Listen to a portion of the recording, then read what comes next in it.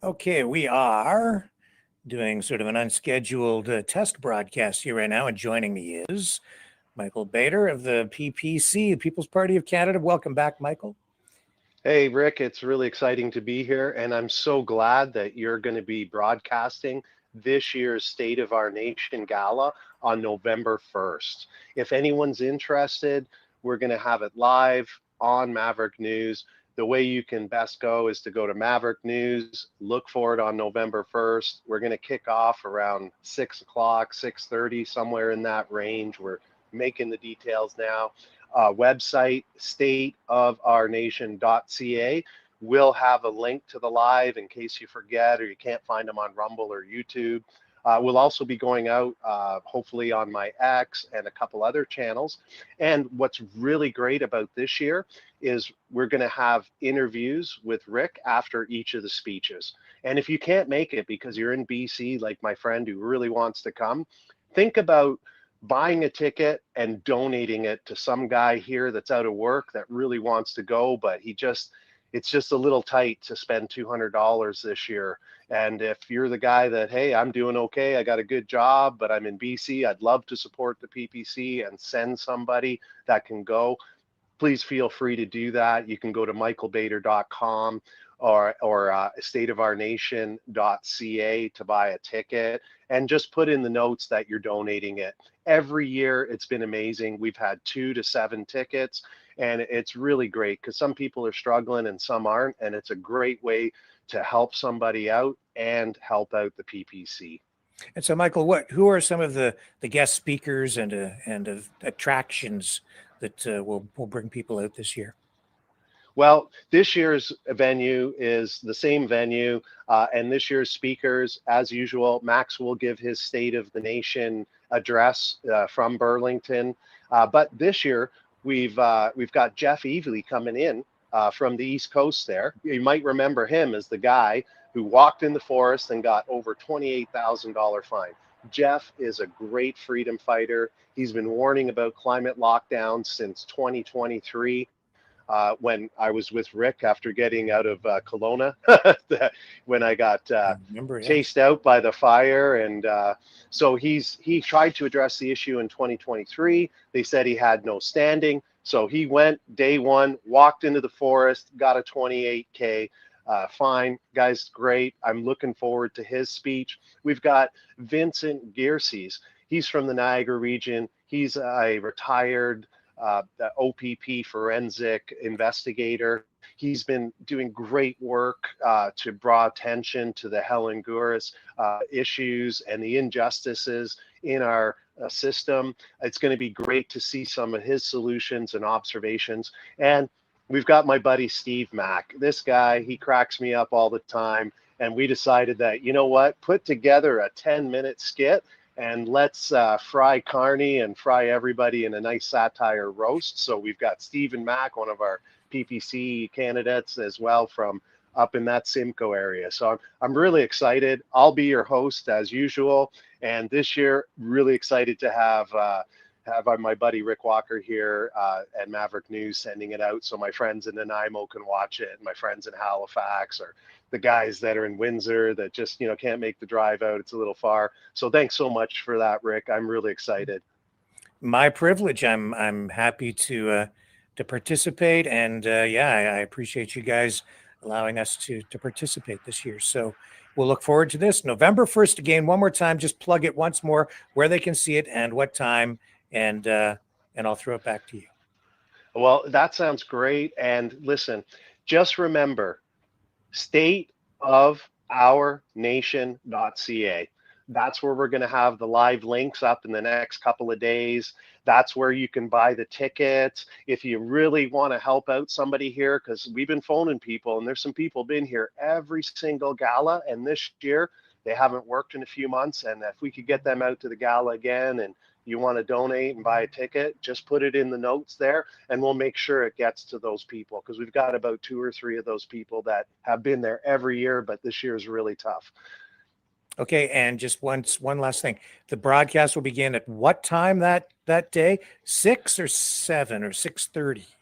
6 I, p.m. I Eastern we're time. thinking, so it's going to be Eastern time for my friends that are out in Manitoba and Halifax and all the other places. We're working out the final details, but it looks like we're going to be live between 6 and 6:30 to kick this off, and speeches will start around 7 o'clock. And Rick's got a great show lined up for a pre-show. Looking forward to that as well.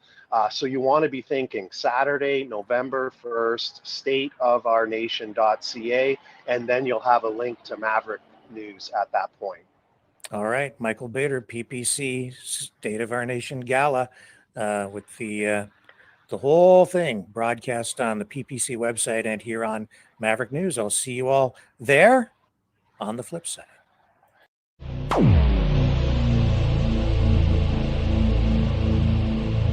This has been a Maverick Multimedia production.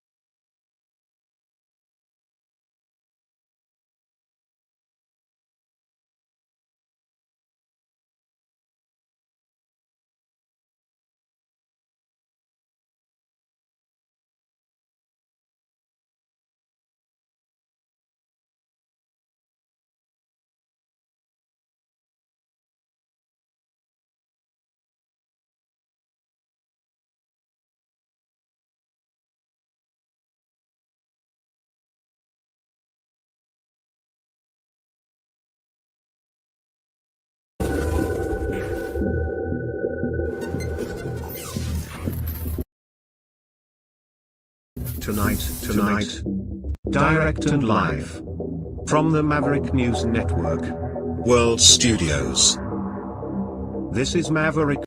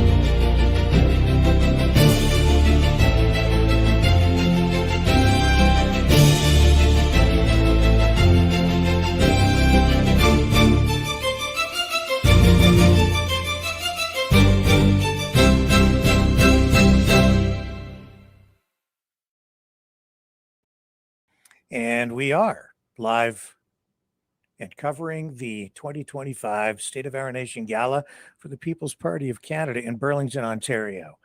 Michael Beitar, one of the most prominent PPC candidates in all of Canada, is about to step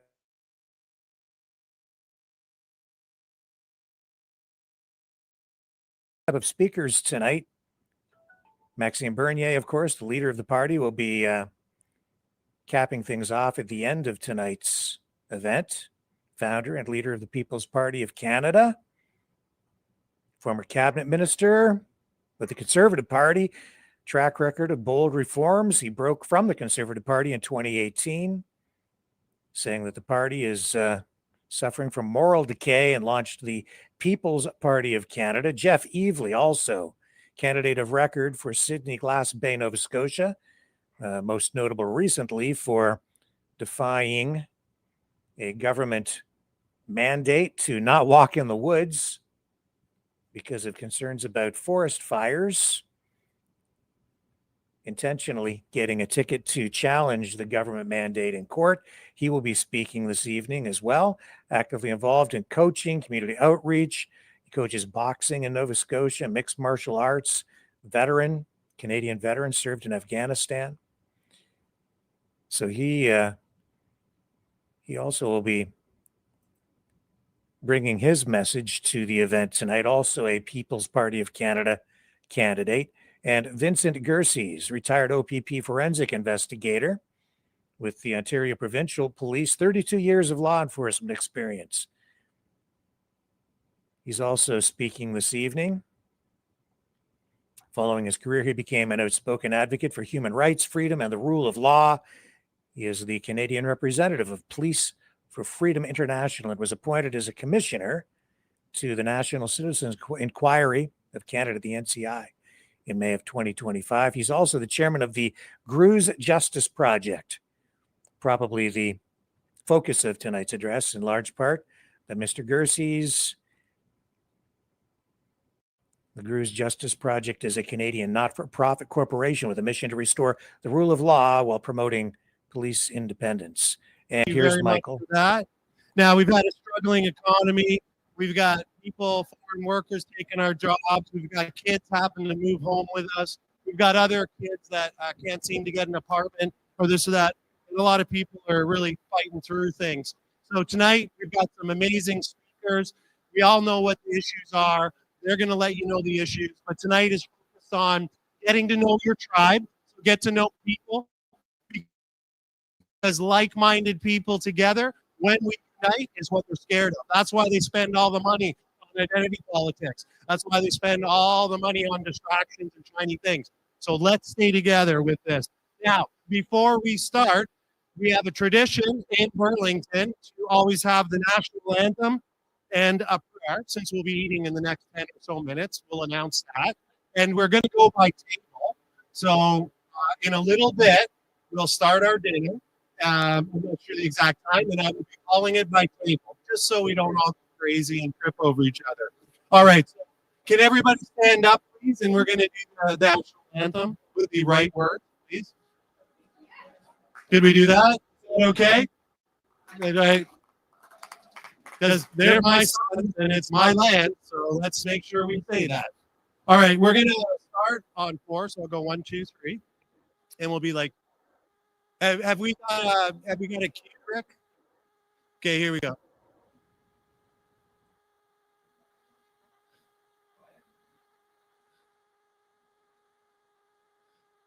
Oh, Canada, our home and native land, true faith, love, in all our sons command, with glowing hearts we see thee rise, a true north, strong and free.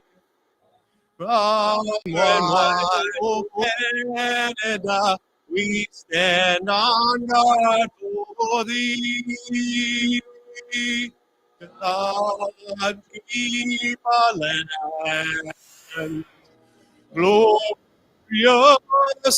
free. Oh, Canada, we stand on God for thee. Oh, Canada, we stand on God. Oh,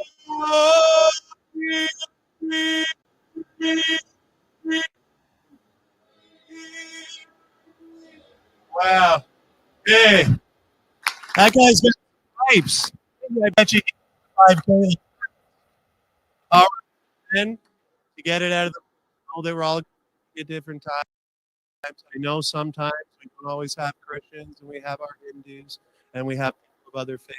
So if you're Christian, you can bow your head with us. If you're not, bow your head and give thanks, because I think it's so important every day to realize what we do have instead of fretting about what we've lost. So, dear Lord, we thank you for this gathering. We thank you for the safety of getting everybody here.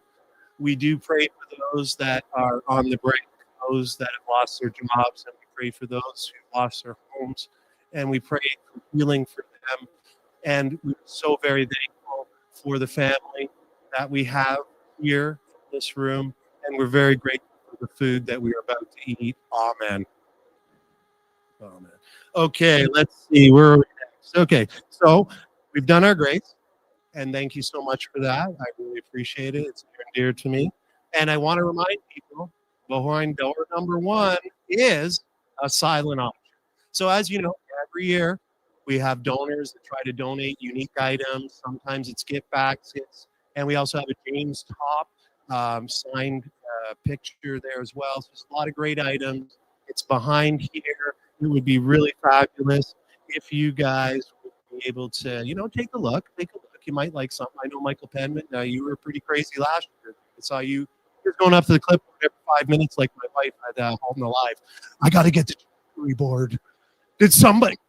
I got to go check. I think somebody bid, Mike. And Michael Penman was that guy last year for one of the jerseys. So Everybody enjoy yourself. Dinner service should be soon, and we will announce the tables. Have a great time, and thank you so much. I look forward to seeing each and every one of you.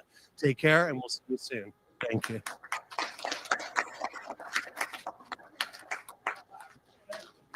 Okay, so that's Michael Bader. And he is the host of tonight's 2025 PPC State of Our Nation Gala. And we'll keep an eye on what's going on out there at the venue in Burlington and go back as the event gets underway. But until then, we have some pre-recorded material from the PPC to bring to you. And we are the official live stream platform tonight here on Maverick News for the PPC Gala. And that's what we do here. We give a voice to everyone.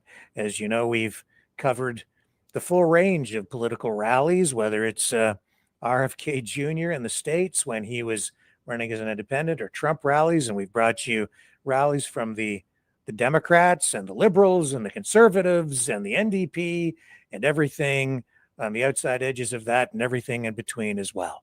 And we're happy to give the PPC a voice here tonight as well. And we look forward to hearing from all the speakers, including Michael and also Stephen Mack, who will bring his blend of wit and insight to the evening.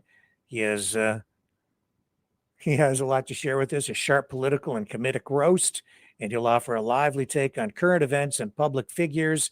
And that, I'm sure, will entertain and provoke thought tonight.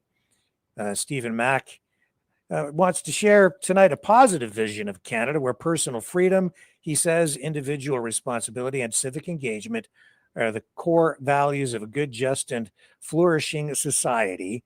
He says he favors a government that sticks to the basics and gets them right. And that brings us to this content from the PPC. This is background on how the PPC got its start. Over the past few months, I've been raising policy issues which I believe are crucially important for the future of our country. This is my job as a member of parliament. Moreover, it is my duty as a conservative member of parliament to contribute to debates and offer policy solutions from a conservative perspective. Otherwise, what is the point of being involved in politics? I am in politics to defend ideas, real conservative ideas, because I passionately care about the future of our country.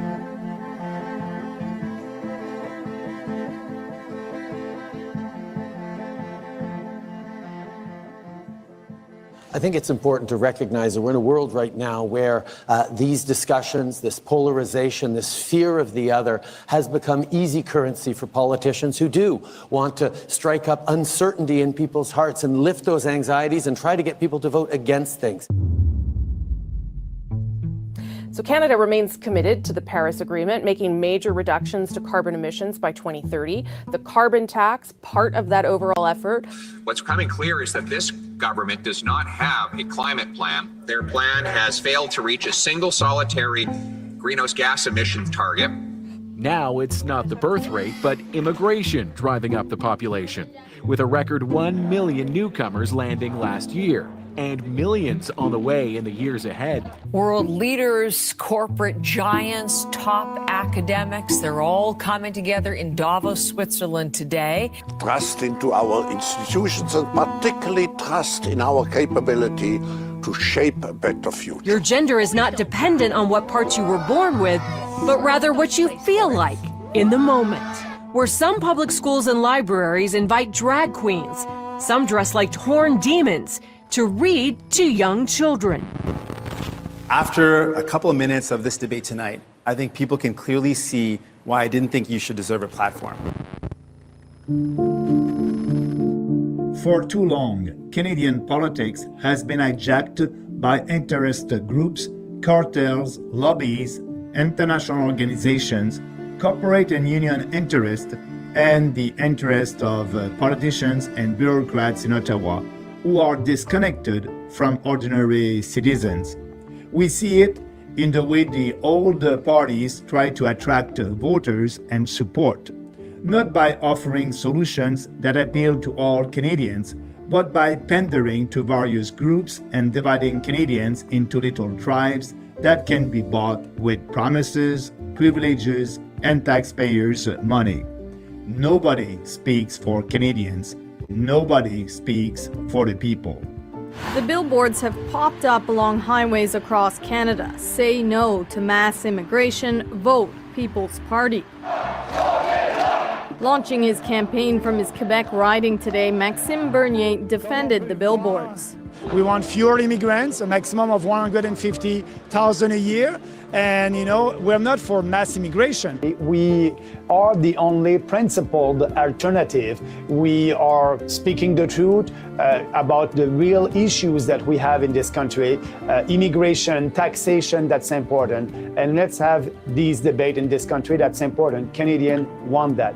And now is the time! The greatest threat to our freedoms in our lifetimes arrived in the form of tyrannical lockdowns, mandates, and ostracization of normal Canadians by corrupt governments across the country. We were not deterred. For 2 years, we protested across the country and fought back. Even in the middle of the darkness, we held on to our hope and faith.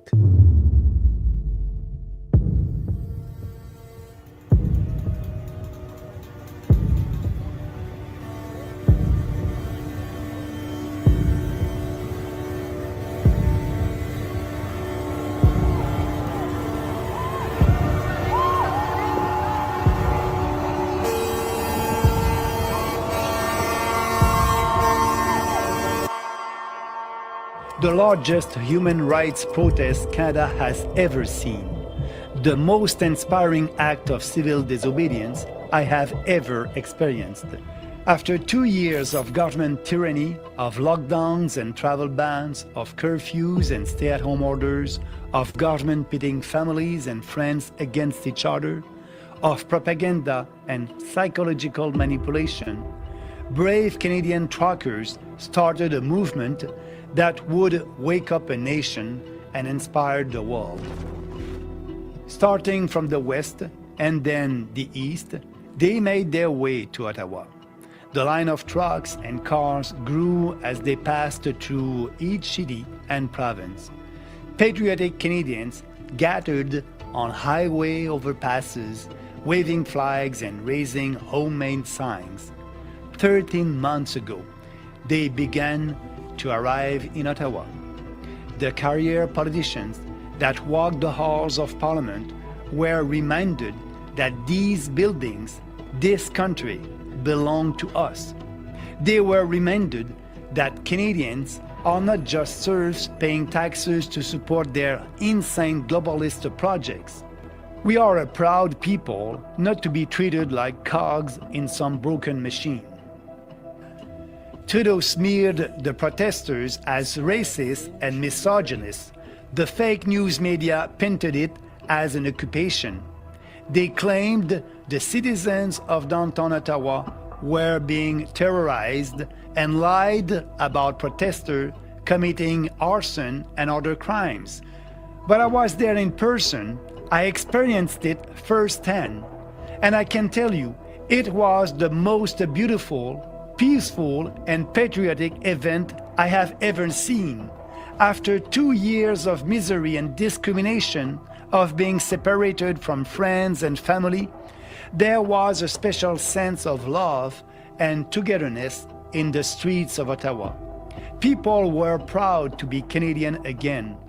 But just as pride and patriotism was resurging in Canada, Justin Trudeau stumped it out like a campfire at the end of the night. Trudeau gave himself unprecedented powers meant to protect Canadians at times of war. He weaponized the financial system, shutting down fundraisers and freezing people's bank accounts without due process. Stormtroopers took to the streets, shooting journalists with tear gas and trampling people with horses. We were reminded the tyrants are still in control. Even though the Freedom Convoy was violently crushed, it was still a brilliant success.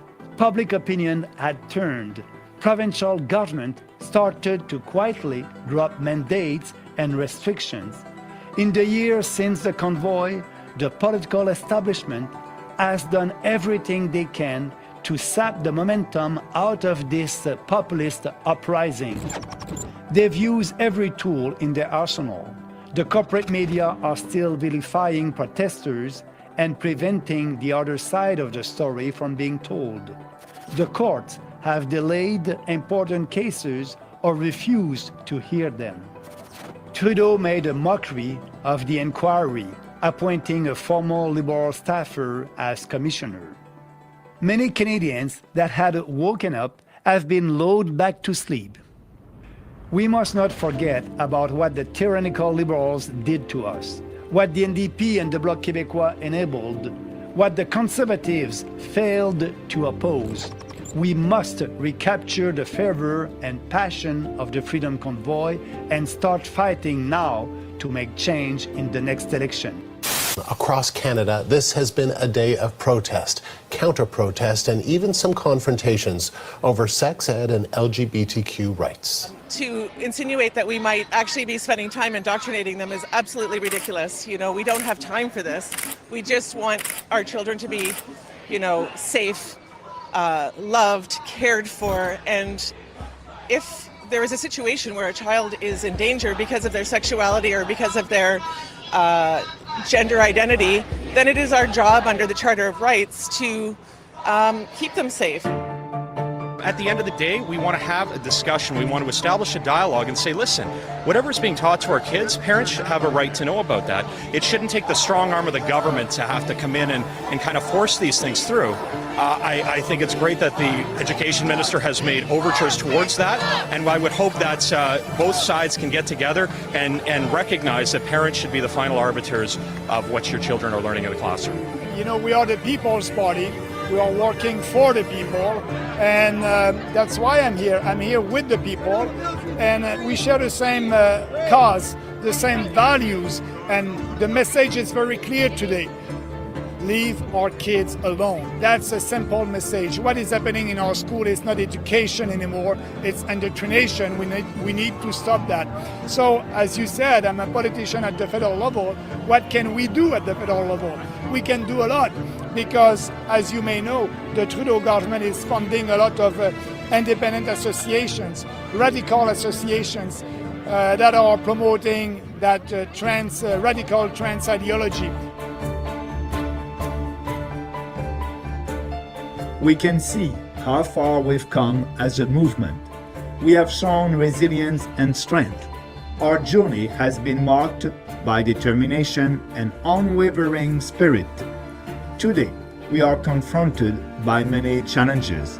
Our economy must be revitalized, our freedoms must be protected, and we must end mass immigration.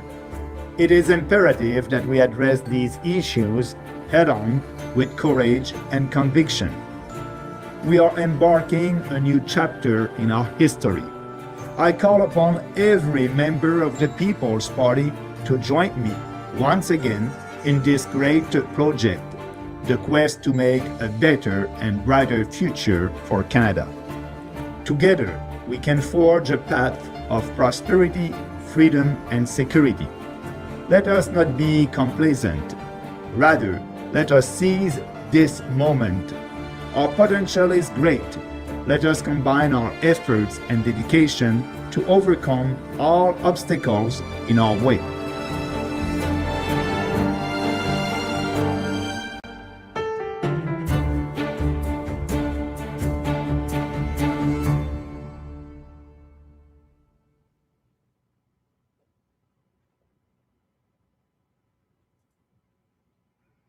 We'll be right back.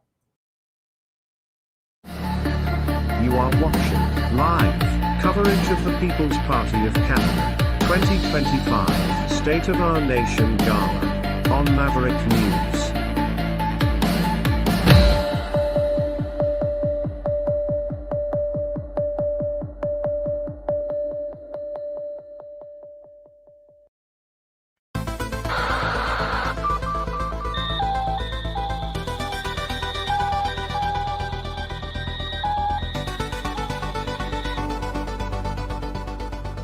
Maverick News isn't just a news outlet, it's a community of truth seekers. Your donation at freedomreporters.com fuels our mission to report the stories that mainstream media won't touch. Thank you, Maverick family.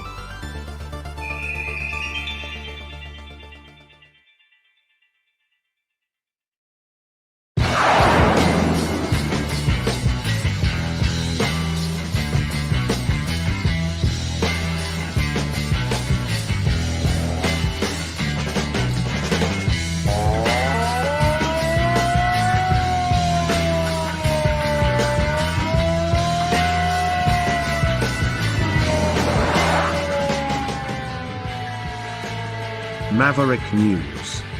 Fighting for freedom.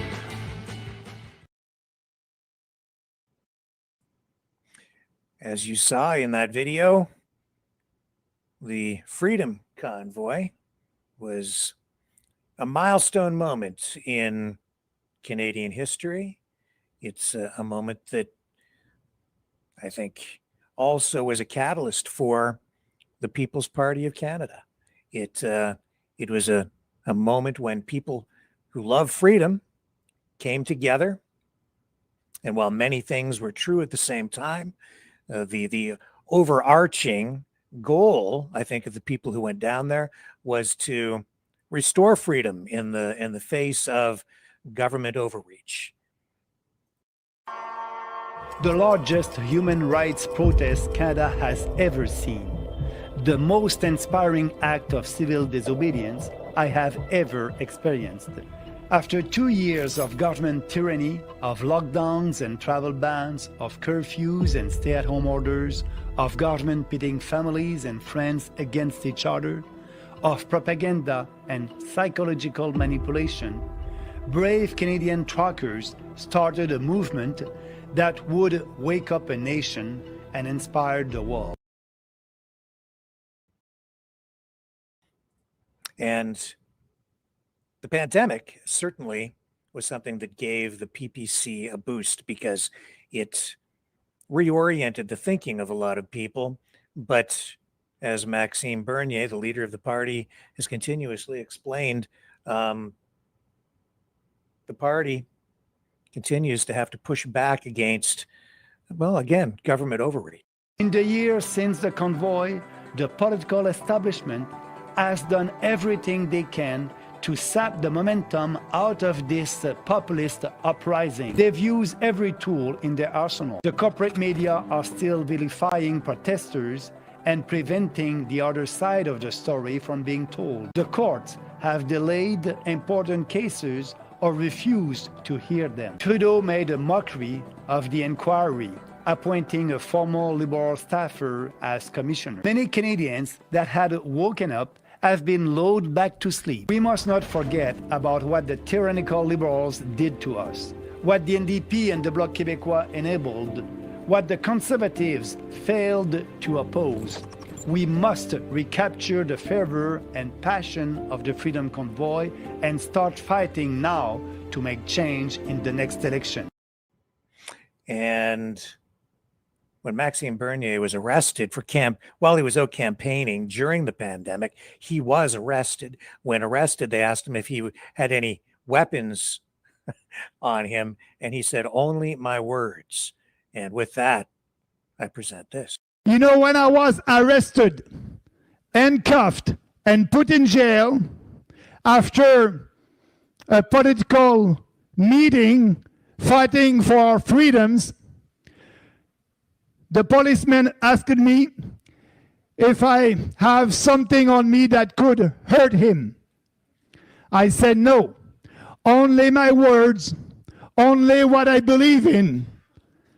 And we must use our words as our weapons And we must be able to have a discussion with our family and friends about the future of this country.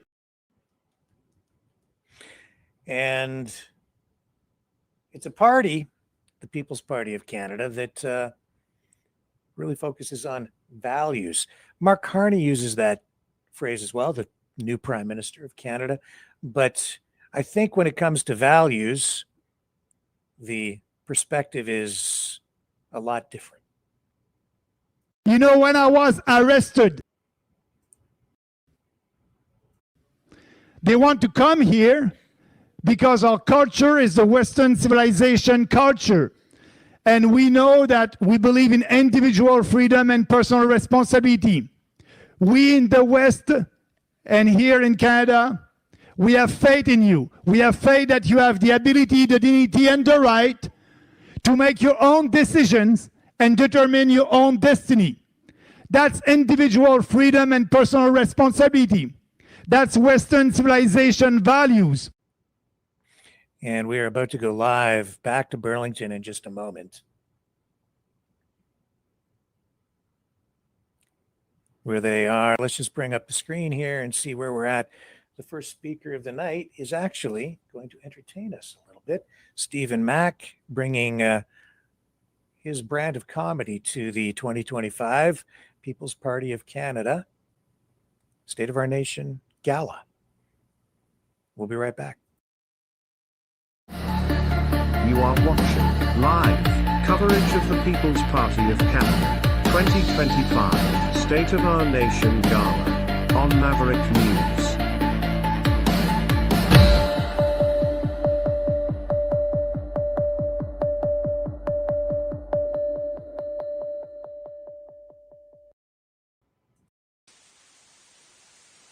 You know, someone very profoundly once said many years ago that if fascism ever comes to America, it'll come in the name of liberalism.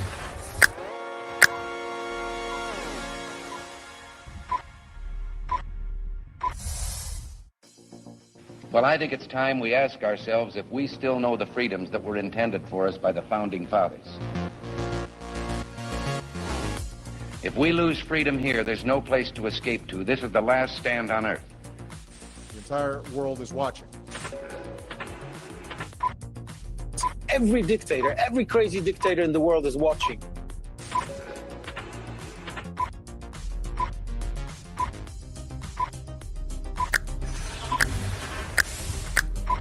The world is watching.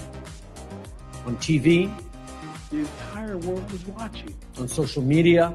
But the entire world is watching, and yes, they are seeing what we have apparently bravely been willing to say that others are thinking. Stand for freedom. Literally stand for freedom. Let's get this done. The entire world is watching. We're at war with the most dangerous enemy that has ever faced mankind in his long climb from the swamp to the stars. Maverick News. Maverick News. Maverick News. Let me have more control of my own destiny. The world is watching.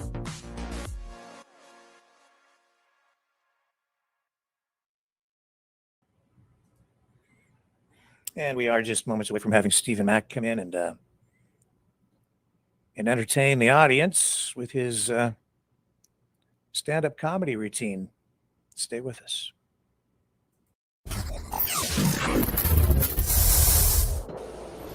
The sharing of biased and false news has become all too common on social media. More alarmingly, some media simply aren't true without checking facts first. Unfortunately, some members of the media use their platforms to push their own personal bias and agenda to control exactly what people think, and this is extremely dangerous to our democracy. In an ocean of lies a century deep, the truth awaits. Choose not the red pill. Choose not the blue pill. For both are an illusion. Discover the power of M. The power of individuality. We are mavericks. We are the way to the light. Fear not the storm. Join our quest for truth. Truth will set you free. Maverick News. The world is watching. Now, very shortly as well, we will be joined by Randy Hillier, and I think as well possibly Jordan Keeley, independent MLA from British Columbia. So they'll offer some insight into what we're about to take in this evening, so kind of a look ahead to what kind of messaging we can expect. And they'll also provide some analysis, I think, on what the PPC really needs to do to break through, to find that, I don't know, that breakthrough moment where they get someone, probably Maxime Bernier, elected, or maybe Michael Bader, or one of the other candidates that they put forward in the next election across the country, get them elected and get them into Parliament, where the PPC and that segment of the population will then get a voice. Now, we're providing, as I say, a voice to the PPC here tonight. We always strive to give everyone a voice, especially give voice to the voiceless, or to those who really are shunned or even canceled by mainstream media, even the government, through censorship. And that's really why we're conducting this here tonight, because the coverage you're seeing here tonight on Maverick News of the PPC 2025 State of Our Nation Gala, this is something you're not going to see on mainstream media. Now, I don't know what kind of coverage ultimately this might receive in MSM, but it won't be widespread if they receive any at all. And that is part of the problem. There's too much cancel culture out there, in my view, as I sit here and editorialize just a little bit this evening. And that's been a challenge for the PPC. As Maxime Bernier has said, they don't want to give the PPC a voice. They're trying to keep him out of the leaders' debates when we go to elections, because, as he says, if the PPC gets a voice, the party will grow even faster than it has been growing. I think it's great that the education minister has made overtures towards that, and I would hope that both sides can get together and recognize that parents should be the final arbiters of what your children are learning in the classroom. You know, we are the People's Party. We are working for the people, and that's why I'm here. I'm here with the people, and we share the same cause, the same values. And parental rights, LGBTQS plus issues, government overreach, those have been the cornerstone issues for the PPC from the beginning, and of course immigration as well. Now, the other thing, and the other reason I'm sitting here tonight, is because I've had Max on our program from time to time to do interviews, and we don't always agree on everything. And I've challenged him on some issues. And when I've done that in a constructive and fair way, he has said that's okay. And that is something as well that you don't always find with other parties. In fact, I think it just doesn't happen with the Liberals and the NDP and even the Conservatives. And I think Mr. Keeley and Randy will speak to that, because as we've seen, those guys were sort of ejected from the parties, from the Conservative parties that they represented provincially in BC and Ontario. And cancel culture is an ongoing concern. And that's something the PPC seems to be pushing back on even now. Because, as you know, we have been canceled by the mainstream media, like Trump in the US. They don't want to give us the visibility that we must have with 5% of the vote, because they know that if they give us more visibility, we will grow faster. When Trump will do what he said he will do, and I strongly believe that he will, he's crazy enough to do it, and he will, The mainstream media here in Canada will have to speak about, the radical gender ideology. They will have to speak about immigration and stopping the mass immigration in the U.S.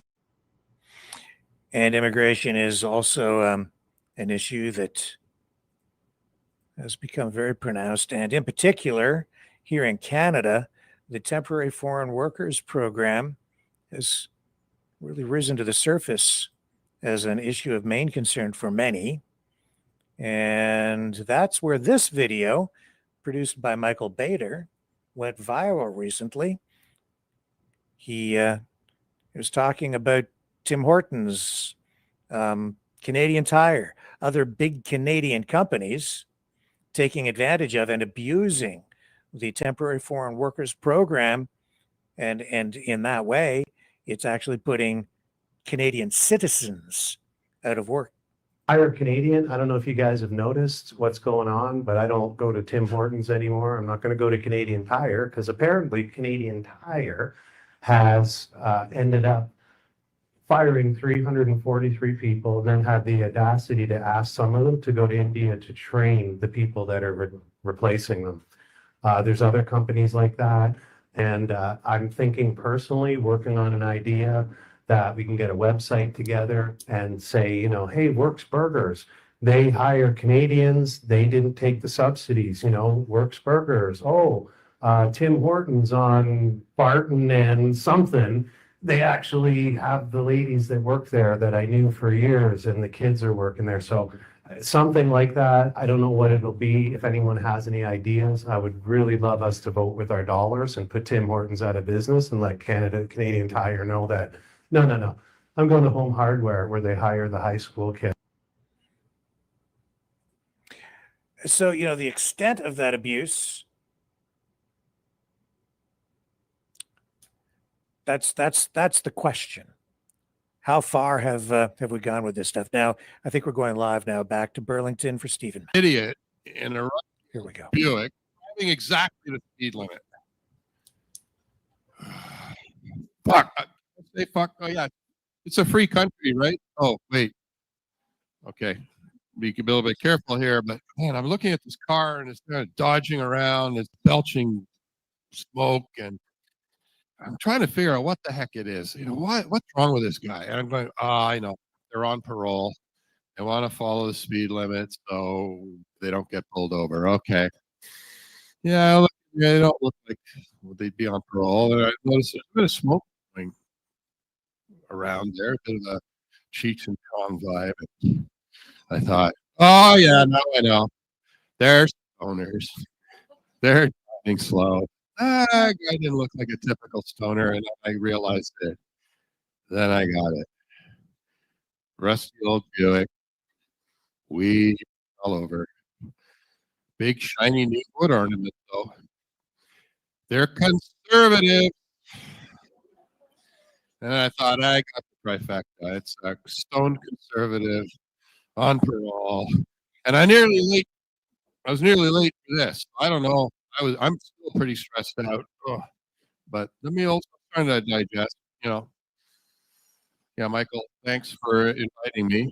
I agreed. Yeah, I'll stand up on my hind legs and make some noise, hopefully more from the front than from the back. But yeah, thinking about that rusty old Buick. Yeah, that's your dad's conservative party. But they got this guy. I don't know. You know the guy. He had a makeover. He used to be this accountant type, kind of beady-eyed, glasses. Sorry, accountants, you are kind of that. And I don't know. They spent hundreds of thousands of dollars, did a makeover, gave him a white T-shirt, leather jacket, and now we have the world's worst Ponzi impersonator. Like, ladies, how many of you think Pierre Poilievre is a sexy man? Hands up. Oh, Michael, I said ladies, not like homos. So, but ladies, like, which of you, do any of you think that Maxime Bernier is a sexy man? Show me your hands. or flash me your tets? No? Okay. Wait for Max. He'll be here. I like to set him up that way. But yeah, so, I just realized what I said about that rusty old Buick. Conservatives liberals going to speak on it. Doesn't matter. If you're flying off a cliff, it doesn't matter how fast you're going sideways, how far you're going down and how fast. And we keep saying, well, no, watch out, let's not do that. And yeah, the rusty old Buick, the steering's messed up, kind of wobbly. Every time they see like some kind of PPC sign on the front lawn, it veers right and ends up in the ditch because they don't know what they're talking about. And then when election's coming, well, it starts veering to the left and, going towards the liberals or into a head-on collision like what happened in the last election. So, yeah, stone conservatives on parole. I wish we had a better choice, but we do. We're all here, right? Yeah, we're the answer. Right? Look, you realize, really, I told you so, party. I told you so, 2019, we said, hey, mass immigration is going to be a disaster. We're called racists and worse. You're right. We represent the majority view. But anyway, I'm not going to drift into politics. Let's look at, I passed this idiot. And I'm going down Highway 12, and I go, holy crap, there's some kind of weird customized Prius there. And it's going like this, across all the lanes. I realized, oh, geez, it's a Green Party wind-powered car, and they're tacking. And it's got some solar panels, and, well, Liz is drunk, so I don't know. And the kids in the back, well, they're playing doctor, trying to figure out what gender they are. And so, anyway, the wind dies, and the sun goes behind a cloud, and they're stuck. And I go, okay, maybe I'll help these poor guys out. So I pull over. Oh, they all got out of the car, ran into the field with mason jars and plastic bags, and they're going to go collect cow farts to put methane into their backup engine. And, well, that was a Benny Hill shit show. So, well, I guess that's a good way of putting that, party, because they're in terms, it's just, I don't get it, but whatever. They're pulled over. I don't think I can help them, so love them to death, but good luck. Then I'm going along, and I see some people in trouble.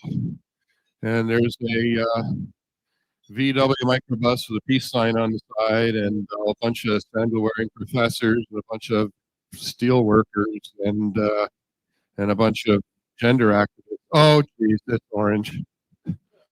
It's the NDP. It ain't going anywhere.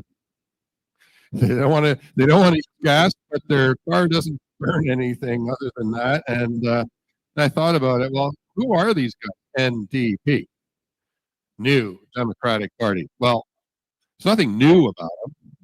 They've been around forever. And when you think about, they're not even Democratic.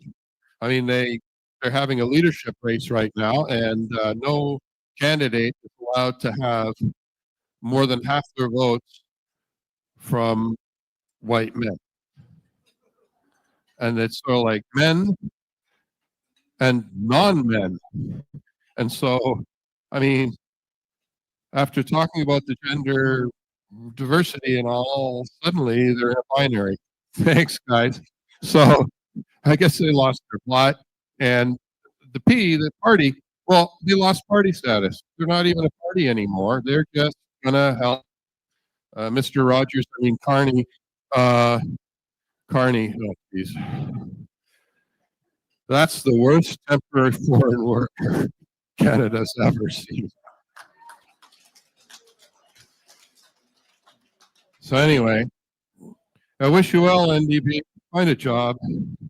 You'll do fine. Because in Canada, you know what? You can put in an honest 8 hours of work a day. You're going to do okay. I believe that's still to be true in Canada. Think about it. Encourage everyone to do it. Tell your kids, get a job, go to school. Doesn't have to be fancy. Get busy. There's no limit to opportunity as long as you ignore the government. That's the PPC message. So anyway, I'm driving along Highway 12. Holy shit.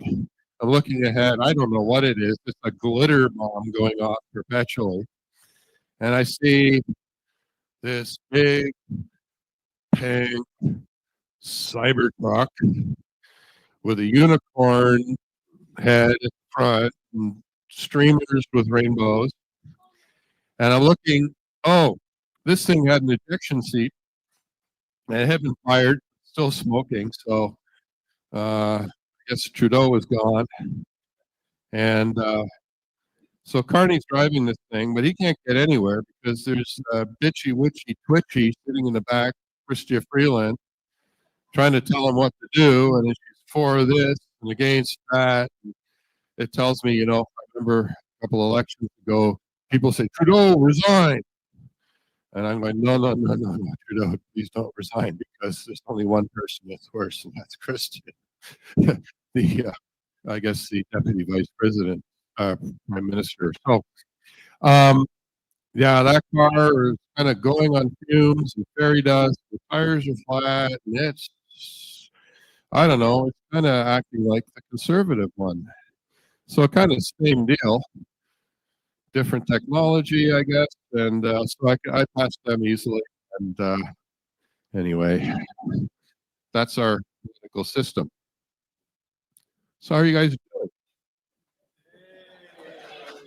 doing? Michael, how are you doing?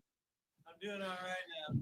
You look pretty stressed out. I am because I really hate the air traffic controllers at Montreal. Oh yeah? Okay. All right. All right. Yeah. Michael Bader, we all know him. We all love him. Does anyone else get kind of a Jerry Seinfeld vibe from him? Sort of like, Will C9, what's up with that? And no, like, yeah, he's the Energizer Bunny of the PPC. Boom, boom, boom, boom, boom. Go. He throws a good party. He always shows up at my parties too, and he's always got some fun songs to sing. And he's a happily married man now. Hope that tames him a little bit. Hope it works. Yeah. Let's see who else we got here. Oh, let's see. I was going to roast Max, but he's not here. Oh, I love roasting Max. Max takes it. What? Oh, look, Mario Greco. Wow, Mr. Hairbun, cool. He's a reliable boy. He's helped me out a lot. I'll leave you alone. We still need you. Let's see who else is here. Oh, Glenn Ellsworth. Hey, Glenn. How you doing? Where's your PPC pin, asshole? You know, I know a guy that sells them. Yeah. Hey, Tish, that looks good. Can I have a bite? No, it's good. Tish, the little fireball from Durham.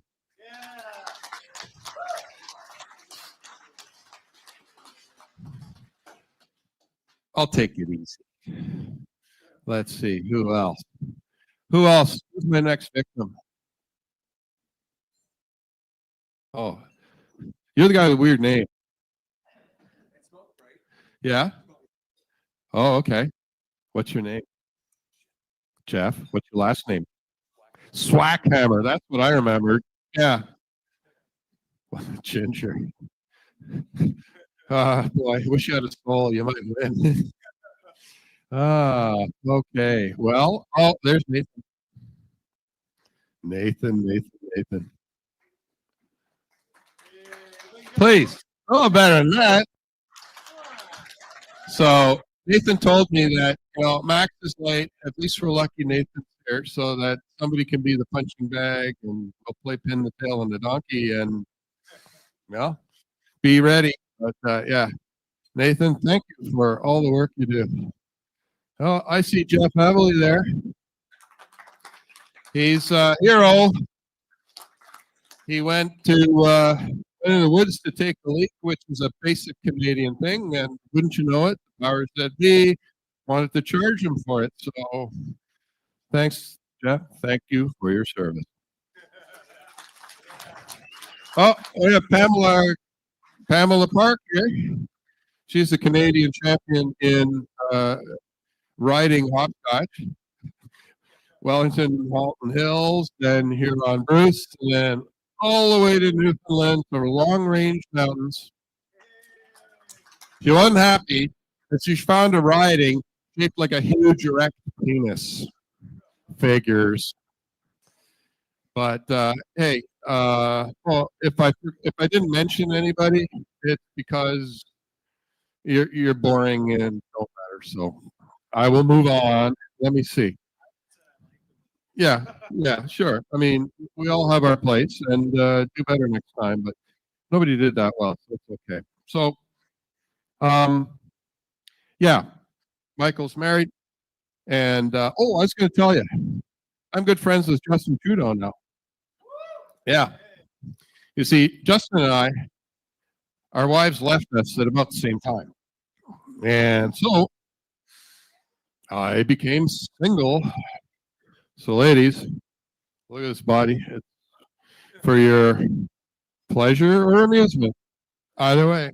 But so Justin came to me and said, Steve, you know, you must be hanging around with Maxime Bernier a lot because you're always got a hot woman at your side. What do you have that I don't have? And I go, okay, Justin, I feel sorry for you, you know. I said, Justin, you know, I've been in the PPC, I'm in the freedom movement, I was in Parliament Hill, and I realized that all those fuck Trudeau flags that Glenn used to sell are really dumb. I never liked them because nobody obeyed the exhortation. Not even Sophie. So it didn't work, guys. Didn't work. So I felt sorry for him because despite all the encouragement, nobody did want to actually fuck Trudeau. And so I said, Justin, you know what? I'll help you out here. I'll give you some of my womanizing secrets. And I said, Justin, let's go to the beach. And I said, you know, with my Eastern Northern European heritage, I said, the way to get the ladies is get a nice skimpy speedo. Or as Australians call it, a budgie smuggler. Or a banana hammock. And I had one purple, labeled purple people pleaser. And I got one with a nice Canadian flag. Here, Justin, let's put that thing on and we'll walk up to the beach. And the ladies are going to like it. So me and Justin walking along the beach. And I don't know, I get an occasional look. Poor Justin, though. By the time we reached the end of the beach, he's didn't have, his ways were not funny. And I go, He says, Stephen, the girls are laughing at me. You know, his breathy way of talking. And I go, okay, calm down, dude. Calm down, dude. And the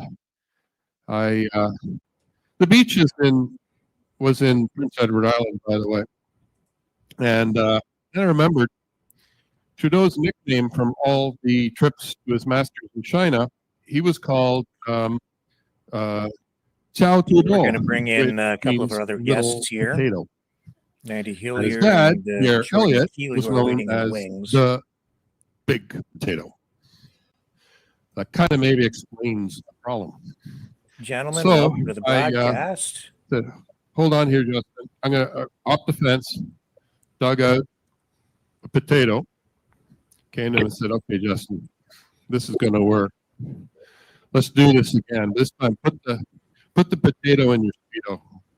The lady's going to like that. So he did.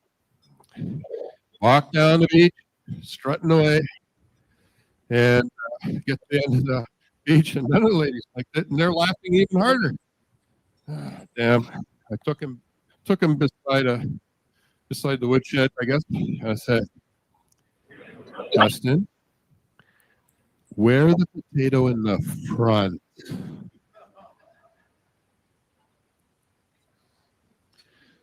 So, anyone here like Trump? I like Trump. Main thing about Trump I like is that he's pro-capitalist. He's really into capitalism. Ever see his tweets? Every letter capitalized. Good on you, dude. So,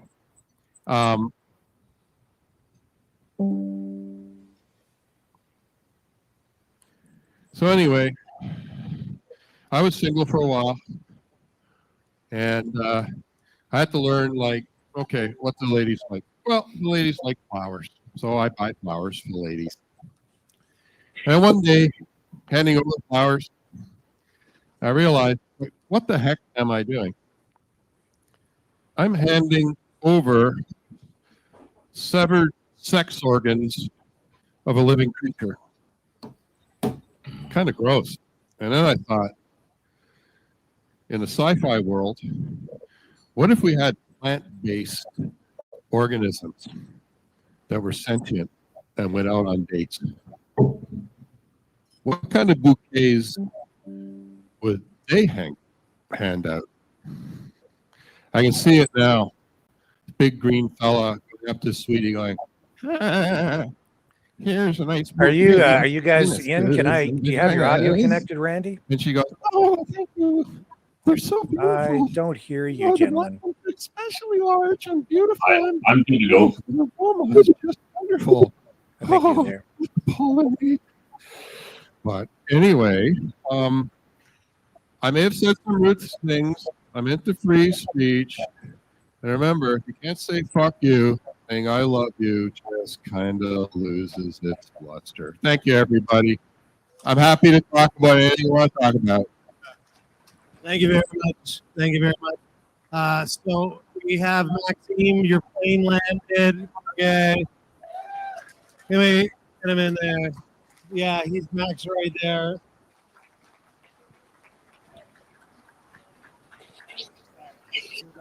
Yeah. Hey, Mac. Welcome. I'm good. Okay, let's. I'll be quick. Oops. Hey, Mac. What's the Jordan, difference between the PPC and a Randy. toilet? Toilet's got a seat. Oh yeah, thanks so much. Yeah, that's all right. Okay, we'll come back to that momentarily. Randy, Jordan, nice to meet you, Jordan. Welcome back, Randy. And Randy, I don't think your audio is up. No, I cannot hear you. There, almost. Maybe was that no audio. So our test earlier seemed to work, but no, still no audio.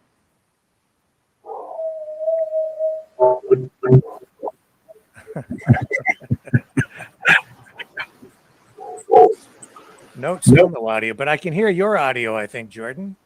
Welcome. Did you hear the dog in the background? I did, yes, the howling, the Hound of Baskerville in the background there.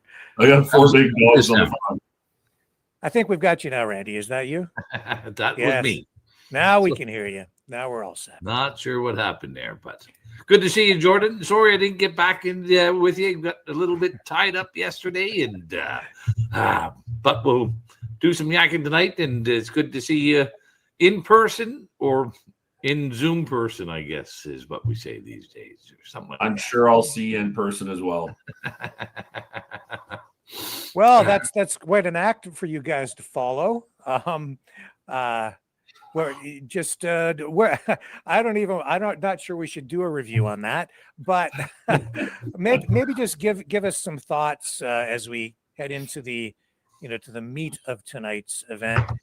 Jordan, you're an independent MLA from out in British Columbia, and like Randy, sort of cast aside by the Conservative Party, and that's partly why I think you're here tonight with the PPC broadcast, because you kind of bring a different perspective to things. What do you think the PPC needs to do to break through in the next election and get somebody elected to Parliament? I'm not sure what the PPC is gonna have to do on this one that I wasn't quite cast aside. I more challenged the party when it came to when they chose to actually kick a candidate out or kick an MLA out of the party. That's true. Yes. And I challenged leadership that they said that they weren't going to kick candidates out. And when I approached John Rustad and leadership as to how that party was going to work, that we were supposed to be able to represent our ridings first and foremost, and the party second, then he lied on that. The first thing he did was kick an MLA out, and then pretty much lied after that and didn't follow through with his promises. And that's what led to me leaving the party and calling him out on that. And now they're down 5 MLAs, and I think they're starting to see the repercussions. So I think the big thing that a lot of people are seeing with parties right now is that they're not representing what they're saying. They're not following through with what the people want. And I think that's one thing that when I've met Maxime in the past is that he means what he says. And I think that's the morals and integrity means a lot in politics. And that's one thing that I've always stood strong as, especially when it comes to representing my constituents, because I put my constituents first and foremost before anything else. Well, I just want to say too, I have taken note of some of the things you've been saying, particularly about energy and the way some of the new legislation that is coming forward that you wouldn't think would really impact energy and AI. And I think just some of your insights there are very valuable. I think you are a visionary in that way, where a lot of people, including a lot of people in government, don't understand the relationship between energy, AI, cryptocurrencies, and you're really bringing that forward. So I think that's very important. But let's pivot over here to Randy and just give me your initial impressions here tonight as we go into this event. What does the PPC need to do here tonight? Well, I think what we can clearly see after 3 general elections, Rick, and that the past strategy has not been effective. I don't think anybody's going to disagree with my simple evaluation of the last 3 elections. And I do think that the PPC offers a substantive and qualitative option for the people in Canada, but they need to get their act together a little bit better, or maybe a whole lot better, if they're going to be a viable choice and option for Canadians to choose from. I don't think anybody disagrees on the policies, but it's more of a political strategy. Canada's a really, really big country. And when you're tackling a really, really big geographical area in politics, you need to start with a beachhead. And that's where I think the PPC has failed to concentrate on establishing a beachhead where they can work from. You know, we've seen this in the past with things like the CCF, the Reform Party, even the Bloc Québécois. Yeah, you know, would they establish a beachhead somewhere and then build from that? And I would say to the people listening tonight, the PPC supporters, is that you know, I think BC offers a great opportunity for the PPC to act as a beachhead. We have seen so much turmoil in BC right now with the land claims, with the threat on property rights and title to people's homes and businesses. We've seen, you know, not that the ostriches are the biggest thing, but there's another little, there's something happening there as well, which you can also tie in with property rights. Here's somebody's livestock herd being removed, being destroyed, and that's no different than having your. I won't be able to hear. I will only be able to hear you.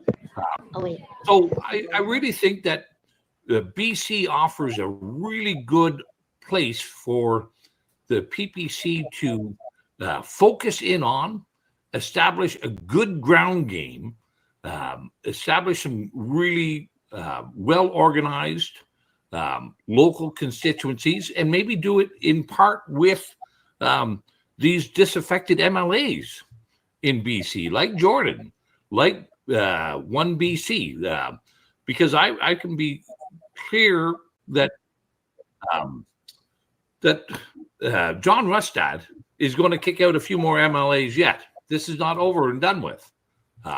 So that would be my suggestion. Take a little shot at BC and establish a beachhead there.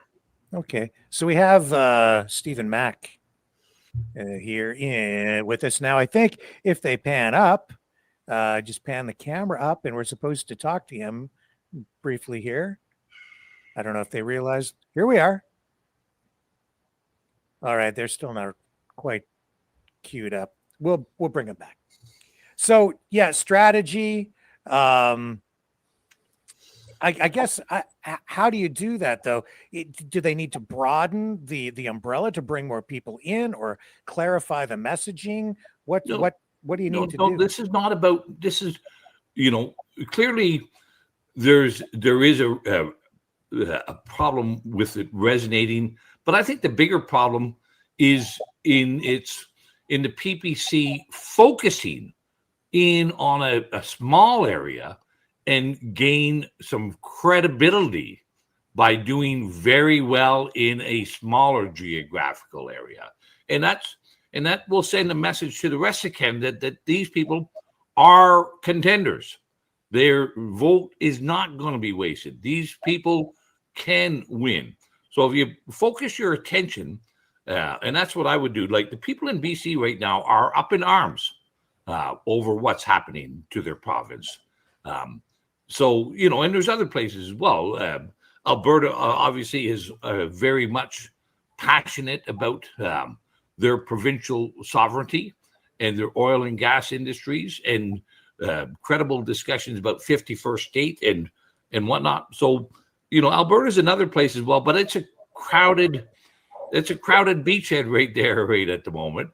And I think that BC offers far more fertile ground. Listen, if the people in BC can vote in and elect somebody like Elizabeth May, they but there is another good point: making a beachhead.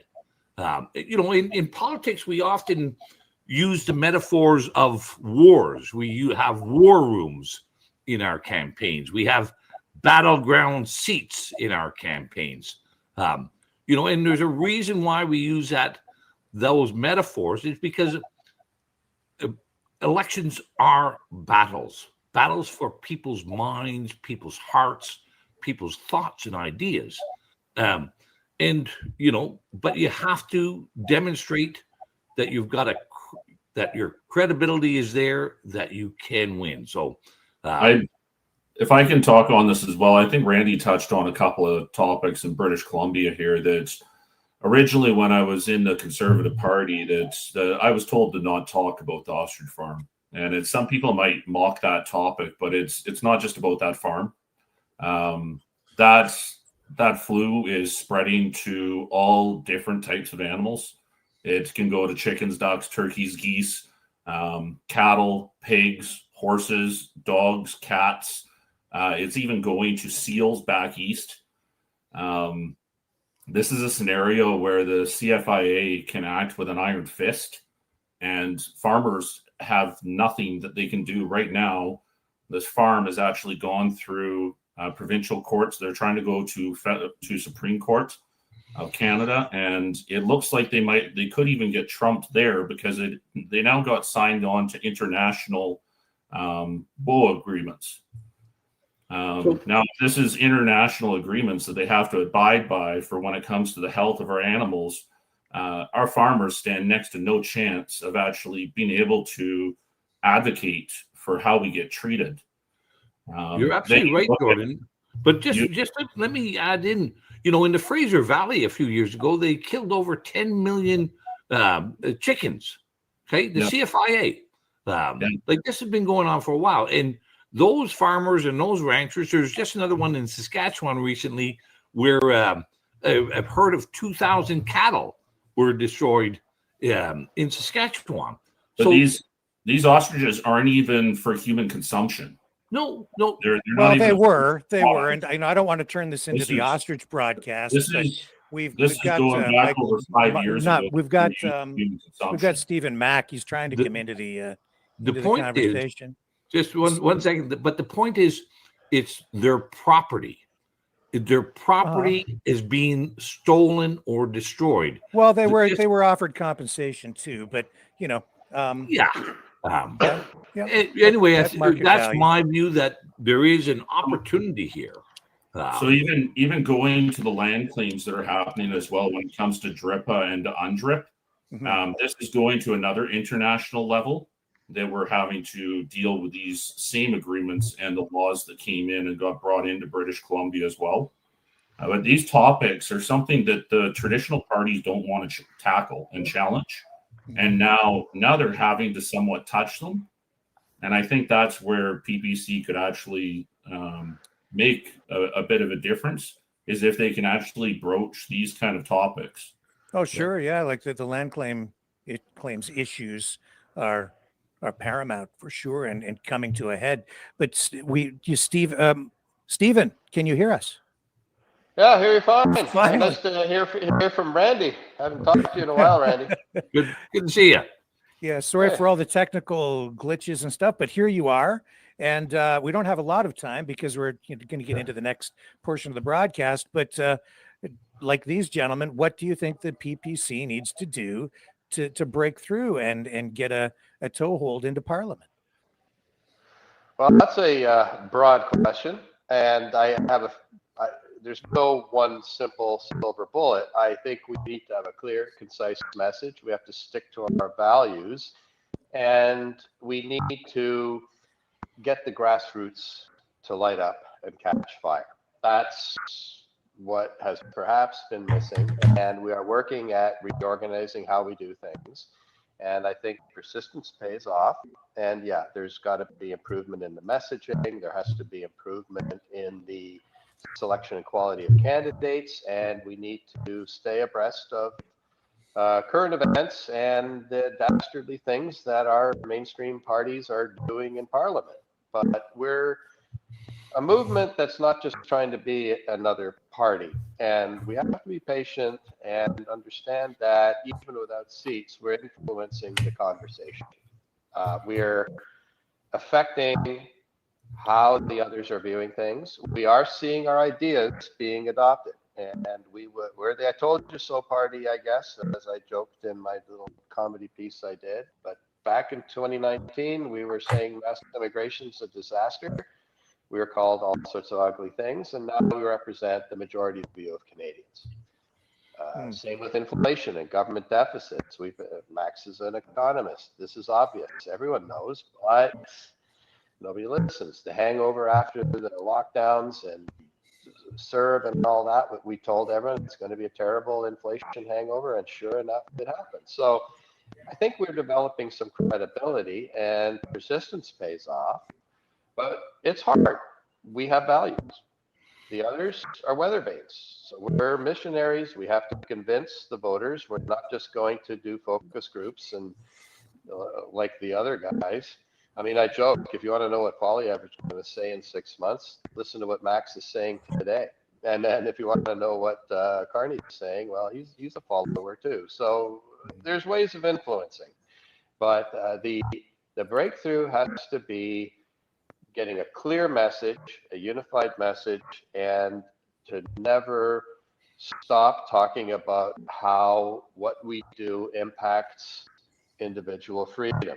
We need Canadians to get their confidence back. It's not our confidence, it's a confidence of the average citizen to believe that they can be the agent of their own prosperity. And if we don't have citizens who believe they can do it, then it's going to be hard for the PPC. But maybe our message should be, yes, you can do it. There are 40 million ways of being a good Canadian, and it's not the government's business to tell you what that is.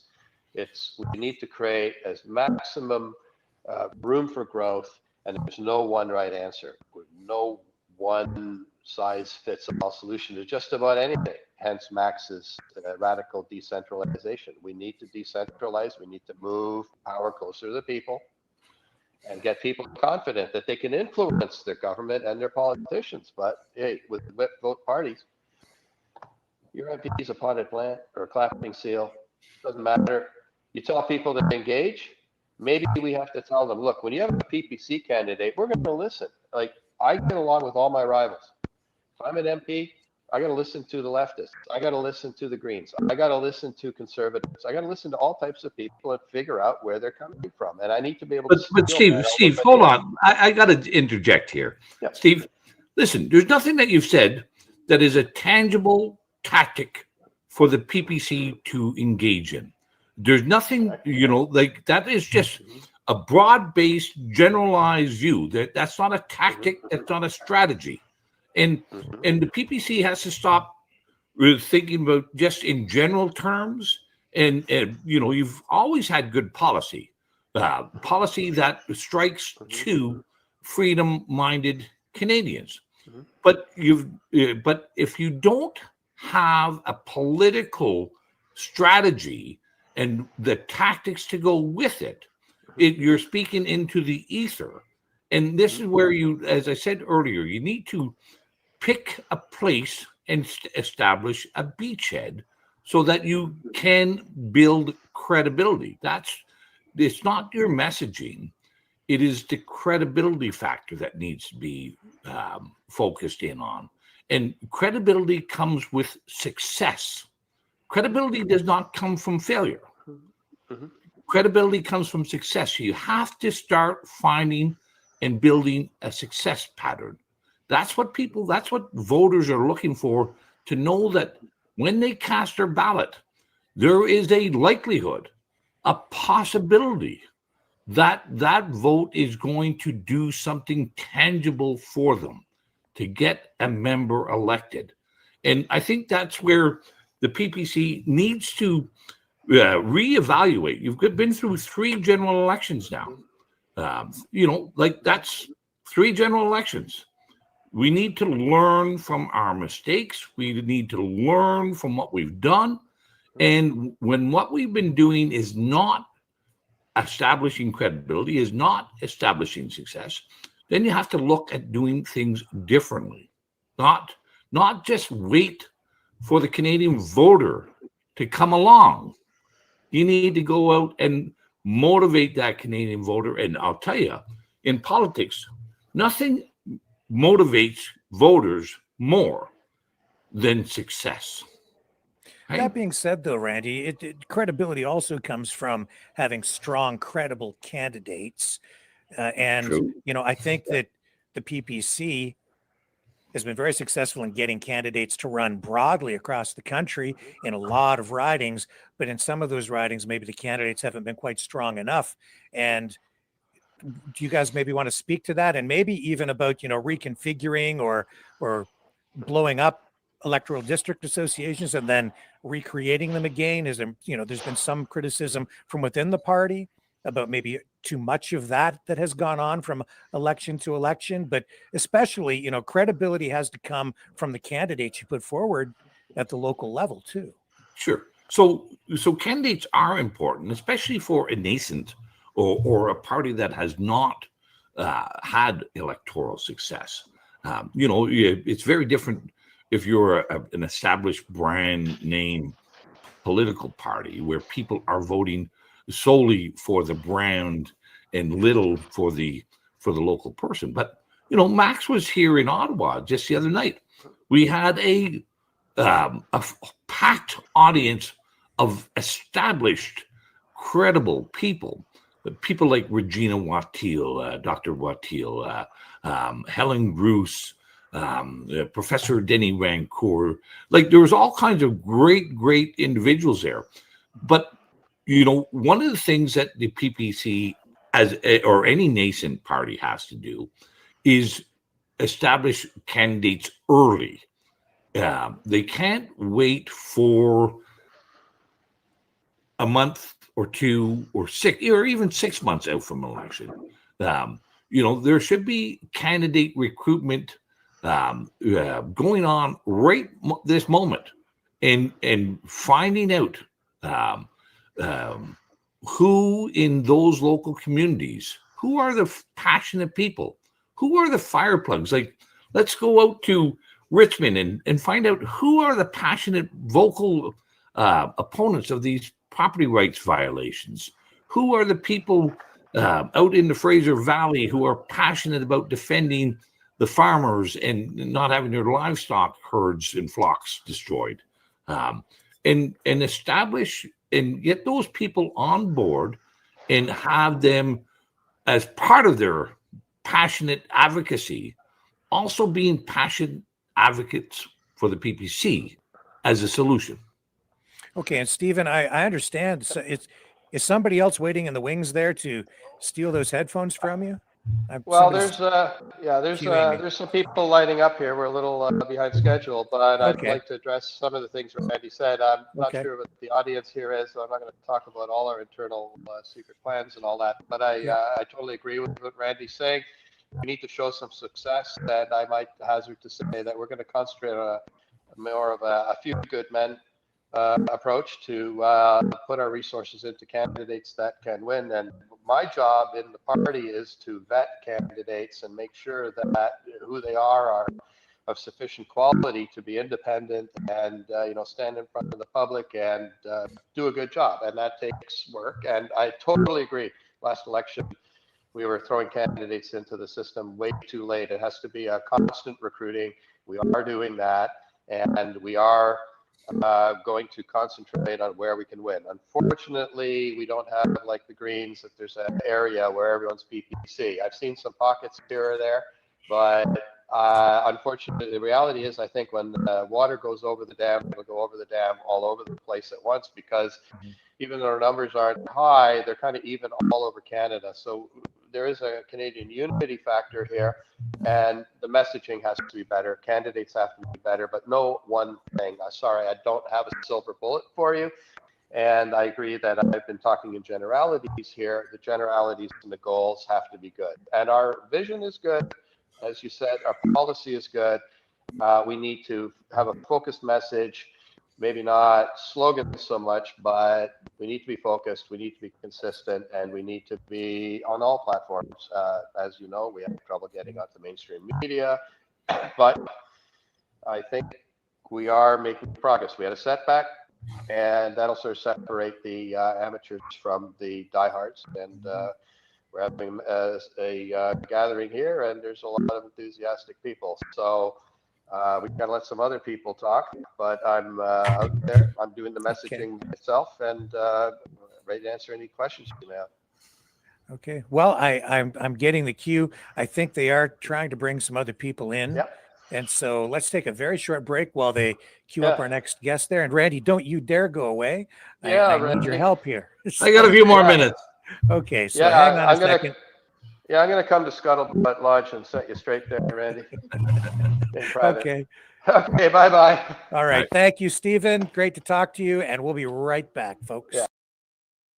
You are watching live coverage of the People's Party of Canada 2025 State of Our Nation Gala on Maverick News.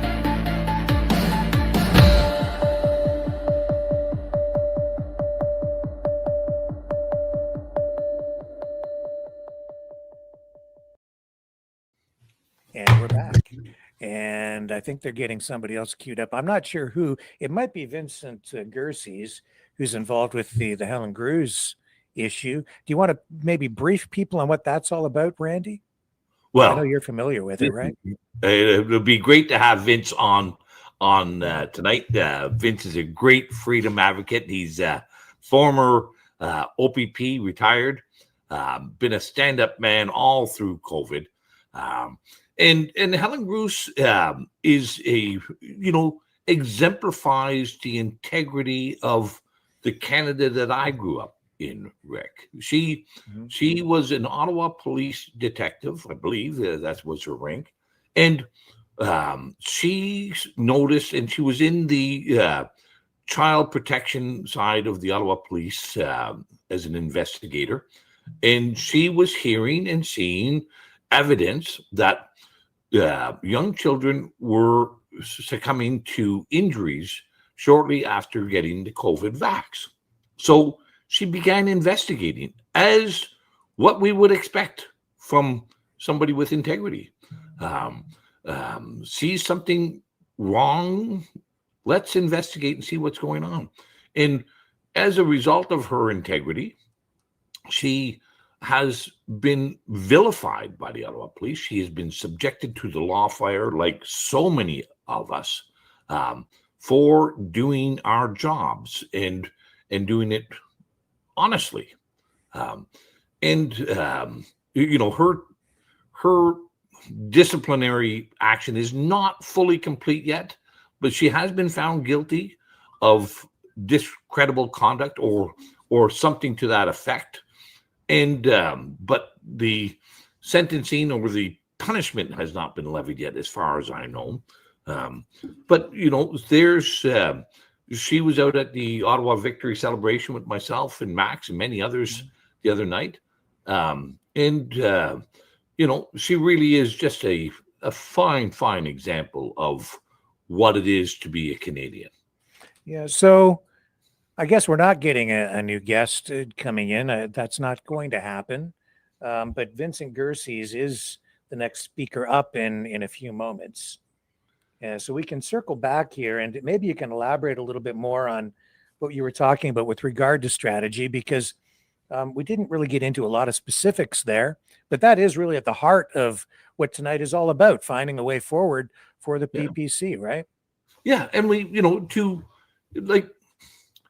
one has to be critical in their evaluation of themselves if you want to do better. Like I said, there's been 3 general elections now that the PPC has engaged in, and we've not found success. So now's the time to be critical. It's not the time to just say, well, we'll keep doing the same thing and let's hope that something better happens next time. No, you have to put a plan in place. And as I said to you, Rick, we've seen other parties develop and find success, like the Reform Party. They established a beachhead in Alberta with a simple message that the West wants in. Okay, nice, clear, simple, that spoke and resonated with the people of Alberta.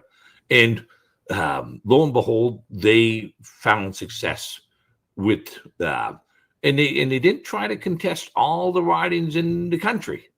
They were focused in Alberta and Saskatchewan and a little bit in BC. They didn't want to represent the people in Quebec. They didn't want to represent the people in Newfoundland. They wanted, but after they established that beachhead, then they grew beyond Alberta and into Saskatchewan, BC, and even into Ontario. And that's what that beachhead gives you to do. Once you get established as a credible voice and a credible option, then that also allows you to broaden out your message to others. But first you have to get that beachhead. It's just like in the Second World War, we landed on the Normandy beaches. We didn't try to take all of Germany, Italy, France, and everything on one day. You establish a beachhead and move and progress forward. And that's where I think, out west with BC is today a good, viable strategy for the PPC to do. Why BC? Is it because of the demographics or the political culture out there? Well, there is a culture, a far more willing culture to accept new parties. We saw that with the Conservatives in the last provincial election.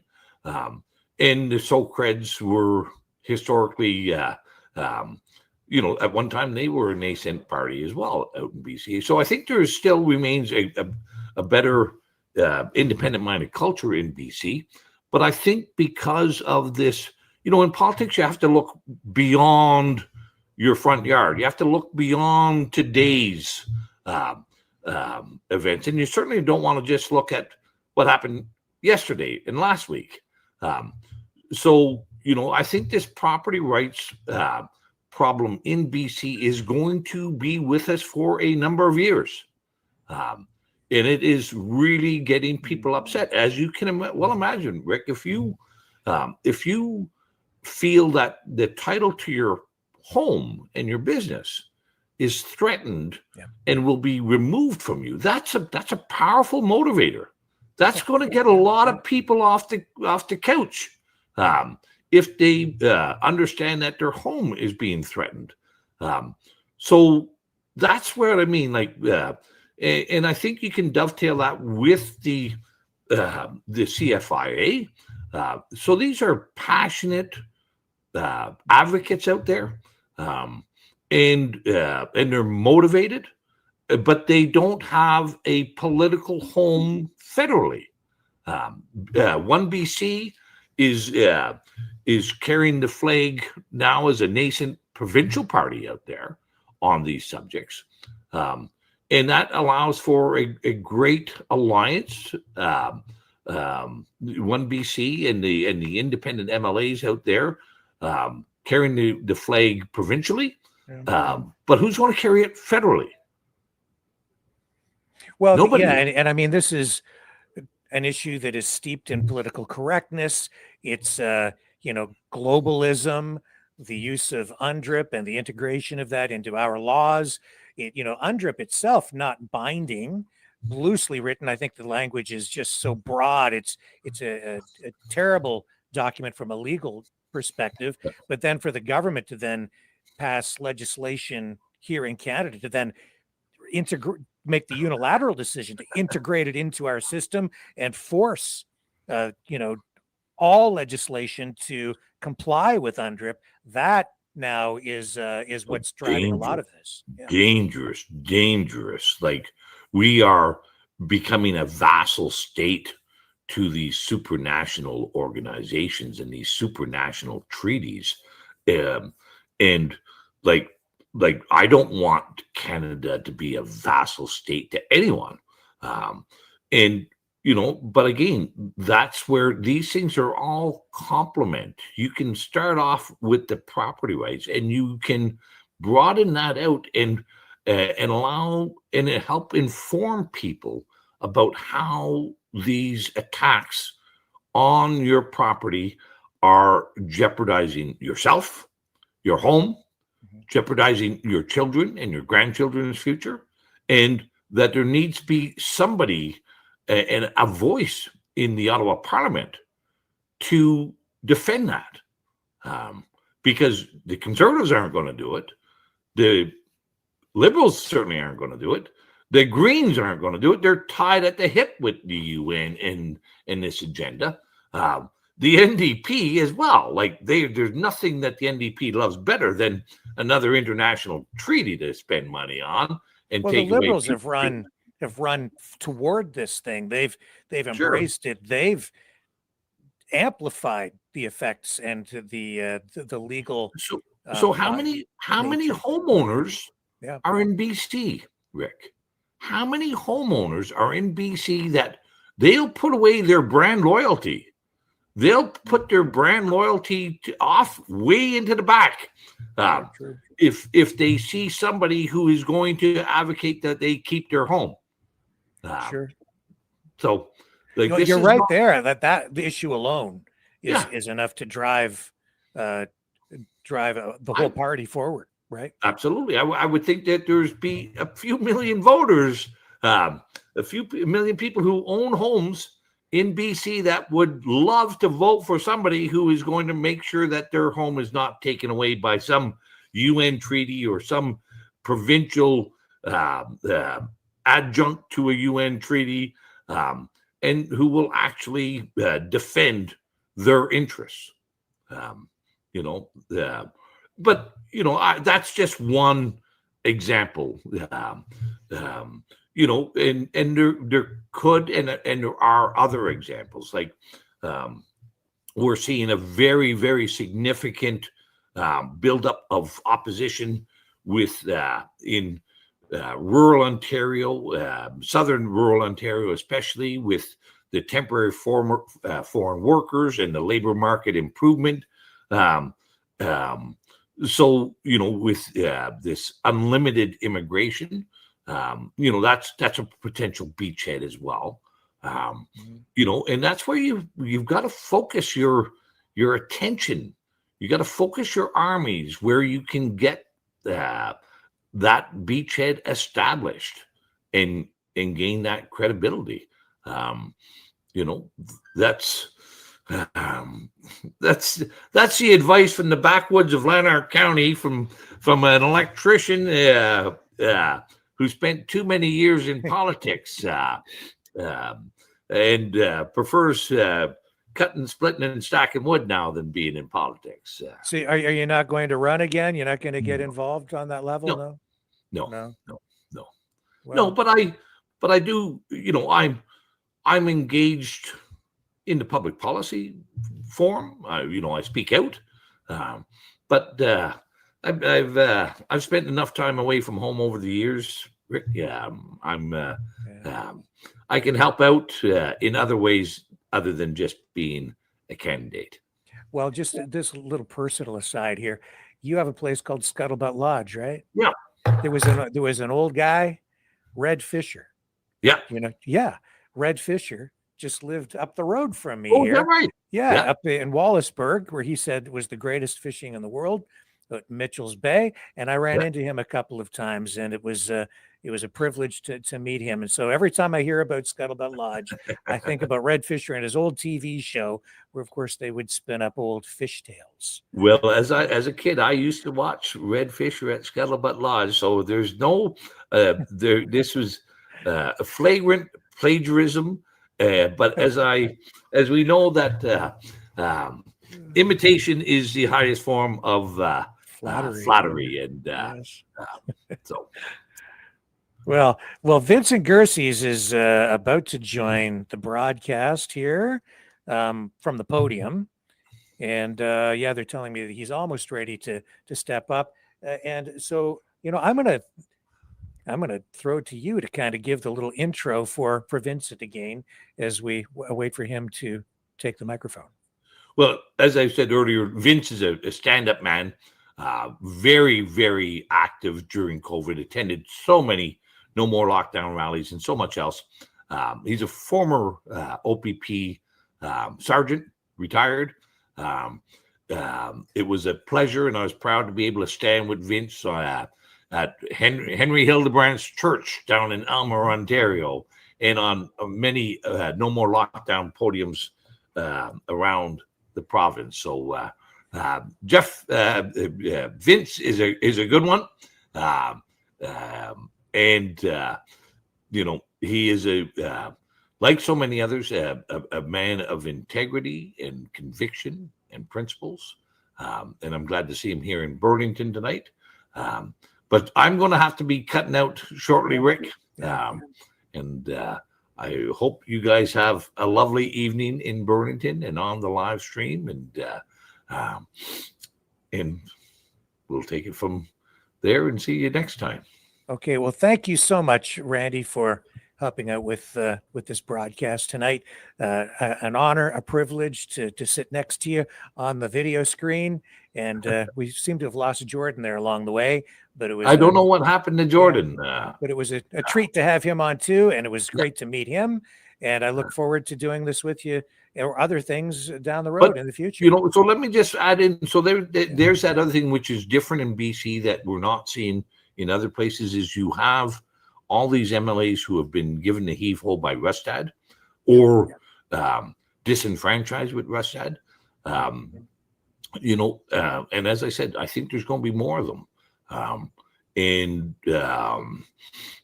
So I think there's a good, how should we say, obvious alliance and an ally there with One BC and the PPC. All right, we're going to go live now to the podium. And Randy, thank you again so much. We'll see you again soon. All right, take care. Bye-bye. And we're going live back to Burlington tell now. them what happened? Absolutely. Thanks. Here we go. Yes, I've gone almost 2 years now without This me is for Lisa Robinson standing up there with for the next Michael Bader, I believe. almost 2 years as a city councilor, as an elected official. Almost 2 years without pay for every time I open up my mouth. But I want to tell you what happened today. It was very moving, and I just want to share it with you because I want everybody to know that nobody is alone, and just the smallest thing that you do can change somebody's life. So I'm in Shoppers Drug Mart today because I threw my back out, so I was getting some Robaxin set. So I'm standing there, I'm waiting to speak to the pharmacist, and all of a sudden I see this Muslim man, and I see his little daughter. She's got the hijab on, and they're talking about getting the vaccine, the COVID shot. And so I don't know what compelled me to, and I've never ever done this before. I mean, I'm very open about everything, but I've never been so bold in a store to go up and speak to somebody. So they're talking about getting the shot, and the guy's got all those papers there because she wants to become a nurse. She doesn't want to get the shot. The dad doesn't want her to get the shot either. So I just walked up behind her like this, and I said, "Please don't do it." Why not? And she looked at me, and I said, "Please don't do it." And I just said to her just a couple of things. I said, you don't know what's in it, for one. For two, there's a lot of problem with children right now. We have athletes that are having heart attacks. We have girls that, have now become infertile. And I just said a couple of things like that. And then all of a sudden her dad turns around. I'm thinking, oh no, here we go. Right? So the dad turns around. He's like, "What's going on?" And I go, "Please don't do it." I said, "You don't know what's in it." I said, "Please just don't do it." He goes, "I don't want to do it." He goes, "I do not want my daughter to get the shot. I've never had the shot. We went all through COVID." And I said, "That is awesome." And then all of a sudden, the girl that's coming out, the nurse or the person at Shoppers Drug Mart, she's like, come on, let's go in the room. Let's go in the room. And the daughter's going, I'm still talking to the dad, and the daughter's going, "Come on, Dad, we got to go. She's here. She's here. We have to go. We have to go." And I said, "Please don't do it." My son and his girlfriend were there, and all of a sudden they left, and I tried my best. I tried my best. They weren't in there for more than 30 seconds. Score. I gave the guy my phone number. I gave the guy my phone number. I said, "I will do whatever I have to do. I will sign an exemption that you can take for your daughter so she could go to school, but she will be exempt from getting the shot." And so I gave my phone number. No sooner did we leave Shoppers Mart and I get this message. "Hi, Lisa. I have no words to say thanks to you, and it's proven God is great. Amen. I was praying for help, and He sent you as an angel at the last door entrance."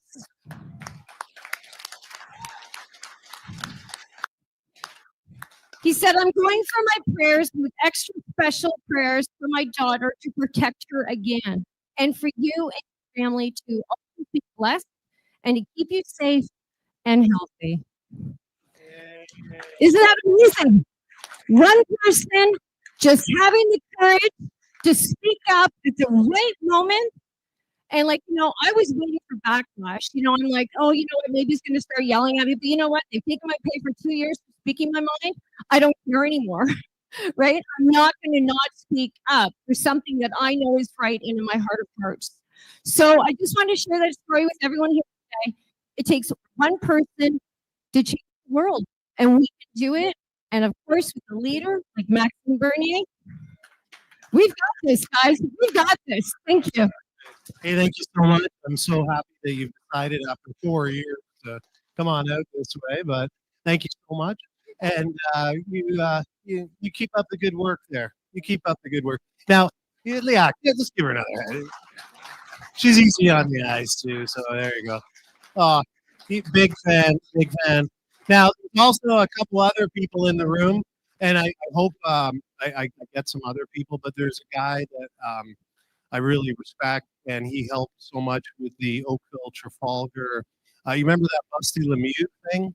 And I got all those people to come down. Well, it wasn't just me; it was a bunch of leaders. And one of my friends, Derek, and then could you just stand up? I just want people to know that Derek Newton's out there.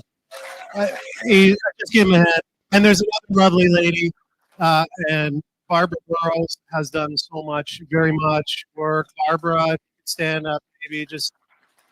She's been Now, in Burlington, you know that we had to find your tribe. We're trying to make sure people are not left alone, just like Lisa. So it seems like all of us are trying to get together. So thank you for that. We also have Michael Alexander. He's been fighting a lot. Let's give him a quick one there. Quick one. And then my friend Mario, he's a candidate. He's got to stand up. That's Mario. And then we got oh, I don't want to miss anybody. We've got another candidate. Oh, where's that Pam and Mac guy? Here, why don't you, Pamela, you stand up. She's been in a lot of riding, and so I just wanted to give a shout out. Obviously, the speakers that we invited, they're awesome. And then the one last person, there is one more guy that inspired me. He was with the Mama Bears from the very beginning, John Spina. You've been really great. Just stand up. For me, anyways. I don't know if anyone else would agree. Now, if I told everybody and I kept going through the list, there would be so many people. But are our volunteers here from the election as well? There's a few of you. So who helped me in the election? Can you stand up? Just stand up. Let them know who you are. Let them know. A few of them couldn't be here. There you go, Jeff. Just, it takes a village to make a difference, but as Lisa said, one conversation can change a person's life. So thank you for that. Now, okay, we have a guy. This is a retired policeman, so he kind of knows how it goes. Thank you for your service, I believe 32 years. And he's been following the Ellen Russ case, that injustice. I'm very proud. Vincent, can you come on up here? We were dying to hear what you had to say. Diana. Thank you very much. Thank you, Michael.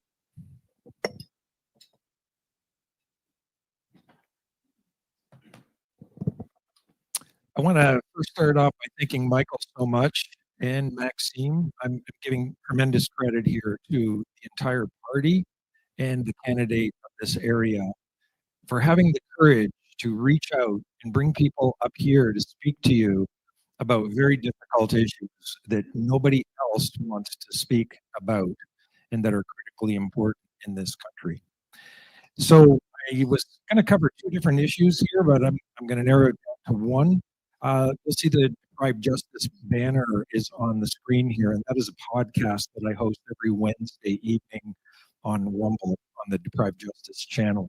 I do so with a gentleman by the name of Donald Best. Donald is a former Metro Toronto police sergeant. He and I are now working together on a number of projects that I'm going to discuss that are really important.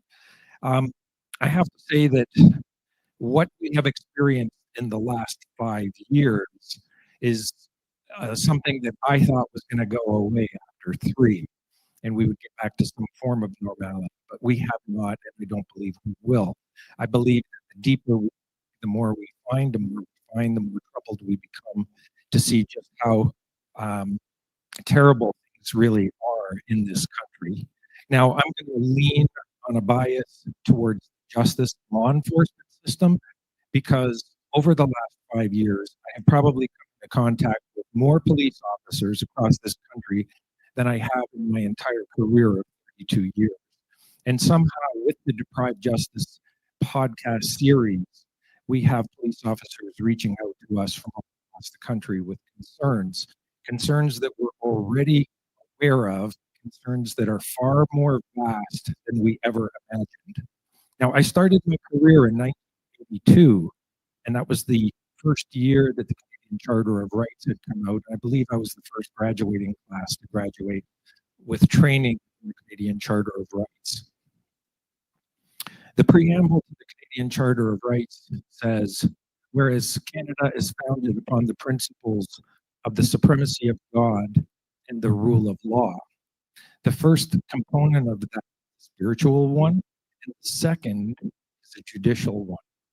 And we've heard quite a bit over the COVID year about the issue of the supremacy of God. Well, quite frankly, we have neither a priority anymore on the supremacy of God or the rule of law.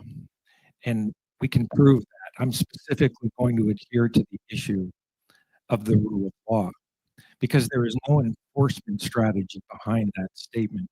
And the manner in which the Supreme Court of Canada deals on those issues is horrific. They claim on the issue of God that this is the preamble that is not a right. And on the rule of law, the problem there is that the rule of law can be broadly defined on many terms, but to narrowly define it would be that your rights and my rights, the way you get treated in the judicial system and the way I get treated in the judicial system. And if Maxime Bernier were the prime minister of this country, that we would all get treated the same way within the judicial system. And we have seen far too many examples of where that is not true. Now, this is a photo that you're looking at. This shows it was recently taken on the Toronto Metropolitan Toronto Police website for Canada's Most Wanted for violent crime. It is a rather long, extensive page. This is just the beginning portion of the page. And these individuals are the most violent people in Canada. And I have to tell you that statistically, your chance of coming into contact with one of those individuals is extremely, extremely rare. I think you'd have to be hit by lightning twice before you would come into contact with one of those individuals. But these individuals affect everybody in this room. They'll affect every single Canadian in a very negative way. Our quality of life is diminished considerably as a result of that type of rule.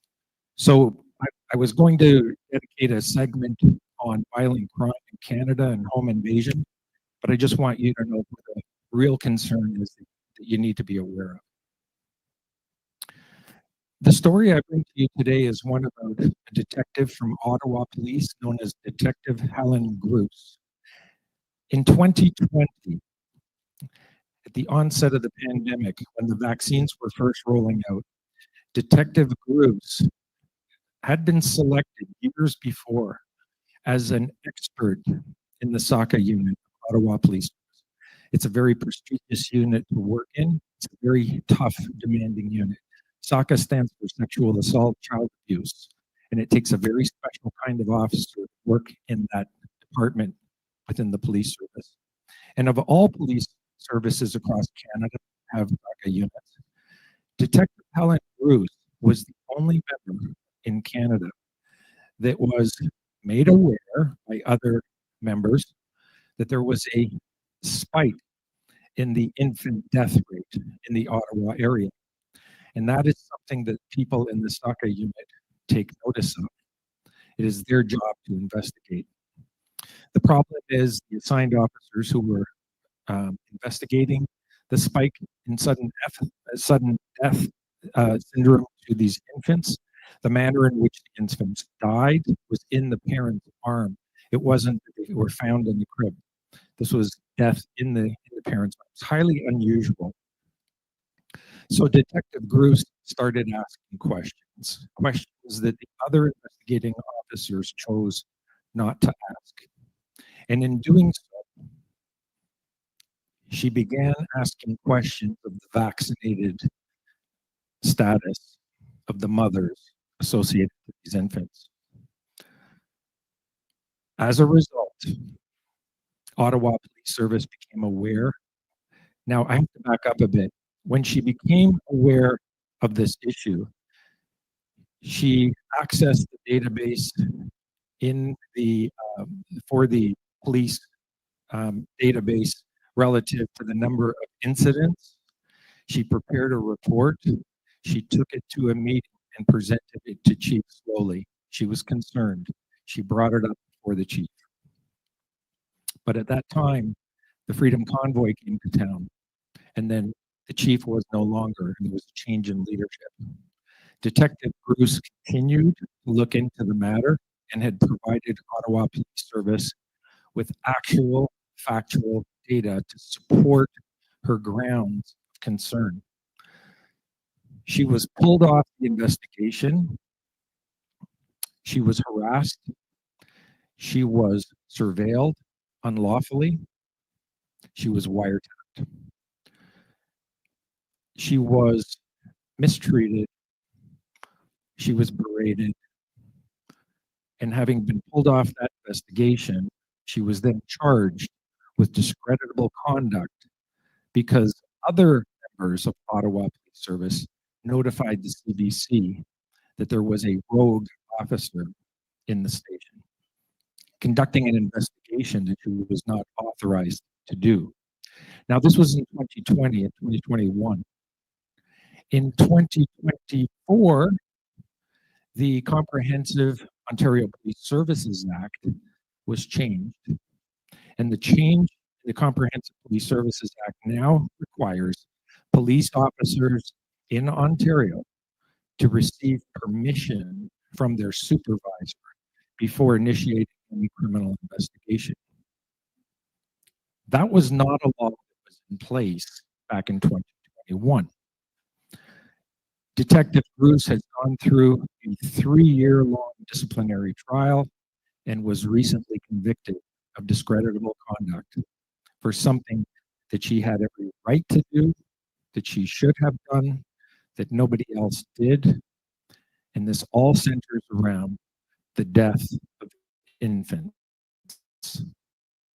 and her concern resulting from that. As a result, during her sentencing hearing, the decision that was released from the adjudicating officer in this disciplinary hearing was about a 35-page long legal report.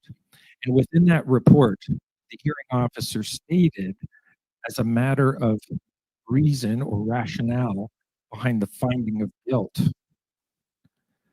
that an investigation of this type could have negative consequences or ramifications in the political sphere. And therefore, she should have asked for permission before she did the investigation. Now let that sink in. Getting back to the rule of law, that is a complete violation of the principle of the rule of law. Detective Helen Bruce should be able to investigate politicians, people in civil service, and even within the higher levels of the police service if she or any other member finds evidence to suggest that there is inappropriate criminal activity that is taking place. She is the only one that sounded the alarm. And as part of her disciplinary tribunal, during the process of the disciplinary tribunal, the inspector who oversaw the Professional Standards Bureau of that agency, the one who initiated formally the complaint against that officer, had threatened her before she was able to testify on the stand. Her lawyer made a formal complaint to Ottawa Police Service about witness tampering, the obstruction of justice against her. And Hugh O'Toole, the inspector in charge of professional standards, subsequently left the service. This matter is not over. Sentencing is not yet complete. And what has happened is that all of the expert witnesses that she had lined up to testify on her behalf were not allowed to testify. So during the final sentencing hearing now, there is an opportunity prior to the sentencing being passed that members of the public are able to submit an affidavit, a sworn affidavit, providing information in favor of the detective, indicating why a harsh penalty would be a negative, an unnecessary negative consequence. In doing so, numerous people have submitted affidavits in favor of this officer. Those affidavits total about 1,000 pages right now. Those pages were given to the prosecution, defense, which is the chief's lawyer. And it is my belief, I have not seen them, but it is my belief that embedded in those affidavits is a substantial amount of scientific data to indicate what Detective Helen Bruce knew all along, that these vaccines were neither safe nor effective in pregnant women. That information now is sitting on the lap of the chief of Ottawa Police, and he is going to have to make a decision of what to do in the next few months. So as a result, a number of police officers have formed together and come together, and we have started something called the Bruce Justice Project in an attempt to restore the rule of law in Canada.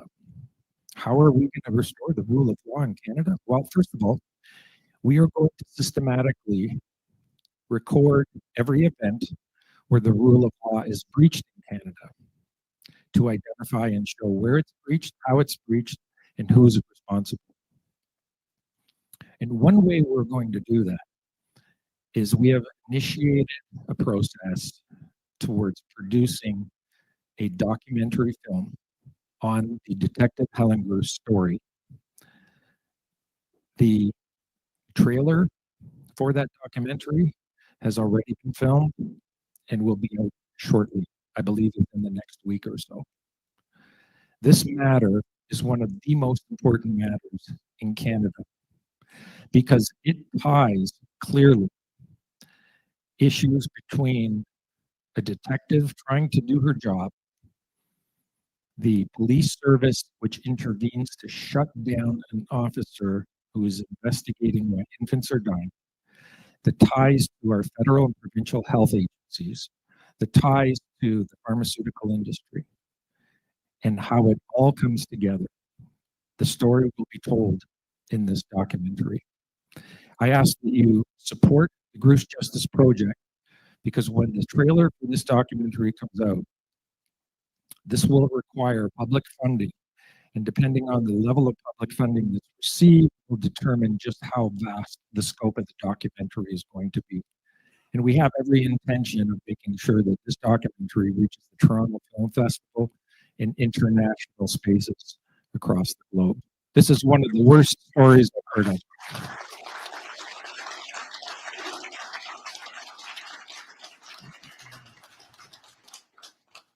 So I have to conclude then just by saying that there are a number of other cases not involving infant deaths, but other cases of deep corruption that has embedded itself within the law enforcement systems in this country, tied to our judicial system, tied to our political system. I have heard from numerous police officers about these issues.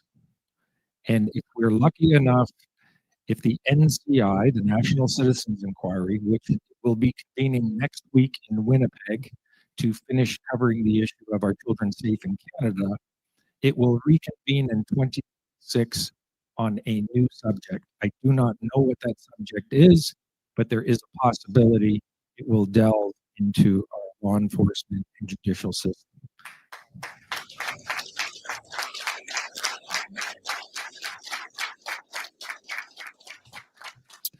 So I thank you for your time. I wanted to pass on the fact that there are numerous officers that are coming together across the country that are reaching out, that are interested in telling their story, that are interested in whistleblowing. And I believe that our time has come in Canada for new leadership in the government. Thank you so much.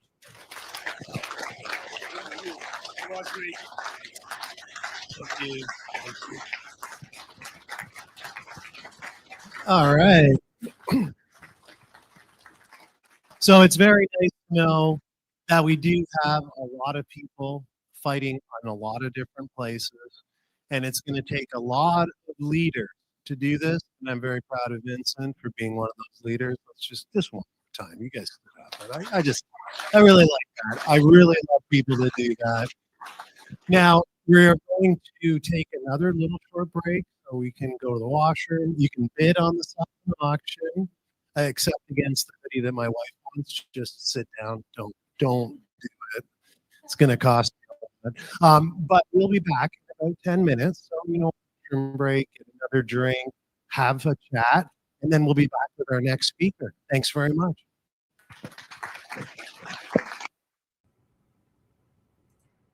Okay, and the next speaker up is going to be Jeff Evely from Nova Scotia, PPC candidate and political activist who was arrested at the Freedom Convoy and also recently arrested for walking in the woods. You are watching live coverage of the People's Party of Canada 2025 State of Our Nation Gala on Maverick News.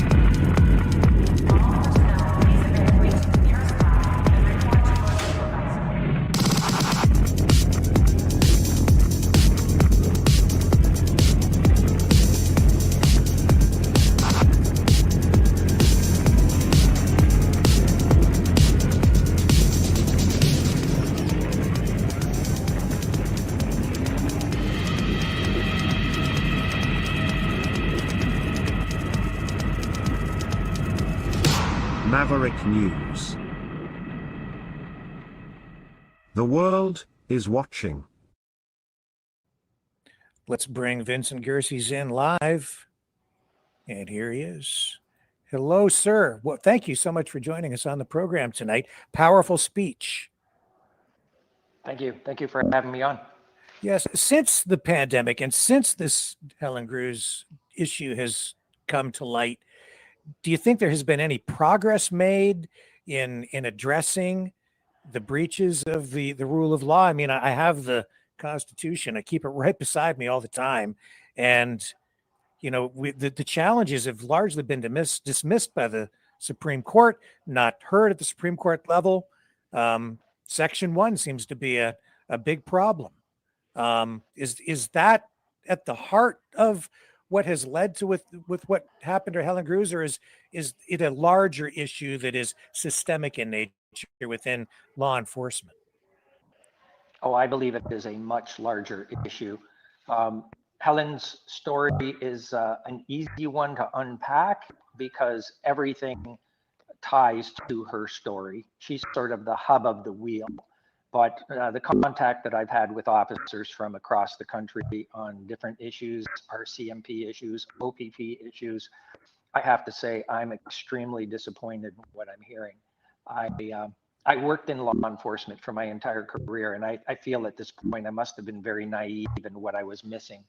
There's no question that the scope of what we're dealing with here in Canada requires some type of a royal commission or a public oversight body with whistleblower protection to be able to get to the heart of this issue. It is so vast. I believe it's like an epidemic from what I can see.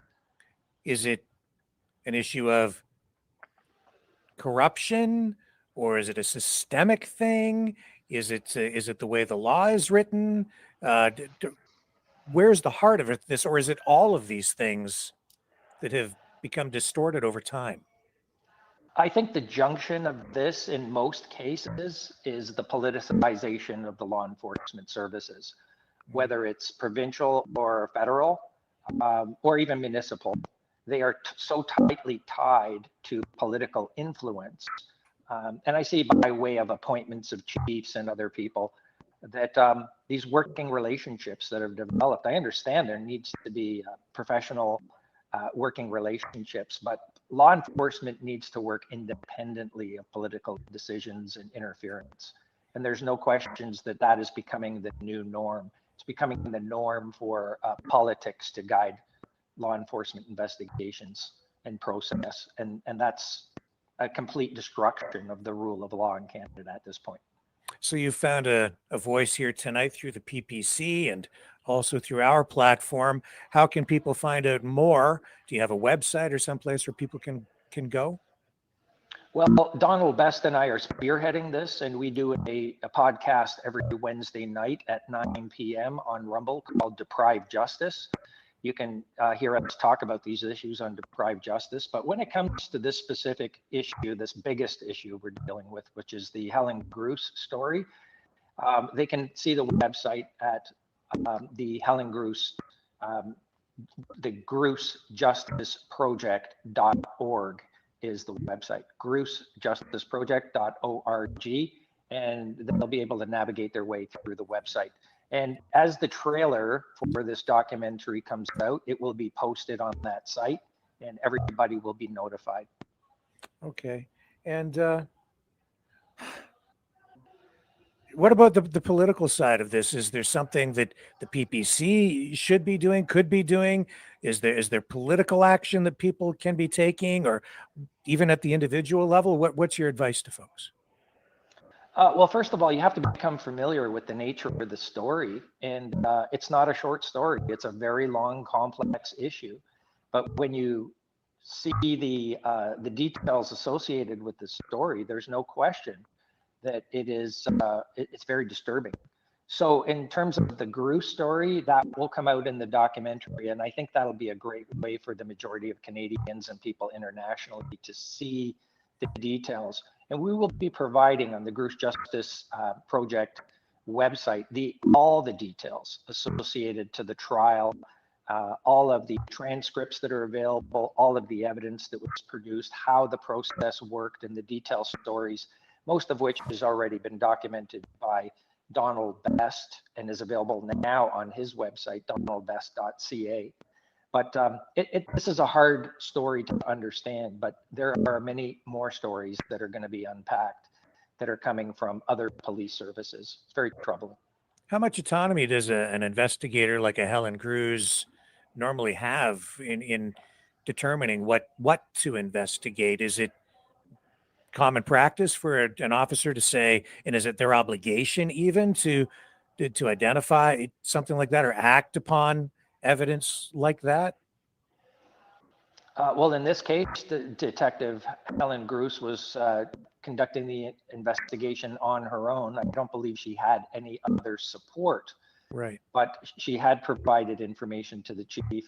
The troubling part here that you have to understand, or our viewers need to understand, is that there was overwhelming evidence that she had right from the beginning. She was shut down. Now, it's one thing to shut down an officer, but to shut down an officer when infants are dying and not pick up the investigation, not to reassign somebody else, not to look into these issues, that's the crime right there. Yeah. And I guess from the beginning, and there was censorship issues, YouTube, censoring your voice, her voice, the voice of other people who had these concerns, the voices of parents and families even. Is that still an ongoing problem? It is. And as a matter of fact, through a number of FOIA requests that were received that we're investigating now, there's no question that the health agencies were working together with police services and were utilizing social engineering techniques to increase uptake of a product, of the vaccination product, when the safety signals were already going off. And we see the timing that they knew this was a dangerous product and they continued to push it. This entire issue, though, is not a vaccine issue. This is a corruption issue. Yes, I understand. We're kind of losing your video feed there. I can still hear you, though, Mr. Gerses. Is there anything else you'd like to add or think that we might be missing here tonight with regard to this issue? Anything you want people to know or think about? I think once people see the trailer come out, I think they need to do a little bit of homework, look at the Gruss Justice Project website, read some of the content, and then financially support this documentary. This film is going to tell the story with all the people involved, and it's a story that needs to be told around the world. And where will they see this preview or this trailer? Is it on the websites, on YouTube, on Rumble? Is it all over the place? It will be posted on the GrooseJusticeProject.org website, and then it will be shared around social media as far and wide as we can. If anybody sees this, please pass it on to your friends, family, and other audiences and contacts. All right. Vincent Gerses, thank you so much for joining us on the program tonight. Thank you. You are watching live coverage of the People's Party of Canada 2025 State of Our Nation Gala on Maverick News.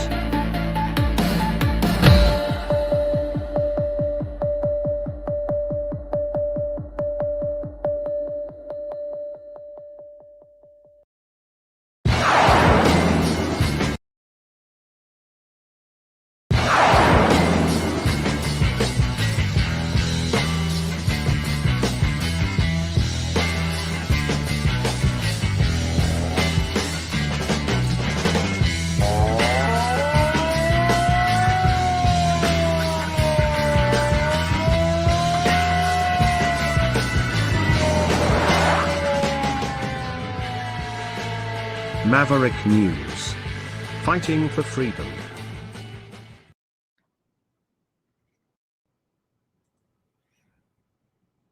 You've seen him on this program. You saw him at the Freedom Convoy getting arrested. You saw him walk in the woods and get a ticket. Jeff Evely is up next. And you're not going to want to miss this one because it's also, an important story. Controversial in many ways, and the approach that he's taking, right in the face of authoritarianism. But how far do you go? Well, Jeff's going to address that tonight, and we're looking forward to what he has to say. Stay with us.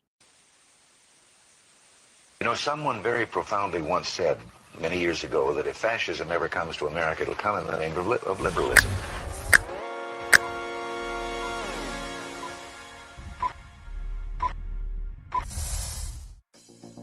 Well, I think it's time we ask ourselves if we still know the freedoms that were intended for us by the Founding Fathers.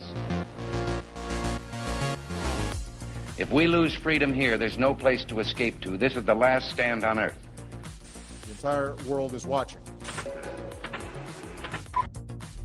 Every dictator, every crazy dictator in the world is watching.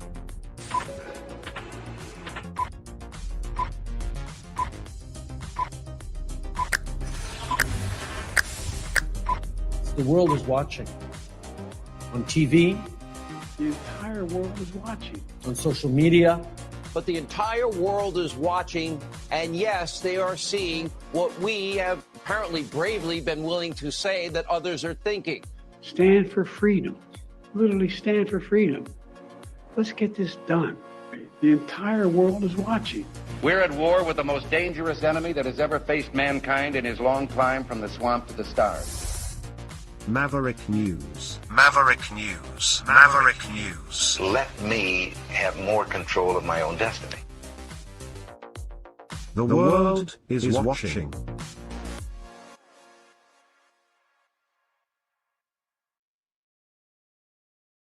Okay, they are getting everything queued up in Burlington, Ontario. At the live coverage of the 2025 People's Party of Canada State of Our Nation Gala. And for those of you who might want to know, it is still no score, top of the third at the Rogers Center in Toronto, Game 7 of the World Series. Blue Jays 0, Los Angeles 0. It's another nail biter. We'll find out who comes out on top in this World Series event tonight. National pride at stake here as Canadians cross their fingers. Okay, stay with me. We're going to come right back. I think they're just about ready with Jeff Evely, who's about to take to the podium. In fact, let me just bring this up. Do we have audio with this? Not quite. All right, we're monitoring. We are waiting for the feed to start. Stay with me. Almost ready.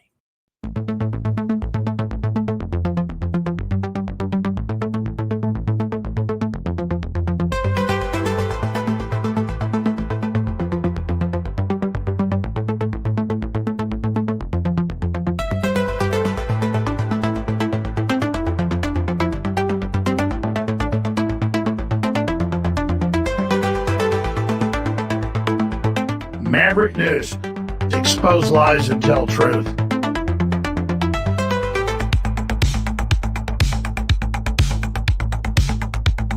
The world is watching.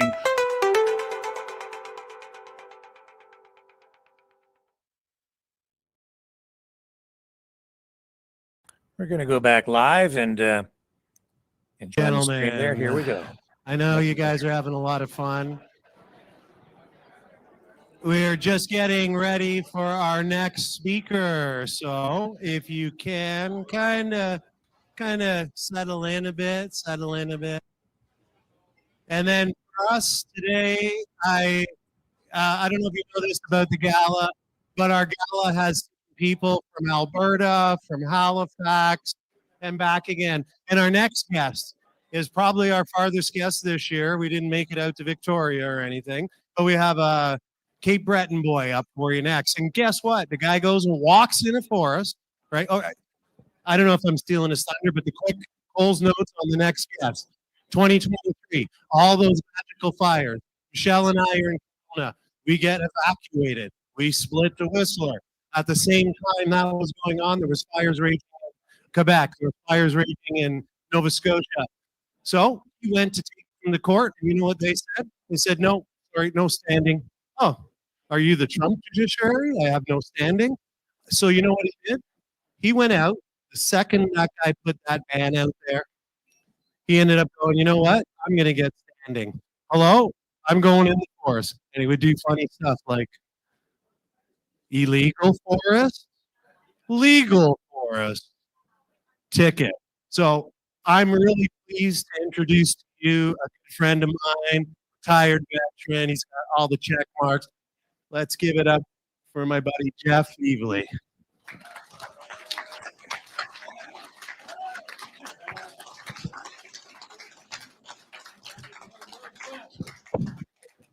Hey, thanks very much, everybody, and thank you so much, Michael, for running points on this and for hosting me in your home so graciously as you have, and to everybody who put so much effort into this event. I've done a few of these things over the years, so I know a lot of work goes into this, and it's always a long show on the day that it's going on, but that's just the way it is. Okay, so like Michael said, my name is Jeff Evely. I am 20-year veteran of the Canadian Armed Forces. I retired in 2021.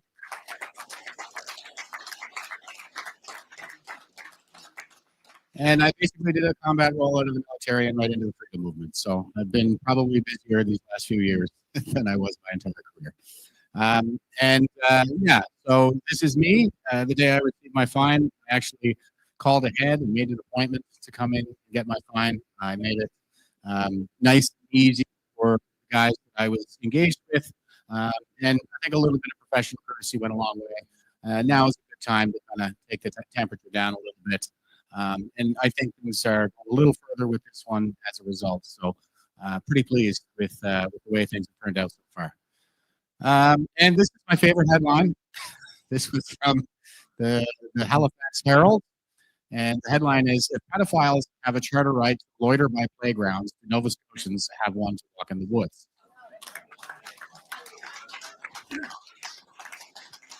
It's actually the precedent that my legal team is using from the 90s, where the police were told they couldn't shoo pedophiles away from playgrounds because they had a right to be there. So I love my legal team. Thank you, JCCF.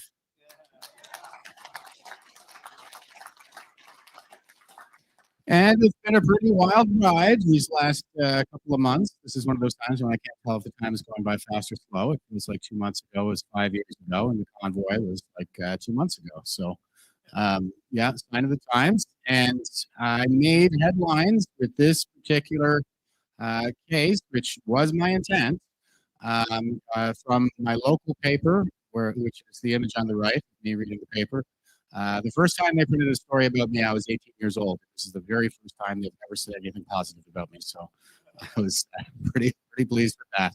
And over on the right, we have an article from the Hindustan Times in India. So this went global, which again was my intent. And in the center, we have me shaking hands with James O'Keefe.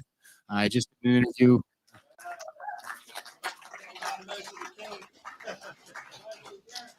And I did want the attention of the Americans on this one. So I really appreciate James. He actually made the trip up to Cape Breton to try and get a fine himself. It didn't quite work out. But it actually made for some good footage. He was happy to get that angle as well. There's a obvious level of apathy on the part of the people in charge of enforcement. So I think that made for a good angle as well. And I just did an in-studio interview with him in his studio in West Palm Beach, Florida, 2 weeks ago. So that should be coming out any day now.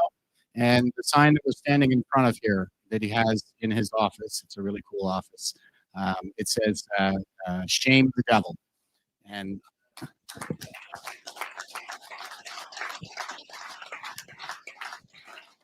I think that's how we win. I think that's what we need to do is the problem here is these people have no shame. And so it's up to us to give it to them.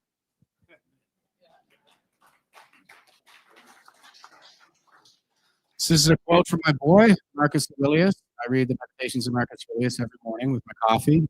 It helps. I recommend everybody do so. And what I take from his writings, he was the last good emperor of Rome, and everything just kind of fell apart after he died, just like a gladiator. And he would go out to watch the sunrise every morning and meditate and write in his diary, which was never really intended for anyone else to read, but it is available on Amazon today.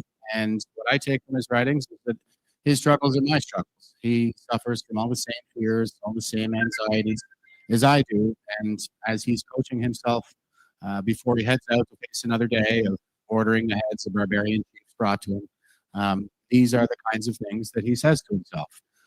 The best revenge is not to be like your enemy, or as I like to say, the sweetest revenge is just being a better man. So that I think is like people have been asking me how it is that I managed to keep my cool while I was dealing with some of these enforcement officers the way that I did, and this is what it is. I think we we need to be very smart about this. Generations of unborn Canadians are counting on us to be wise as we make our way through these tumultuous waters, and so I think it behooves us all to take a page on Meditations of Marcus Aurelius.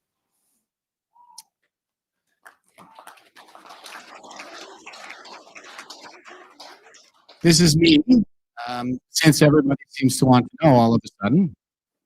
In the center here, I'm actually, this is supposed to be a professional photo. I'm in studio, and this is the photo that's going to hang on the wall outside of the office at work because I was the sergeant major in my last unit. And I decided to do a picture with my phone of me doing a little kissy face, like I'm a male model or something, and put it on my Facebook and said, "Eat your heart out there, Zoolander." So, and we gotta have fun. This is something I learned in Afghanistan. Is that humor is a coping strategy for humans, and it took me about 2 weeks off the plane to really figure it out. But you wouldn't believe the things that you hear fly out of soldiers' mouths in a war zone. The only thing blacker than Carney's heart is a soldier's humor. And that's what people are doing, is they're adjusting to their circumstances, and they do that with humor. And it gets darker and darker the darker the times get. And so I know some guys that actually had some trouble when they came back from overseas, kind of reflecting on what they had said while they were there. And they're troubled by that. But what I would say to them is you shouldn't be. I mean, you're human. You did what you had to do to get through it with your psyche intact, and you didn't do any harm to anybody. Jokes don't harm anybody. So we're going to win this war with memes. Tyrants can't take mockery, and it's good for the soul as well. Beyond that, I just kind of put a collage of pictures together. So I did 20 years in the Canadian Armed Forces, deployments in Afghanistan, Iraq. I spent 4 years out of country working with NORAD. I was a single dad for the last 10 years of my career. I coached mixed martial arts, boxing, junior girls cheerleading, softball. I helped homeless veterans off the streets of Ottawa for the last 3 years of my career. And most recently, I took a walk in the woods.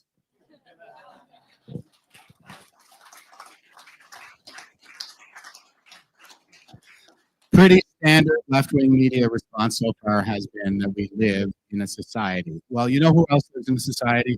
North Koreans. You know who lived in a society before that? Nazis. And I was raised that we have a civic duty to stand on guard for thee, to make sure that our fallen veterans' ultimate sacrifice was not made in vain. And so that's what I endeavor to do here.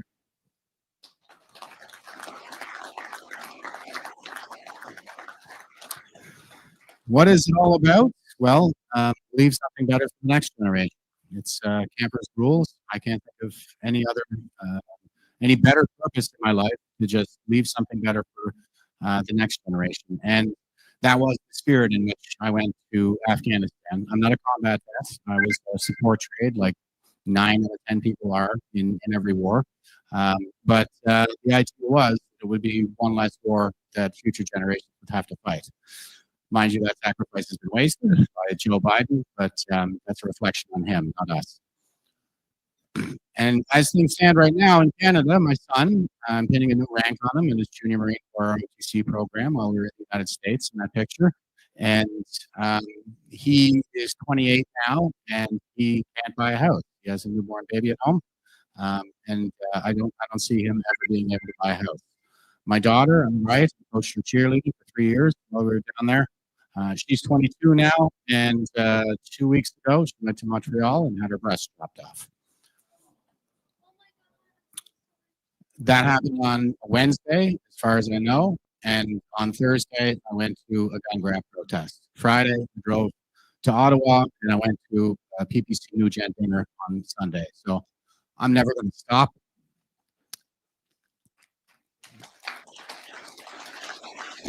And this is my newborn baby grandson. So he was just born into slavery. He's never going to own anything. He's going to spend his entire life working for the betterment of other people, and he's never going to have a life of his own. All of that labor belongs to the state, and I am on a mission now to avenge my daughter and emancipate my grandson.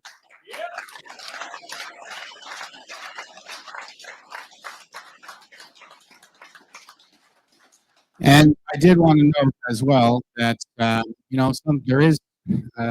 are these significant factions, I think, within the populist movement who will never believe a word I say because my grandson is Jewish. My son took up Judaism when he was in university, probably to rebel against his atheist dad. Really know or understand, but he's a very good man, and that's all that counts. And it is really a grand shame that so many people will never believe a word that comes out of my mouth, because I was the guy who told Pierre Poilievre all about puberty blockers for children, cross-sex hormones for adolescents, double mastectomies for 14-year-olds, and vaginoplasties and phalloplasties for 18-year-olds. So this is the email that I sent to his office and Gold Kamari's. This is an email chain that went on for quite a while. I told him everything. I had a conversation with him, like he says right here at the bottom, when he replied to me after our conversation on the 22nd of January, 2021. I was his constituent in Ottawa. I voted for him in 2015. I voted for him in 2019. In fact, I even went and put a lawn sign in my yard in 2019 because I thought the situation was so dire at that time that I was willing to take a court martial for it. And then when I called him and asked for help, he blew me off. And not only that, he went ahead and voted for that conversion therapy bill 3 times. That bill would put me in jail for what I did to try to save my daughter. I would face a 5-year jail sentence, and it is illegal to parent in Canada these days. Don't even get me started. You know what else he did? After I co-organized the 1 million March for Children nationally and brought that fight to his doorstep, he got up in front of the video cameras and said, what's all this stuff about puberty blockers? I don't know anything about this. He knew because I spent a half hour on the phone with him, telling him personally. So this is a war. Make no mistake about it. And if you don't believe me now, I believe you will by the end of my presentation. So how do we win? Well, Sun Tzu wrote The Art of War in the 5th century BC. He said, know thy enemy and know thyself, and thou need not fear 100 battles. Fear the results of 100 battles. And the supreme art of war is to subdue the enemy without any fighting. So it's a clandestine war, it's an invisible war, it's a silent war, but we've already suffered more casualties than all wars of the 20th century combined. And the biggest challenge that I have, that we have, is convincing people that we are in a war. The Art of War got an upgrade in the 90s. It's called Unrestricted Warfare. It's based on leaked Chinese military documents. They were written by 2 colonels, Kiao Lang and Wang Shengsu. It's available on Amazon. And this is a summary of the tactics that they endorse. It's based on a lot of their observations of how the Americans operated in Iraq. And its entire intent is to take down the United States and the West more broadly. In China, they play Go, whereas in the West, we play chess. So we tend to fixate on capturing a single key piece, something like a capital city. Second World War ended with Race to Berlin, after all. But in Go, it's about capturing all the pieces, dominating the entire board and making it so your opponent can't even move. So that's why we see a lot of the same trends across the Western nations right now. Just a few points on here. The couple of tactics they use: cultural warfare, psychological warfare, economic warfare, financial warfare, media warfare, weaponized migration, and lawfare. Sound familiar? Yeah, you bet it does. And any of the above methods may be, can't read that from here, may be combined to achieve a desired outcome. They also talk about co-opting supranational organizations. Co-opting elites is something that Sun Tzu talks about as well, but this upgrade is about supranational organizations. They name specifically the EU, the IMF, the World Bank, and in their own words, the biggest of them all, the UN. And what do we see coming out of the UN? SDGs.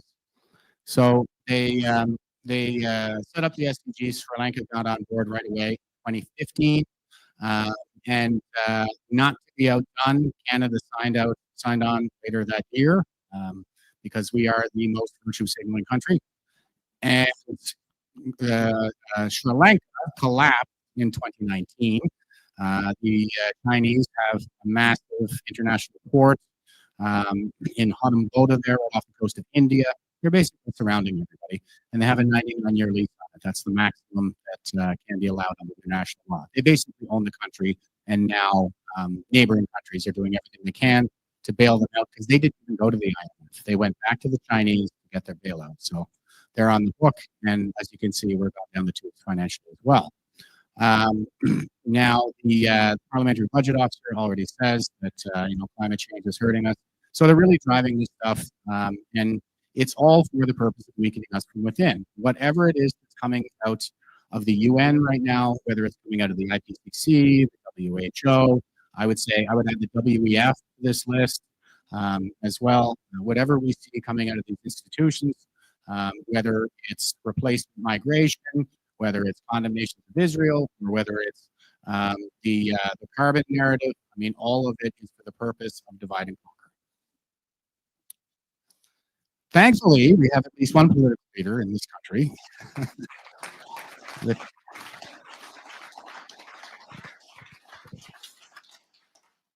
the courage to call it out. So here is Maxime, and he says, I tweeted this about the coming climate lockdowns during COVID. 3.5 years later, we're there. Nova Scotia's fake conservative premier in Houston started the trend with his tyrannical ban on going into nature. So Maxime is calling this out in 2022 during our pandemic lockdowns, and great job, Maxime.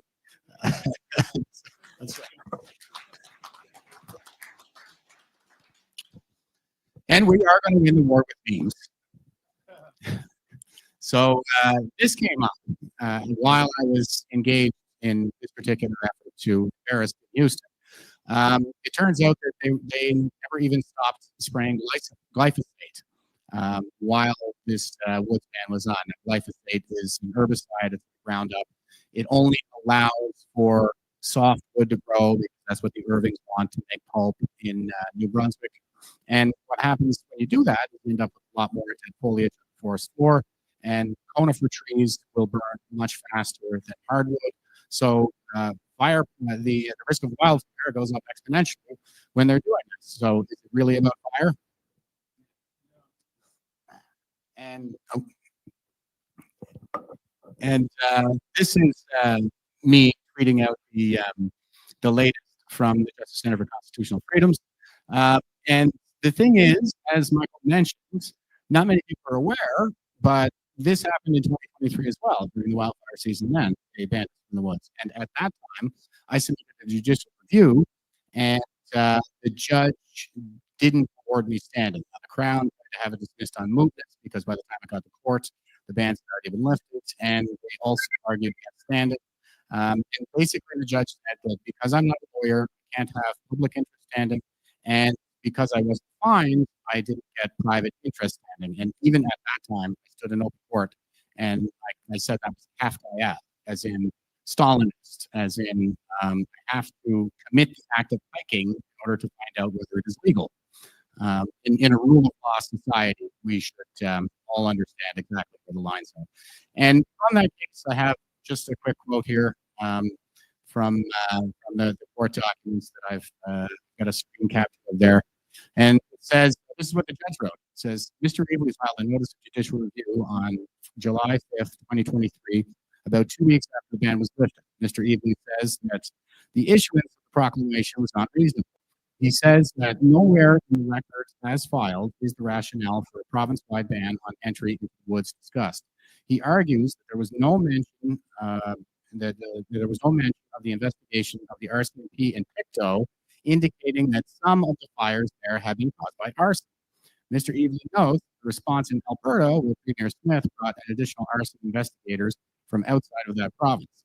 He says that with respect to Nova Scotia, quote, this strongly indicates a lack of professional standards in implementing the ban and a lack of interest in addressing the root causes of the fires. The level of apathy on the part of our public officials leaves Nova Scotians vulnerable to future disasters. And I was right.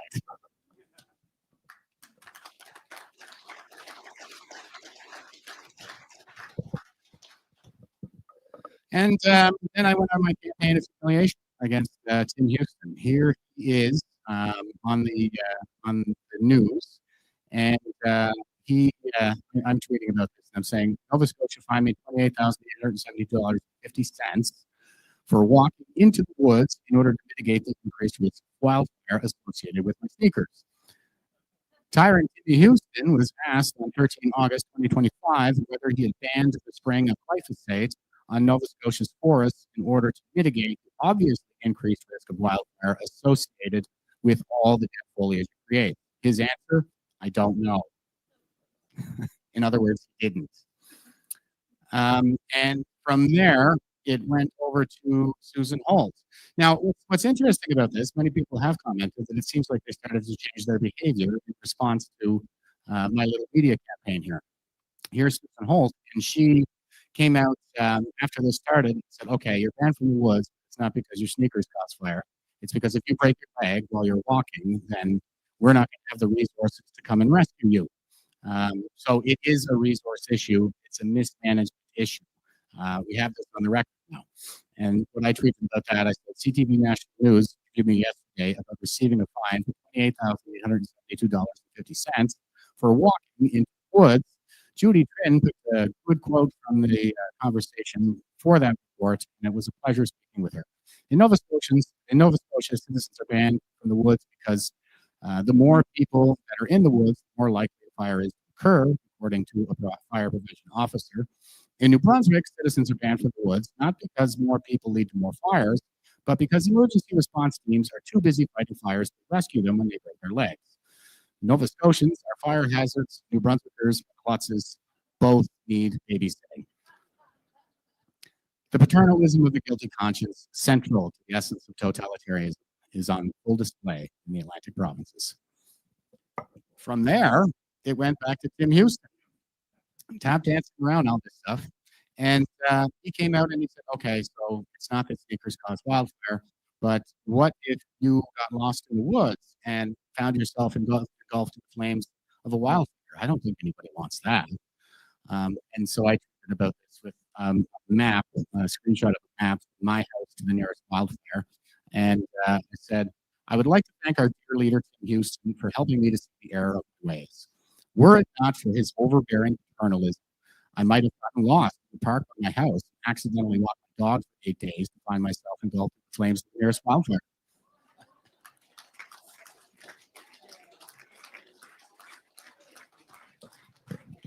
You see how we're going to win with mockery? Yeah, and the first video I did was actually in the park by my house. They had taped off some of the trails, gravel trails, and not others.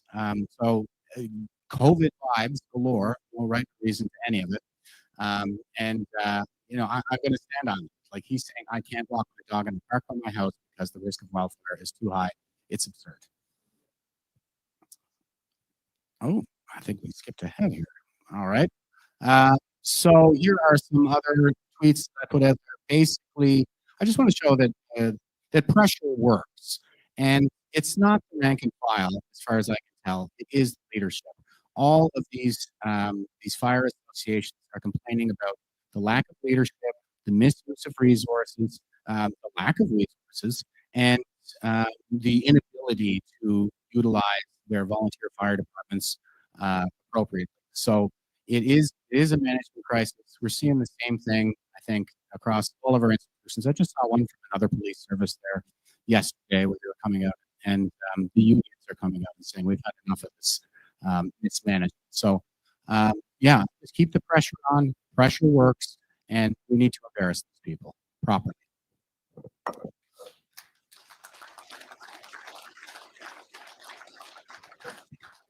This is Alexander Solzhenitsyn from the Gulag Archipelago. He says, the simple step of a courageous individual is to not take part in the lie. The lie that he's talking about is called Vranya in Russian, and it's basically the lie that they all agree to participate in. It's impolite not to. And I see that same trend taking place here in Canada too. It's very impolite for you not to participate in this mass lie.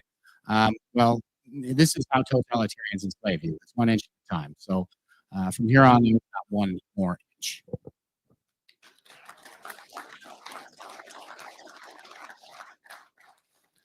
This is Socrates. He's the father of the Enlightenment, founder of philosophy. His enemies were the sophists. He said the sophists were those who make the weaker argument stronger. Sound familiar?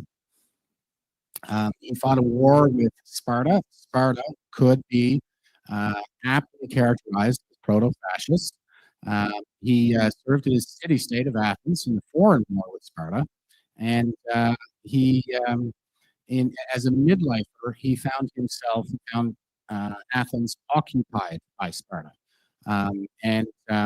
During that time, he was still in the military, and he was ordered to go out and effect arrests. When he was ordered to effect an arrest of Leon Salamis, he knew him to be a good man, and he refused to carry out that unethical order. Now, the 30 tyrants who had tyrannized them during that time were overthrown before Socrates could face trial. After that, he went out into the marketplace questioning the experts. And it all comes down to my favorite question: how do you know that? People don't like when you ask that question, but this is what Socrates did. He went out into the market, he put them all on the spot. And the thing is that when you ask this question, how do you know that? What you will find is that most people are basically full of shit. And for that, Socrates was tried by a jury of his peers and sentenced to death. This is a painting of him receiving the hemlock. It's a poison with a numbing agent for a merciful execution, and he accepted his fate. Here's a quote. He says, "My plainness of speech makes them hate me. And what is their hatred but a proof that I am speaking the truth?" So, hate speech.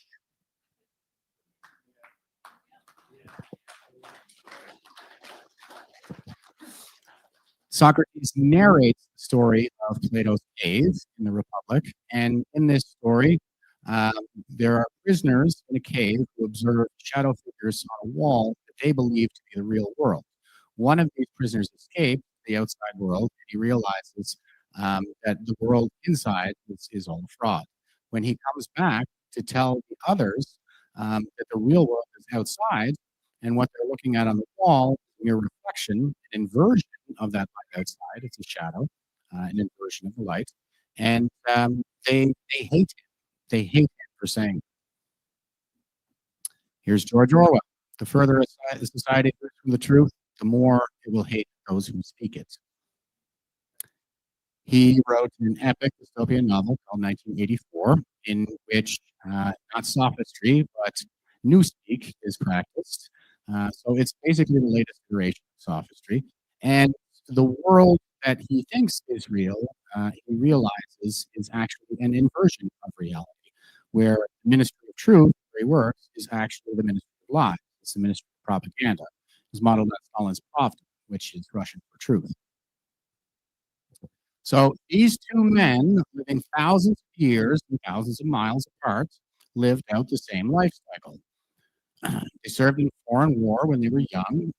With Orwell, it would have been he fought the Spanish in World War I, fascists in Spain, and in their midlives, they found themselves occupied by their foreign adversaries, where Europe became occupied by the fascists and bombed Britain, and Socrates was occupied by the fascists of his day, the sophists of Sparta, and they both told dystopian fictions, The Cave in 1984, of an inverted paradigm. This is me. I served in a foreign war when I was young in Afghanistan. I'm living through the civilizational crisis as a midlifer, occupied by the Islamo-fascists, among others. And I will write the ultimate dystopian fiction following the occupation.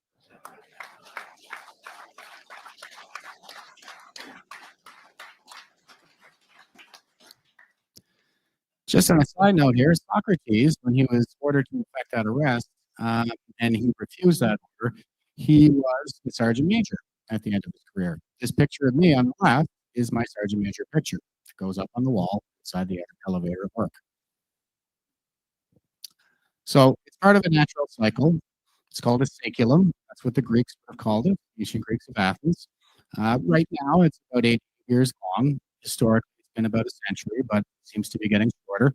Just like a regular year, the saeculum means great year, by the way, but like a regular year, it has a spring, summer, autumn, and winter.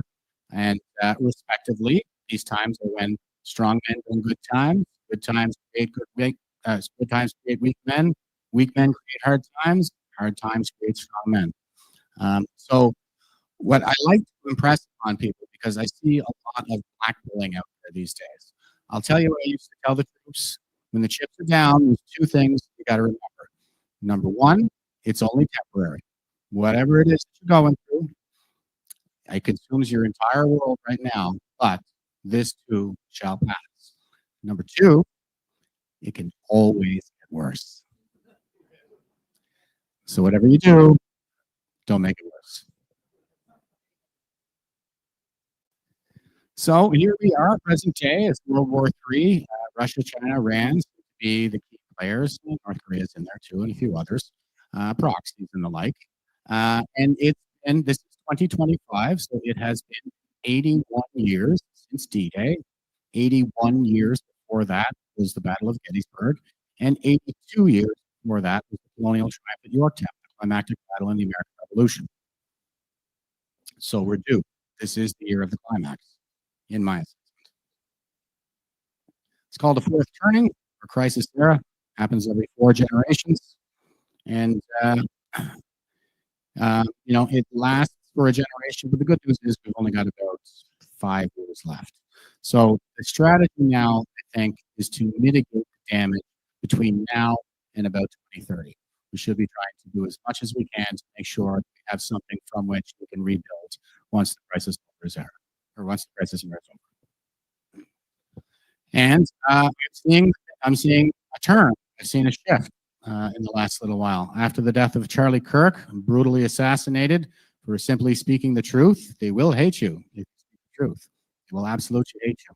This is Calgary, where thousands of people went out to commemorate the death of Charlie Kirk. And I think he's basically following the example of our forefathers, like Socrates, who accepted their fate, who went out there and did it anyway, who knew what he was faced with. And now we're looking at a revitalization of American values, Christianity, Western values, philosophy. So things are going to start to turn, I think, right about now, and we're going back on the opposite. We won't get the momentum going until about 2030. But people are waking up and things are starting to shift. This is the definition of leadership from one of my Canadian Armed Forces manuals. Leadership may be defined as directly or indirectly influencing others by means of formal authority or personal attributes to act in accordance with one's intent or shared purpose. And I think that's what we see across the board. So many people are scrambling to take up the mantle of Charlie Kirk and keep this movement going. And here is the man himself. He says, if you believe in something, you need to have the courage to fight for those ideas, not run away from them or try to silence them. I think it behooves us all.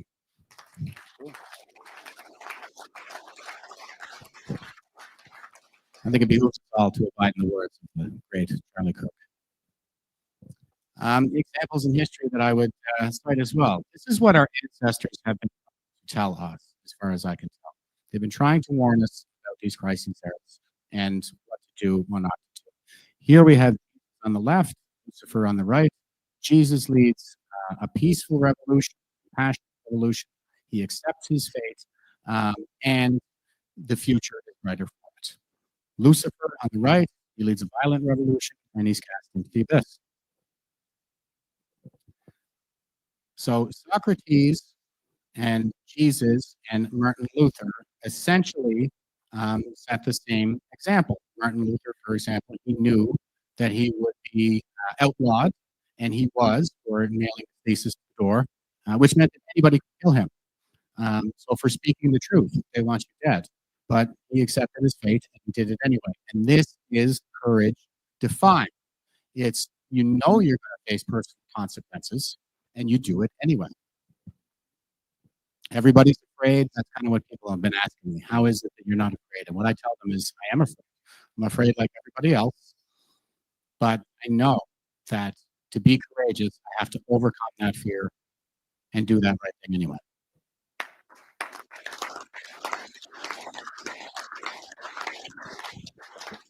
Examples of self-sacrifice from our current crisis era. Tamara Lee. She knew damn well that she was going to be arrested and face all kinds of legal consequences for what she did. But she stayed anyway. This is Chris Deering, one of my veteran brothers, who was at the monument with me during the convoy in Ottawa. He actually left. He was going to go home and take a shower or something, and he found out that the cops were coming. He turned around from his trip to New Brunswick. He turned around, came back to Ottawa, just so he could go down on the line with me, shoulder to shoulder with me, and get his ass kicked by those cops. I was the guy in the red hat shouting at them, and that's probably the reason that it made the news. This was the section that they actually blacked out from the Public Emergencies Commission. It's pretty brutal. But he knew that. He knew that that was what he was going into anyway. He did it anyway. Billboard Chris, Antifa broke his arm, and he just keeps going. And what does he do? He keeps his cool. He's collected all the time. It's not, you know, you gotta set the ego out of it. Follow your mind, never your heart. Like I said, generations of unborn Canadians are counting on us to be wise people right now. James Topp.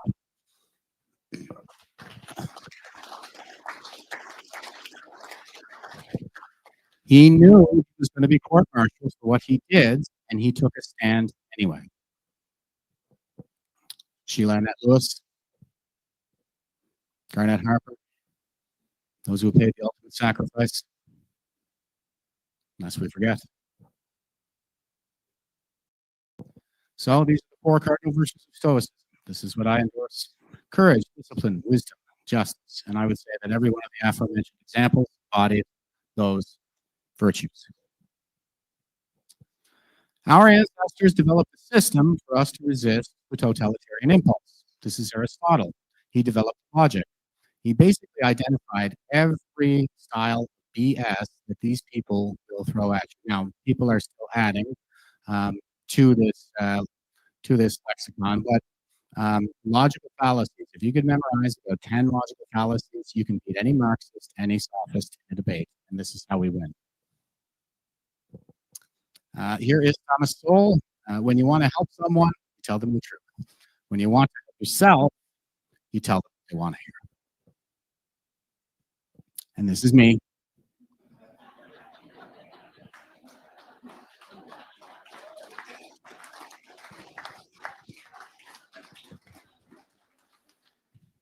I have a very frank manner of speaking, but it's on purpose. It's disarming.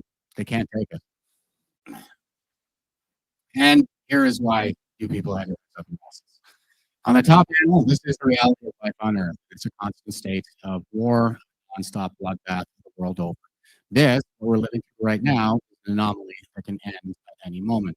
And what we are experiencing right now is what it is like to be in other places in the world. Places that have been torn apart by civil war, totalitarian society. That's what every one of the veterans who showed up at the monument with me said was, I feel like I'm in a war zone. It's like we can sense it. So this is the totalitarian impulse. It creeps in about every 4 generations. And the way we get through it is keep our cool. Okay? Our ancestors developed this stoicism, logic, and we persevere. Self-sacrifice also, I would say, is the absolute ultimate in this regard. And that is the spirit in which I went into the woods. I knew I was going to get fined, but based on these examples, the lesson that I am taking is you defy that tyrant, you let them do whatever it is that they're going to do to you, and you make sure the whole world sees it. This has been going on for a very long time. Here's Isaiah. Woe to those who call evil good and good evil, who put darkness for light and light for darkness, who put bitter for sweet and sweet for bitter. It's opposite land, just like we're living through now. Any questions?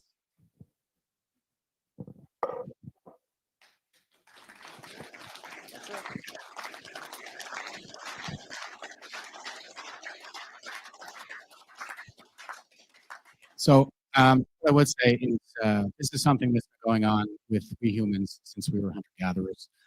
It's not new. I think that many of our ancestors in many different eras did the best that they could to capture the lessons of their crisis era for us to benefit from when it's our turn. And this is something that happens once in human lifetime. It's just our time to rise, and so we might as well rise to the occasion. Good job, Jen. Thank you. Thank you. Appreciate it. I hope you did good. All right. Hey. Check it out. So that is a great piece of inspiration for every single one of us. You know that people here are fighting all in their different ways. So what we need to do is stand together. We have a slight break, do some housekeeping, and then we're going to get to our main speaker. We have 10 minutes. Then the silent auction will close. So these are your last bids. We will announce the winners after Maxime's speech. So you have your last chance to go around the back, go to the washroom, talk to your buddies. We'll be back in 10 minutes, okay? So don't go too far. There will only be 10 minutes. Thank you. All right, and we will be back right after this. You are watching live coverage of the People's Party of Canada 2025 State of Our Nation Gala on Maverick News.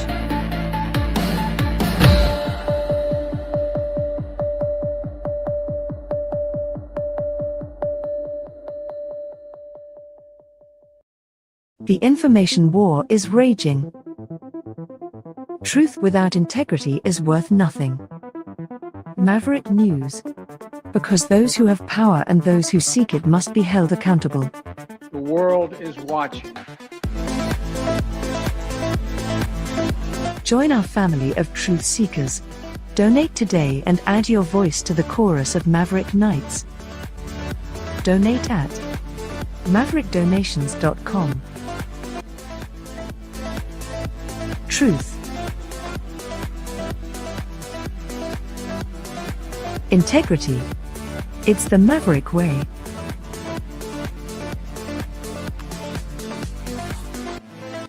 Maverick News. The world is watching.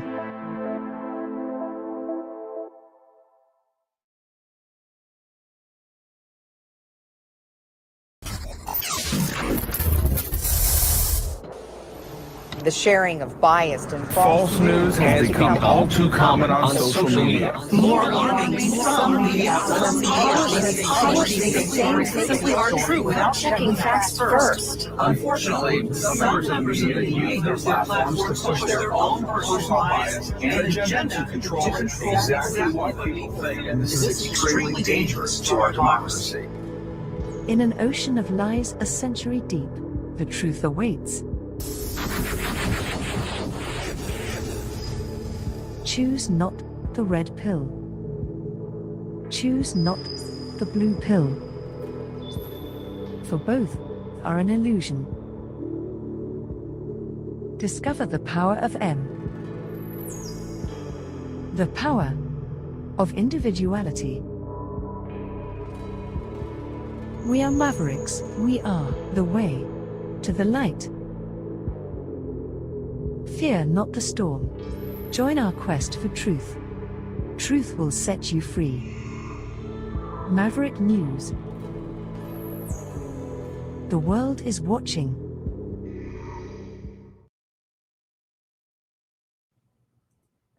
And we are in the process of getting Jeff Evely lined up for his post-speech interview. And with that, let me just pivot over to this for a moment, and we'll be back with Jeff Evely, I believe, on the other side of this.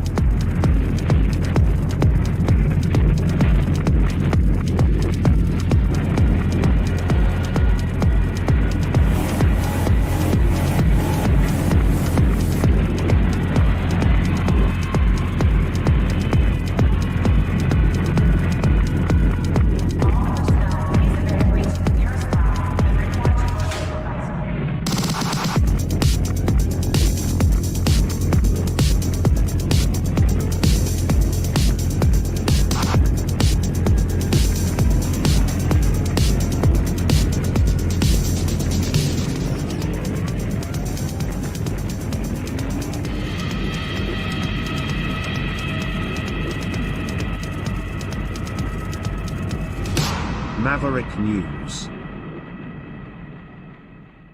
The world is watching. Indeed, the world is watching, and it's 3-1. Blue Jays still leading, top of the fifth. And here's Jeff Evely. The world's watching you now. Jeff, welcome back to the program, sir. Glad to see you're still again, Rick. Glad to see you're still out and roaming about in a semi-free country and not behind bars. What's the status of your court case, or whatever it is with your walking in the woods thing? So the Justice Center for Constitutional Freedom stepped in to provide my legal defense. They've submitted an application for judicial review in my private interest, and the Canadian Constitution Foundation has also submitted an application for judicial review in the public interest. So we have two different civil liberties organizations with two separate lawsuits, one private interest, one public interest, both of them going to court on the 3rd and the 4th of February. So I think that's about as good a shot as we're ever going to get. Okay. And the outcome of this, I guess you're hoping it will set some sort of legal precedent? Certainly, I hope it will be at least one step on the path back to the rule of law here in Canada. I'm not a lawyer. I should definitely prefix with some of that. But my read of the Forest Act of Nova Scotia is that it's ultra vires.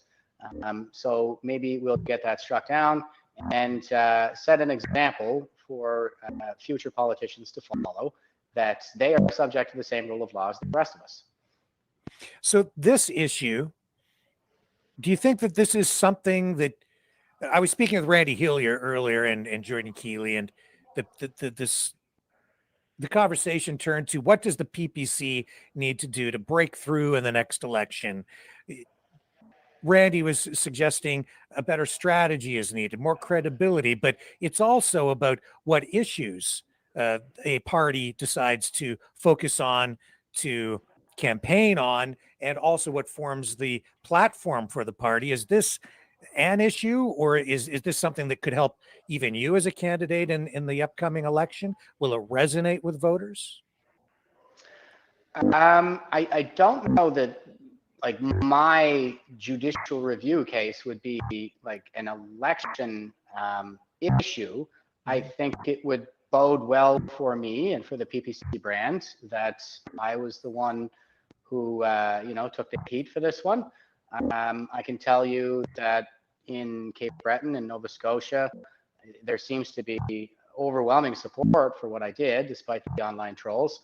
I have had people come up to me in the park and in public places just to shake my hand and say thank you so much for what you are doing. We did a lot, I think, with this initiative as well to embarrass these politicians. They're humiliated on an international stage, and that was my intent initially. Insofar as like key election issues for the PPC, it's fundamentally the same platform as it was in 2018. And we have the same principles that we had then too.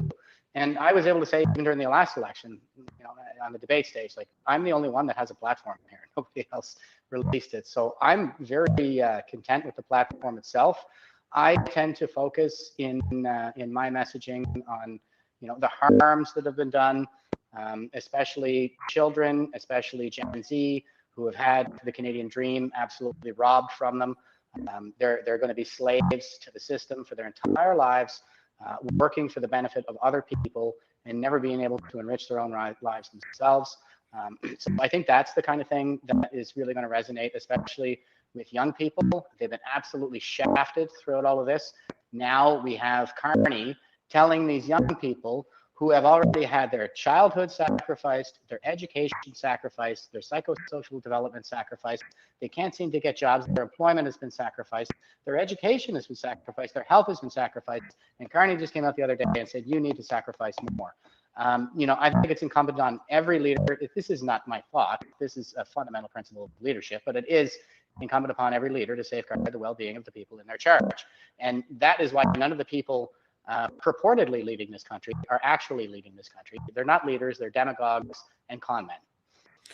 In the last election, a lot of people said, got to vote for the Conservatives, got to vote for Polyev because the PPC doesn't have a chance or won't make a difference.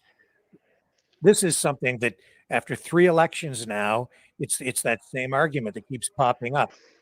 Do you think that public attitude will change going into the next election? How do you gain traction and finally get 1 or 2 people elected to Parliament? Weak men bring hard times, and the Conservatives have failed to the last 4 elections, and their key strategy in the last one was to cry about the fact that somebody else was running, that there was another party running, somebody else to compete with. So they need to man up and, be at least as manly as the Liberals. The Liberals aren't whining and crying about the fact that there's an NDP and a Green out there. This split the vote narrative, it's a propagandistic narrative. It does not bear itself out in the statistics. We saw as soon as they brought Carney into the Liberals, all that support that Polyev had gained went right back to the Liberals, which just goes to show you that it's a unit party. It goes to show you how similar those 2 parties are. Fool me once, shame on you. Fool me twice, shame on me. So I will put that to the voters. I would say they fooled you last time with this garbage narrative about splitting the vote, and look what we got. We got more of the same because it's a uniparty. So don't vote for the uniparty, vote PPC. The issues that I think are front and center or top of mind for voters right now, that for Canadians, are 51st state, trade, the economy, jobs. We lost your video there for a moment. Hopefully you come back. I'm sure we can still hear you. We've been having this little bit of a technical glitch throughout the night with this particular camera. But are those issues that the PPC will address foremost, or will it be these culture war issues that you'll continue to focus on? I think, well, politics is downstream from culture, and we have a war in the culture and a war in the politics. So if we're going to stem the war in the politics, then we need to keep one foot in the cultural battle space as well. But insofar as like the 51st state, that was a straight up fear and hatred campaign, and it worked. So I hope we will take the lesson from that. It went all the way up to 1984. It was just that Trump was Orange Goldstein on the telescreen, so everybody was encouraged to seethe and project all of their pain and fear onto him, and it was very effective. Now, we were the only party that didn't go elbows up. The entire uniparty went elbows up. Now we have 13 countries who have already signed great deals with the United States, and our tariffs just went up. So, way to go, slug forward with your attempted disinformation campaign into the United States in the middle of the World Series. The elbows up crew decided that in order to get Donald Trump to be nicer to us, we should be mean to him. And they're the only ones in the world who did that, and it's been a complete disaster. So how about we get somebody in there who has a clue how the world works for a change? So in your view, you think the ad was actually deceptive and took Reagan out of context? Oh, it took him out of the context of the fact that he had already imposed 100% tariffs on over $300 million worth of Japanese semiconductors. So he imposed the tariff. He went out and gave a speech. And as if that context being stripped out weren't enough, they reordered the statements of the speech to make it appear more anti-tariff than it actually was. And then they'll try to fixate on, oh, he did it temporarily. The tariffs were still in place when the Bush admin came in. So right up until the end of Reagan's presidency, those tariffs were still in place, and they were gradually reduced as the irritant was resolved. The irritant at the time was they were dumping a bunch of cheap electronics in there. We are dumping fentanyl and terrorists into the United States, and we're giving our closest friend and ally the middle finger. Like, where is our fentanyl czar? Where is our border czar? What do they do? Melanie Jolie and Sean Fraser are out there every day. Nobody's talking about the primary irritants that led to this tariff in the first place. And other nations are making concessions on things, like South Korea made the concessions on access to agricultural markets for American farmers, and one of the other ones that they're asking of us, but they got a 10% reduction in their auto import tariffs. We got a 10% increase. So yeah, you're not gonna. Yeah, this is the guy, Donald Trump. He's not going to come away from ending 7 wars in 7 months and dealing with China, Russia, Iran, North Korea, Hamas, Hezbollah, the Houthis, the Muslim Brotherhood, the Chinese ethnic triad, the Sinaloa cartel, and the MS-13 to be like, excuse me, Doug Ford and Gavin Newsom, could you please stop being mean to me? I'll do whatever you say. So these guys, again, they have no idea, I don't think, like how to engage in geopolitics, how to negotiate, how to build relationships, and it shows. We're all paying the price for it. Just you're talking geopolitics here. Just throwing this out, what's your view on what's going on around Venezuela right now? Love it. Yeah, I mean, Venezuela is one of these basically vassal states for China, where Maduro is essentially a drug dealer, and they have been emptying their prisons and flooding the United States with fentanyl. It seems like a lot of the caravans that we saw, where there are massive millions of people coming up through South America, walking apparently like thousands of miles in their flip-flops. They weren't really walking; they were being transported somehow. And the picture, I think, is starting to take shape of exactly what was going on. Weaponized migration, by the way, is drug warfare and weaponized migration are key lines of attack in China's unrestricted warfare strategy, and they like to use proxies. They don't like us to know that they are the ones who are actually attacking us. They'll use proxies like Venezuela, Iran, and the ethnic triads who are bringing the fentanyl in and being at the direction of Chinese intelligence. So we've never faced an enemy like this before, and I feel much more confident in our ability to overcome this challenge with the great Donald Trump at the helm. And what of Max? What advice do you have for your leader tonight as he prepares to take to the microphone? What needs to be done to get that breakthrough in the next election? Everybody should just do what I say. No, I think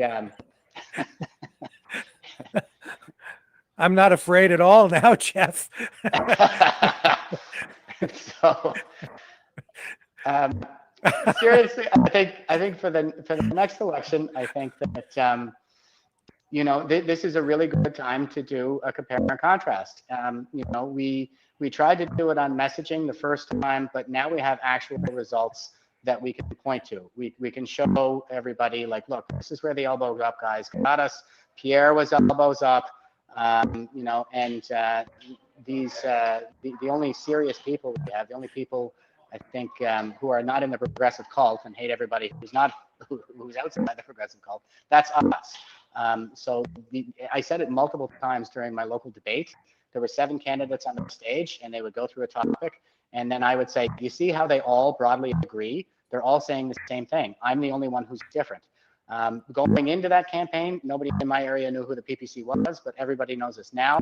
So I'm a lot more confident going into the next election that they're going to be a lot more interested in what we have to say and a lot more attentive to our ideas. And as we get ready for Max to come to the microphone, can I get your thoughts on property rights, land claims, UNDRIP? These issues coming to head, like in Richmond, BC, and I think we're going to see this issue spread right across Canada and rapidly at this point, I would say. What are your thoughts? So the Russians in particular have been running this colonialism narrative nonsense in the Middle East and Africa since the end of the Second World War. I think the Chinese have probably picked up on that as well. I see it looks more like a Chinese psyop to me with the whole Kamloops mass grave hoax. But yeah, they delegitimize Western governments using this particular psyop. It's how they were able to destabilize multiple colonies in Africa, for example, whereas Rhodesia under British rule was the breadbasket of Africa, and now it's just another commie shithole with Zimbabwe is the name of the country now. And it has everything to do with them coming after the resources and essentially enslaving populations. And they're running the same psyop here now. So the purpose is to erode our rights, delegitimize our governments, our systems, our way of life, and effectively rewrite our history. I think you can relate to that. Yeah, well, and speaking of history in the making here, one way or the other, 3-1 still Blue Jays over the Dodgers, bottom of the 5th. And Max is about to take to the podium. So with that, I'll just throw it back to you for a final thought here. Jeff, anything you'd like to add tonight before we throw it over to Max?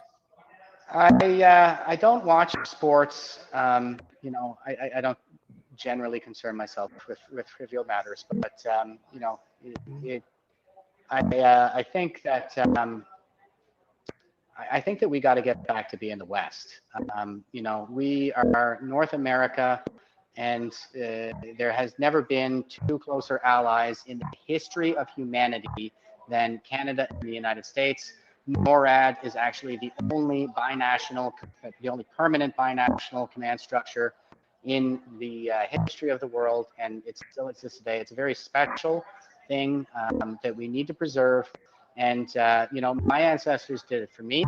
They sacrificed to provide me with the opportunities and what is still one of the greatest lives ever lived in the history of life itself. I owe it to them to pay it forward for future generations. So this is our time, and we might as well rise to the occasion. All right, Jeff Evely, thank you, and good luck with your court case, sir. Thanks, Rick. All right, take care. And we're going to go live back to the main hall now as Michael Bader. Monsieur, introduces Monsieur, can Maxime you guys give it up Bernier. for Maxime Bernier?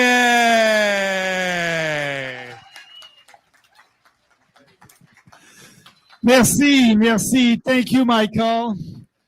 As you know, that's a great evening. I'm very happy to be here tonight with you guys. I want to speak up. I can listen to myself. It's okay. So I want to speak to you tonight about two things. First, freedom. Second, truth. And you are here tonight because, like me, we all together share the same values, the same ideas. We believe in freedom. We believe that we must speak about the truth. And we believe in love.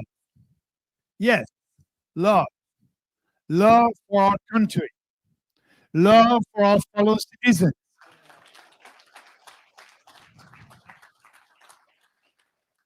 And as Jeff said a little bit earlier, we are in tough times right now. It is difficult for us to tell the truth based on facts and science. And yes, the last election was difficult for the People's Party. We didn't have the result that we wanted. We worked hard. And what happened? We wanted to have a real discussion, a real national discussion at the last election, a real national discussion on the challenges that we face as a society, a discussion about immigration, the impact of mass immigration on our standard of living, housing, our social tissue, the fabric of our country. We knew that 65% of the population are on our side against mass immigration. That's why we thought that would be our election. We have 65% of the population on our side. Let's speak about that. They will know that there's only one national political party that is ready to fight for them. But that was not the case. That election was about who will be the best one, the best leader to manage Donald Trump. That was not an election. That was a referendum on who will be the best one to have a trade deal with Donald Trump. That was the only subject of the electoral campaign. So we fought and we have the result. But it's a new beginning for us now. Yes, we lost 700,000 votes, 700,000 Canadians who did vote for the People's Party in 2021. They decided to vote strategically. They wanted to get rid of the Liberals. They told me in my face during the last election, Maxime, I'm a founding member of the People's Party. I love you. Yes, I don't like your accent, but that's okay. I love you. I voted for you in 2019. I voted for you in 2021. But today, at this election, I cannot vote for you, Maxime. But I'll stay a member of the party. I will still donate to the party. But I'm afraid of the liberals, and I need to support Pierre Poilievre. So there's about 700,000 PPC former voters who did that. And now they understand that it is not working. When you don't vote for what you believe, you won't have what you want.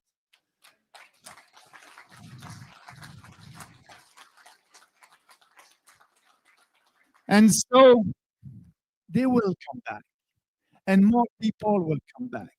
And we have a great team here with Michael and all the volunteers. We have a big challenge. The challenge is to tell the truth, but also for our supporters, for our voters, to do like our candidates all across the country, like Jeff, like all our candidates across the country, who decided there's a risk. There's a risk to speak based on your convictions during these times. Because, society right now, it's not the one that we had 25 years ago. Our society is sick. When the elite and our politicians are saying that a boy can be a girl and a girl can be a boy and they can have a transition, and that's mainstream, that's crazy. That is crazy. So we are seeing that very dangerous philosophy, woke, globalism, and we are the only body that is fighting against globalism, for patriotism, against central planning, for radical decentralization, against the elite, for the people, because we are the people's party. We are fighting for you because we know that when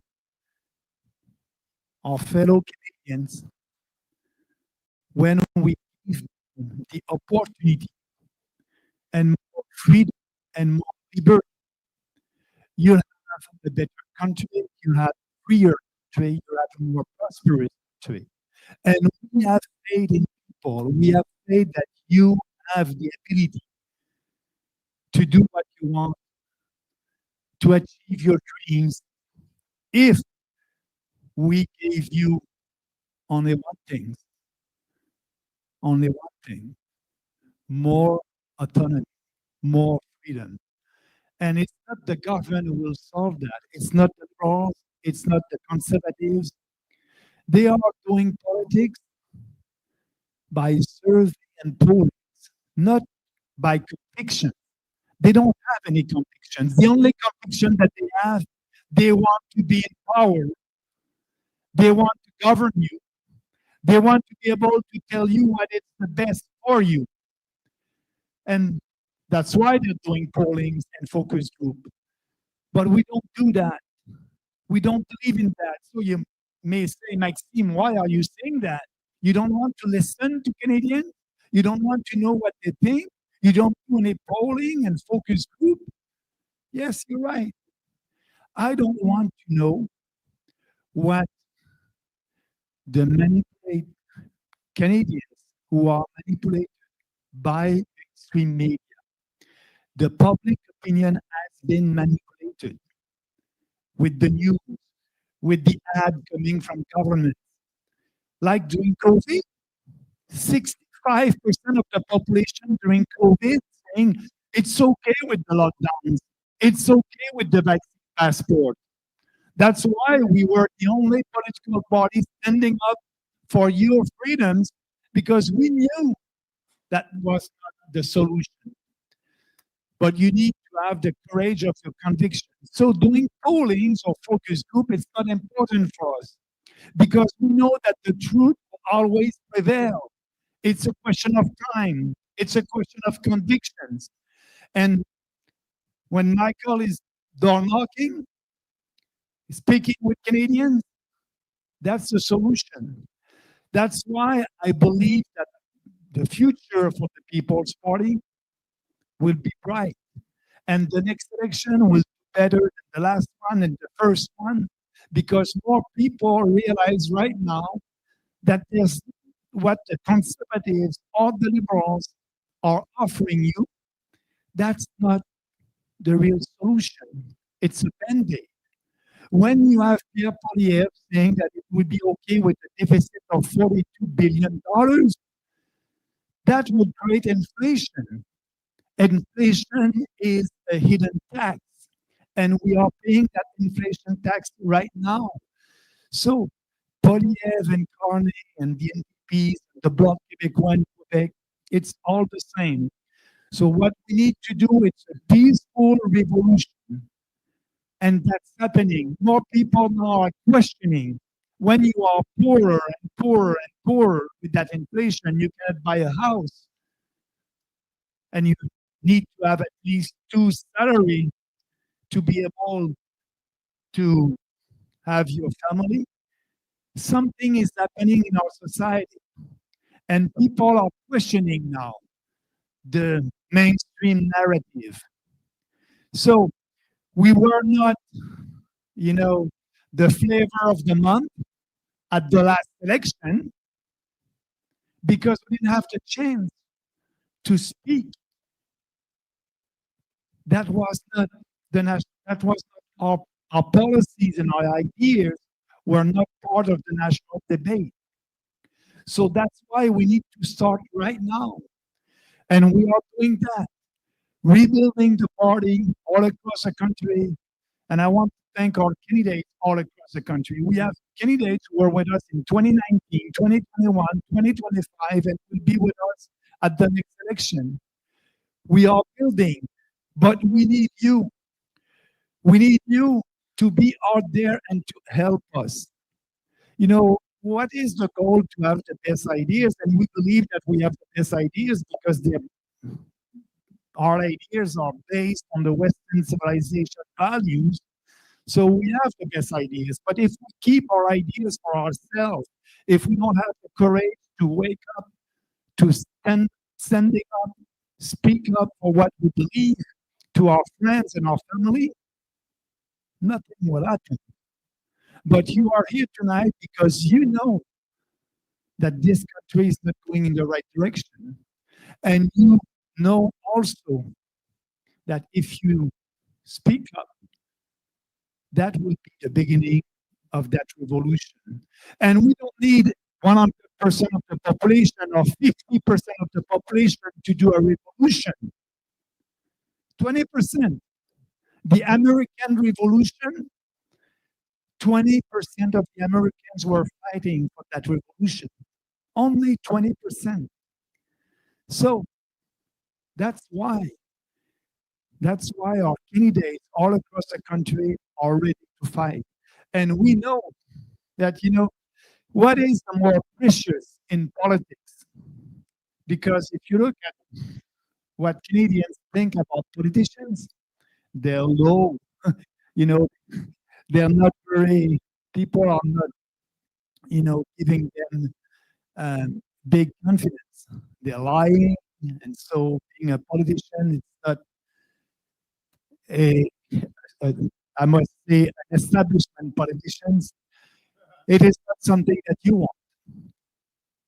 And people think like that because they're not speaking to them about solutions. And they think that we are adolescents. They're speaking with us with slogans. Look at Pierre Poilievre every time he has a slogan. But behind the slogan, there's nothing. There's no conviction. There's no ideas. But to speak and telling Canadians all the reforms that we must do,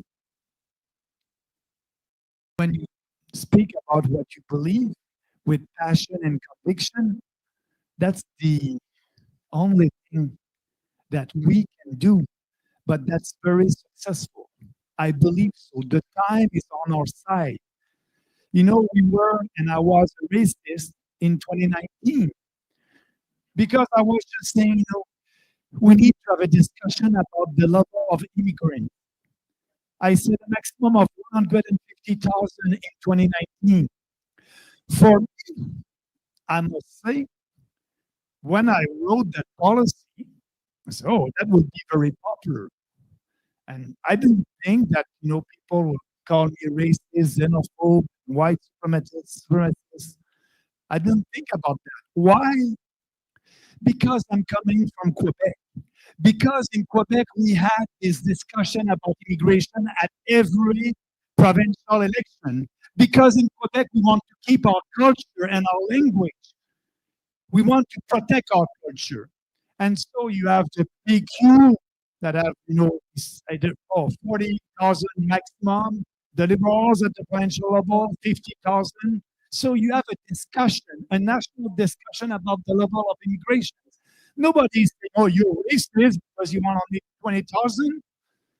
But we started that conversation for the first time in Canada, outside Quebec, for the first time in 2019, and didn't want to have that conversation. We had billboards saying no to mass immigration. We paid for this billboard to be there for a month, and they were there for a week because of protests. But now, today, we were right in 2019, but today nobody can say to us, you're a racist party, because they know you have the Bank of Canada wrote a report last week about the situation of the economy. And they said, because, you know, we have fewer immigrants, yes, this year we'll have fewer immigrants, prices of renting is going down. So they are admitting that mass immigration is bringing up prices of home and rent in our country. And they're saying also the impact on healthcare, it will be positive because we have fewer people coming to Canada. I was saying that in 2019, the impact of mass migration of our healthcare system will be huge. And we were right. And now the Bank of Canada said, yeah, because we have fewer people this year, it is helping to have rent that is going down, housing is going downtown Toronto, Montreal, and Vancouver. The price for a house over there. So what I'm telling you, the problem that we have as a political party is we are ahead of our time. But our time will come. And the People's Party will be there when Canadians are ready. And I count on you for us because we have a tough time from now to the next election. They're using everything to censor us and censor you. There's two bills in Parliament right now, C8 and C9. That's all about censorship control. So as you know, with the bill C8, if a minister, not a judge, not the government, a minister decide that he or she does not like what you're writing on social media, what you are saying on X, on our YouTube, that minister can call your internet providers and cut you off of the internet, just like that. And you won't have the right to speak and say what happened to you. You won't have the right to speak and tell Canadians that the government did that to you. That's in the bill C8. Internet, social media is the expression of our freedom. Without social media, we cannot communicate. Without social media, it would be harder for us as a party and for you as an individual to speak about your ideas. So they are using that. So they can cut me out of the internet tomorrow if this bill passed or you. That's a censorship. And the other deal, C9, it's not about hate. And they think that we need a bill for hate speech. But no, we have the criminal code. And the criminal code, you have a clause for hate, violent speech. It is there. So you don't need a new legislation. Which one? 319. So, but they have that new legislations and they have a new definition of hate. It can be anything.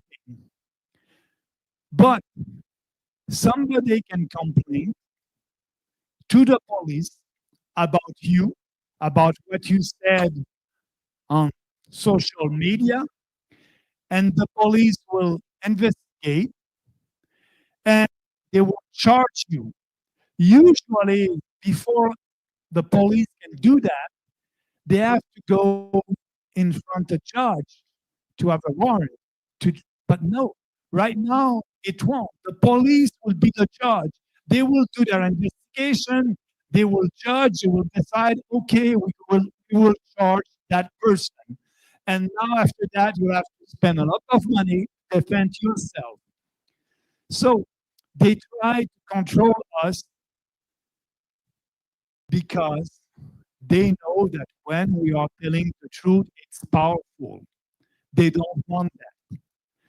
But we are doing that fight against these bills, and you must do the same also. You know, if you have time this week, call your MP, write to your MP, telling him or her that you don't want your MP, you don't want him to support C8 and C9. You know, I was an MP. I know what it is when we receive emails from people living in our riding. We want to be reelected, so we are listening to that a little bit more. And as you know, every Wednesday there's a caucus. The caucus with the conservatives, the liberal caucus, NDP caucus, and they have discussion about the legislation. But at the end of every caucus, that's the Q&A. I was part of the conservative caucus. And at the end of the caucus will start at 9 o'clock Wednesday, and it will end at 12. And at 11 o'clock, that's the Q&A. There's a mic in the middle, and all the MPs, the conservative MPs with the conservative caucus can ask questions to the leader. And usually, it's about what they are hearing in their riding.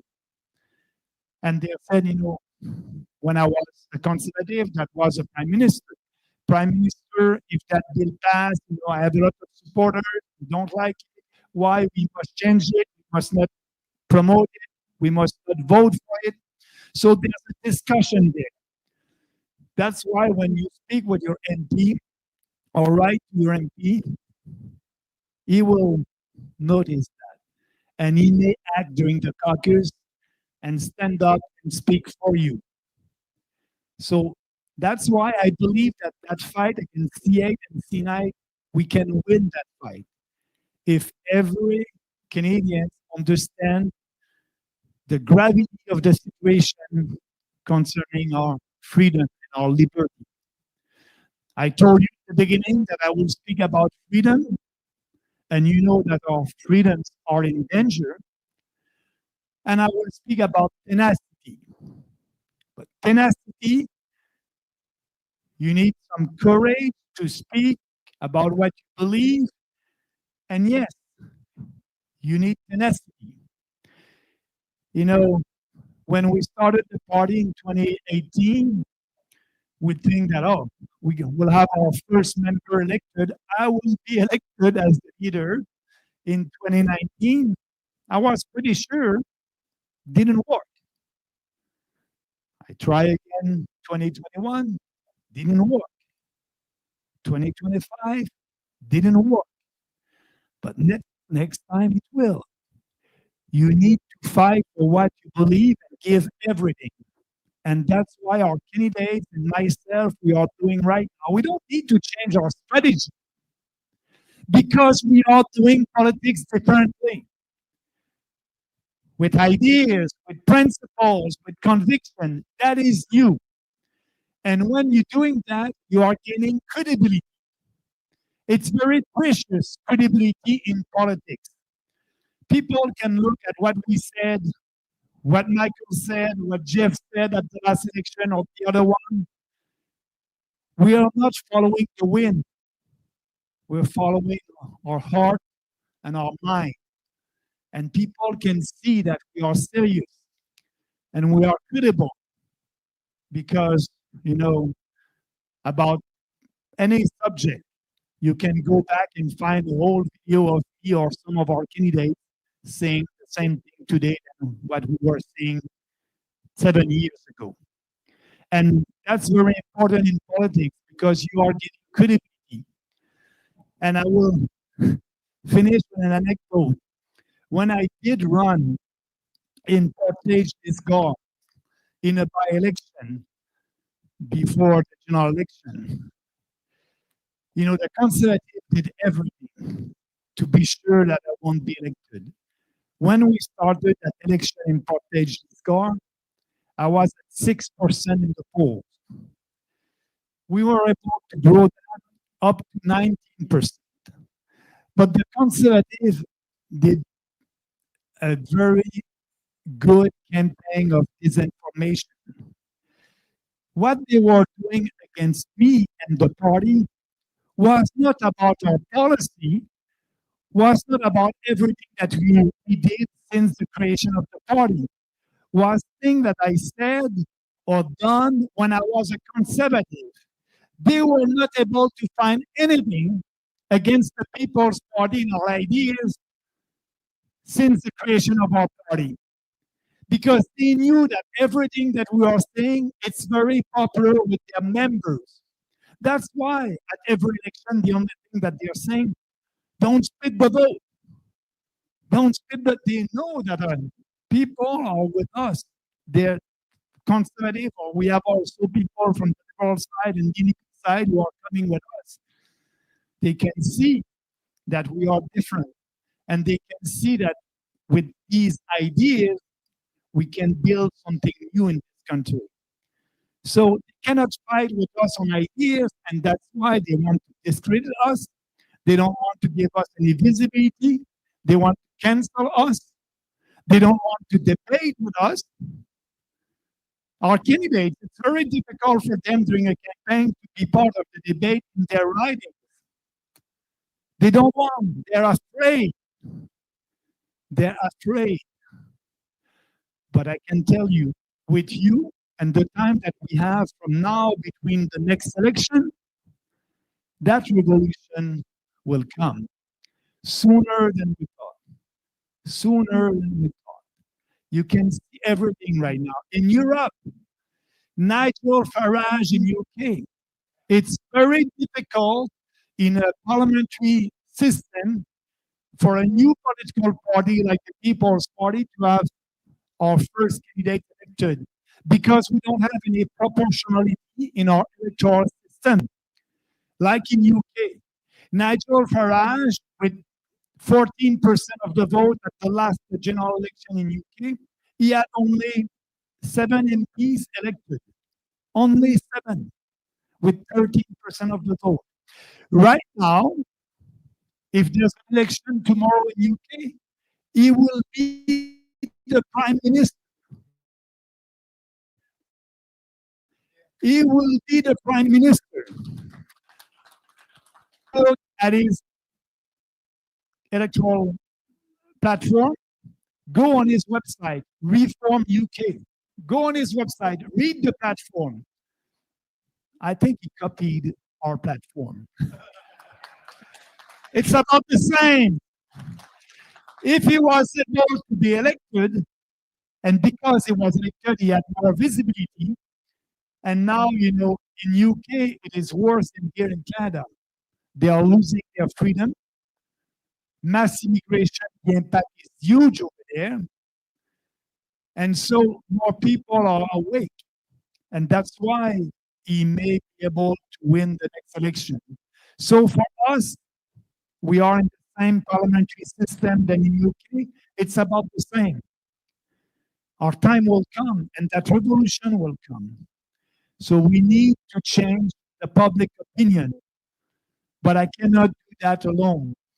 And that's why you are here tonight. You are helping Michael and his organization and the People's Party with your donations. And if you can, you know, donate on a regular basis, we have people who are, they donate $10 a month, every month. That's helping us. And the money that we have, we are using that to promote our ideas, to promote our vision for this country. And I know that it's very tough. I was reading the news today about the liberals and the conservatives. They had to give Elections Canada the money that they are able to raise every trimester. So the last trimester for the liberals and the conservatives, they were able to raise half of the money they used to raise last year. Half. They don't have the same amount of donation that they had a year ago. Why? Because we are in a recession, because it's very tough for everybody, and because also people are disappointed with these mainstream political parties. So for us, it's a challenge also because we can feel that recession right now. It's more difficult for Canadians. But we have more donors, but our average donation is going down a little bit. But I'm looking on the positive side, more people are coming and donate to the party because more of them understand that our ideas must be adopted for changing this country for better. So thank you for you to be here, to donate your time and your money. And now I will ask you to give a little bit more by talking about what you believe to your friends, your family, your co-workers.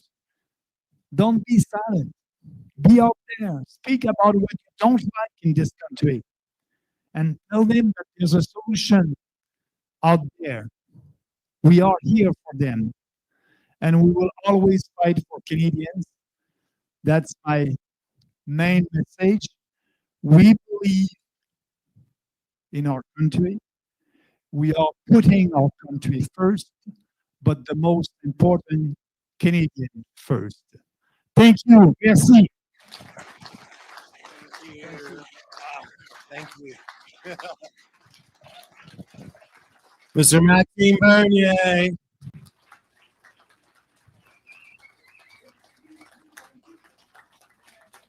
All right. I want to take an opportunity right now to thank all of the speakers.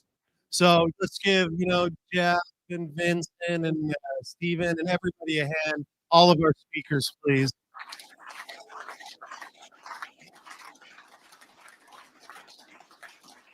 We've seen how we can all come together with optimism, how that we can make a difference. We know from the truckers convoy, we know what we can do. We know what we did with the Oakville, Trafalgar, and my conservative friends here. Don't tell Dave Carey too much; he's on the other board. But we stood together as Canadians, not as a PPC guy, not as this, and we need to make that difference, right? We need to break those barriers. And what Max is saying is to bring us closer. Your neighbor, you're out at the liquor store, you're going to go get groceries, you're sitting there at soccer, you're at the gymnastics. Ask people, what do you think of this? What do you think of the economy? Asking those questions is going to get results because you're not telling them what to do. You're asking them, what do you think of immigration? You're not putting anything in their head. You're just asking them an opinion. And we need that of you, right? Not everybody can give money. But you give a little bit of time, you get a little bit of courage to say something to somebody. So I think that's very important. Now, we also, what he was saying about donations, it's true, but we also need you to donate your voice, right? So that's equally as true as everything. There's people that have well-heeled shoes. They don't have time. There's people a little bit down, have a bit more time. It's bringing us together as one, and we can beat these guys, and they know it. That's why they spend millions and millions and millions of dollars to tell you you don't count, but you do. Otherwise, they wouldn't spend the money because they're cheap and greedy. So why would they spend billions? Because they're scared. And everyone here can make that difference. And now I'm going to do a little bit of house cleaning. We have our silent auction winners. I'd like to announce those. Sherelle, do you have that? Excellent. And I'm going to turn over Sherelle to have the winner. And thank you so much for donating, because literally the thing that you really like helps us out a lot. Thank you. All right. Thank you, everybody. Okay, I'm going to just quickly read what the prize is and who the winner is. And if you want to come back here, I have my cash box, credit, debit. I have my machine. So if you want to use plastic, by all means. And for anybody else that didn't win anything, the merchandise table will be open for the next hour or so until we're cleaned up. So you can still spend some money if you'd like to. Okay, Tish Conlin coaching and book is to Marie Viscera. The James Top print goes to Gilbert. The Pavlok Shock Clock 3 is to Bob H. PPC merchandise basket, I believe that's the Squizzes one I did. That goes to Alice B. Alice Batista. Wine certificate, yeah, that's fine. Necklace and earring set, Helen Babis. Or Babis, sorry, I don't know how to pronounce your name, Helen. PJ's hoodie goes to Preston Robinson. What? You outdid my wife? The 5-gallon performance water goes to Glenn Ellsworth. One of the small PPC merchandise bags goes to Jeff Smackender. Actually, Jeff, you have the large one as well, so you're going to be all decked out. Wine and glass set goes to Alice B. The other PPC merch bag, small, goes to David Peters. Oxygen water concentrate is Danielle Bouchard. The far infrared treatment goes to Tish Conlin. Corrupted by Fear book, Lisa Robinson. The Thank You Truckers book to Alice B. And the book Unjustified, Linda P. Williams coffee card to Marianne Workman. And the Performance Oxygen Water, the 12-bottle set, goes to Liz Galvin. So thank you, everybody, for all of your donations and your hard work. And come see me behind the screen when Nicole is finished with us. Excellent. Thank you very much. We're going to close up here a little bit. We're going to have some dancing. And I just wanted to let everybody know, last call, 11 o'clock. Okay? So if you want to have another drink or get yourself a cranberry, whatever that is, 11 o'clock. And I also want to mention, on December 4th, we're going to have our AGM. So look out in your newsletters. If you subscribe to me, you probably subscribe automatically if you came to the event. And so look out for that. We'll be having an AGM. All Burlington members can vote, but other members from other ridings are welcome to join us. That'll be December 4th. Look out for that, and they'll be on michaelbader.com. So this basically concludes our formal part of the event. So thank you so much for coming. Thank you so much. Thank you. All right. Thank you. Thank you. And he's right. We're not going to stop. So we're going to have the dance floor open in a couple minutes. It's a chance for you guys to chat a bit more, and have a great evening. Thank you all. Okay, and that kind of wraps things up there, but we're not quite done here yet. I think we're going to bring Max over so that we can have a brief word with him as well. So stay with me, and I'll bring you Max in just a moment. At least that's the plan. You are watching live coverage of the People's Party of Canada 2025 State of Our Nation Gala on Maverick News.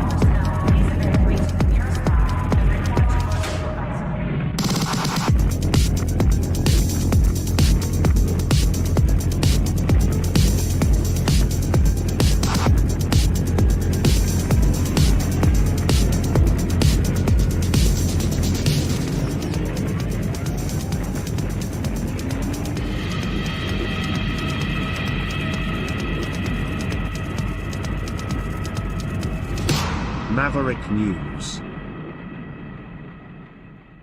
The world is watching. Okay, and I can see they are getting Max set up. He's in the queue, and we're ready to bring him on live as soon as the camera goes live. We just have a black screen at the moment, but there he is, and I think we are ready to go. I think so. Welcome back, Mr. Bernier. They're still getting the camera. How are you? I am just fine. Thank you so much for everything tonight and for joining us here on the program again. We had a few other interesting guests on tonight: Randy Hilliard, Jordan Keeley. And the conversation turned to what does the PPC need to do to get some traction and get yourself and maybe some others elected to Parliament in what will be your fourth general election. What Randy said, it's strategy, and I know that you're determined to hold true to your values and principles as a party. So how do you broaden the appeal? Okay, thank you for asking. It's a great question. You know, I was member of parliament for 13 years. I was elected. I know what to do to be elected today or tomorrow. I just have to tell Canadians what they want to hear. I just have to do polling and focus group and tell them, you know, the narrative, the leftist narrative. I won't do that. You know, we are doing politics differently. And you understand that it is not a slogan. That is the reality. We don't do any polling. We don't do any focus group. We don't want to know what the Canadians think because the public opinion has been manipulated by the leftist media, by the Uni Party. We are out there to tell them the truth based on facts and science, like we did during COVID-19. So maybe Canadians are not ready right now to listen to the truth, but they will, because the more time is passing, the more difficult it is for them. And we are in a recession, we are losing our freedoms, and they will question the Uni Party. And what I can tell you, the People's Party of Canada will be there when Canadians are ready. We don't have to change our message. I know that traditional politicians at every election, they're doing polling and focus group with a new platform to tell Canadians what they want to hear at that time. We have the same platform since the creation of that party. And what I said in 2019, I said the same thing in 2021, and I said the same thing in 2025. And I will say the same thing when the next election will come in 3 years or 4 years. And yes, the goal is to have candidates elected. But before that, we need to change the public opinion. We need to educate and inform the population. And it's very difficult when you've been canceled, when you don't have any visibility with the mainstream media. But what is our strategy? Our strategy is don't change the message, but try to be more visible on social media. And that's what we are doing. And I'm very pleased to be with you tonight. Actually, we started an account on TikTok. I'm not dancing on TikTok. I'm speaking to young Canadians about the real issues and the real solutions. And I try to do that with a clip of 45 seconds. That's new for us. That's a way to be able to reach to young people, because we know that young people are more receptive right now to our ideas, because there's the one who suffered the more with these bad economic social policies, and so they are more open to the real solution. And so that's what we are doing. And I'm working with all the candidates across the country to be sure that they will be ready for the next election. And that's the rebuilding of the party. We are doing that at every elections. We have candidates who are staying with us. We are candidates that are saying, no, I did my part. I'm still supporting the People's Party, but I want to do other things. And so we have to renew our candidates, and we are doing that right now. So it's a revolution that we need to do. And that revolution won't happen in a year or maybe in 2 years. After 7 years, yes, the last election was not a good result for us. We were not happy with that result. But why? Because we thought that we'll have a discussion about mass immigration, knowing that 65% of the population were and are still on our side, and they're saying no to mass immigration. But that election was not a real election. It was a referendum on who will be the best one to deal with President Trump, Carney or Poilievre. That was, the election was about tariff, Trump, and, we didn't have any discussion about all these other issues that we have in this country.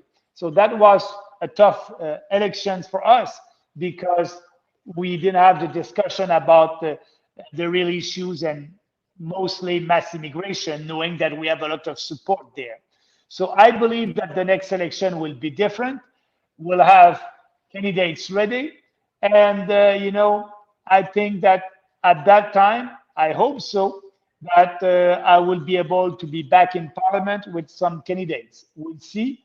But if we need to work together to do that. And that's why I was here tonight, helping Michael and his team in Burlington to build a team and to be ready for the next election, because it would be an important one for the future of this country. So do you think by the time we get to the next election, which some people think could be as early as December, depending what happens with the budget, but do you think that this 51st state, tariffs, the economy, those issues will have waned to some degree, and that the culture issues will be back at the forefront? Yeah, I think so. Actually, I don't believe that we'll have an election this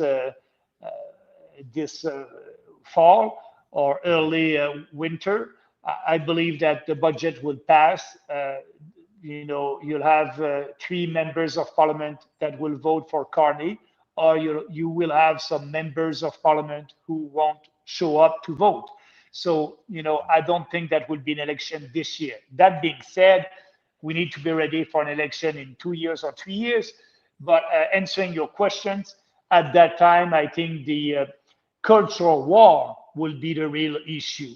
The recession will be stronger. It's sad to say that, and the inflation will be higher. So all the standard of living, the cultural war, the lack of integration with our migrants and immigrants who are coming here, the debate about multiculturalism and mass immigration. So I think, yes, that may be the debates of the next election, and we just need to be ready for that, and we will. And it seems you're playing the long game. I know that you are putting a lot of effort into working with young people in sort of a youth wing of the party. Can you explain or just elaborate on that? What's happening on that front?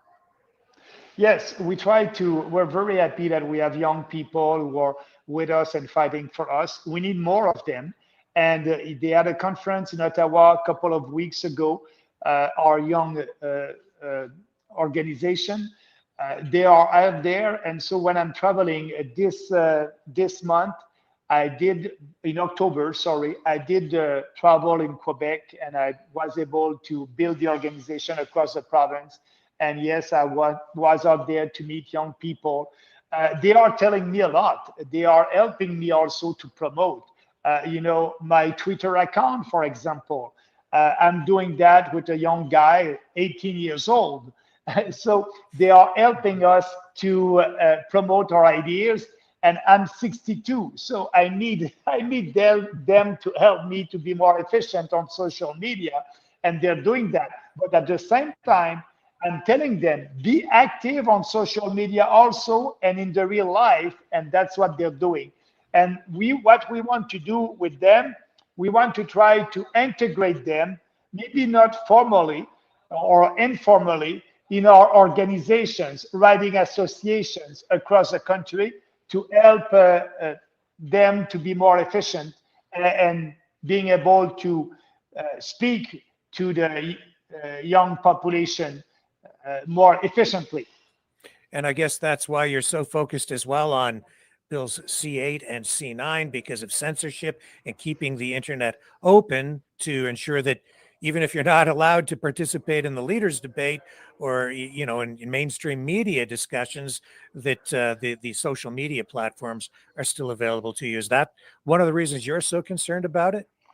Absolutely, but also I'm concerned for Canadians because it can be me, it can be you, it can be anybody who the government won't like. If you say something on social media that the government doesn't like, they can cut you from the internet. They can also charge you for hate speech. So these bills are authoritarian bills, and Canada won't be a democracy anymore if these bills pass. And we'll be able to see that in a couple of weeks. So that's why what I said tonight, let's help us to fight these bills. That's very important, and we'll see. But if that happens, our freedoms are in danger, and the life of a political party that is challenging the establishment politicians can be at risk. All right.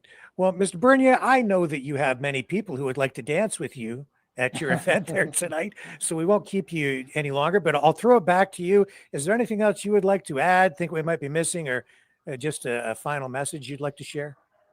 But first, I want to thank you for having me tonight. That's, giving me more visibility. And as you know, that's something that we try to have, more and more visibility. So you are helping us there. And if your viewers want to know more about the People's Party, they can go on our website, peoplespartyofcanada.ca, read our platform. It would be the same platform at the next election. They can follow me on X, Maxime Bernier. They can follow us on YouTube, Facebook, and all the social media. And if they like, and if you like what we are saying, please, speak with your friends and your family, share our tweet or our post on social media. And that's the only way that we'll be able to grow. So we need everybody, and we are working hard to be able to be out there and speak with Canadians. Well, thank you for allowing us to be part of your 2025 State of Our Nation Gala. It's been a privilege for us to participate in it. The PPC, yourself, definitely committed to free speech and open discussion, and I really do thank you for that. And you will always have a voice here. You are always welcome, and thank you. Thank you again, and good night. All right. And folks, that brings us to the end of our special broadcast tonight, our live coverage of the 2025 People's Party of Canada State of Our Nation Gala. And it is, let's just check, make sure, Toronto 4, Dodgers 3, top of the 8th inning. It's a nail biter. World Series, Game 7. We'll sign off so you can all go and see the final leg of the final innings of the World Series. National pride at stake. who's going to come out on top?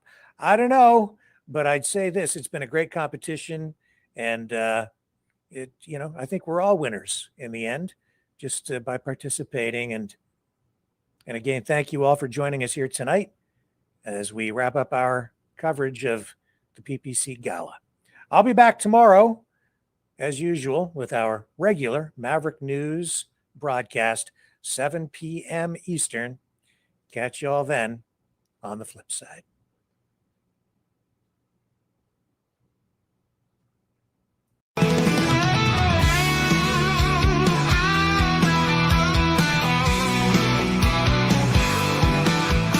I heard old Cosmo howling last night up on the hill where the moon shines so bright. He was singing a tune, lonesome dogs cry about freedom, running and touching the sky. If I leave here tomorrow, would you still remember me? Cosmo's free, running wild, wild as the wind can be. He's a free dog, he's a free dog, he's a free dog. Cosmo's got them paws that just itch to roam. He's chasing his dreams, he's far from home. With a heart full of love and a spirit so free, he's living his life wild and carefree. If I leave here tomorrow, would you still remember me?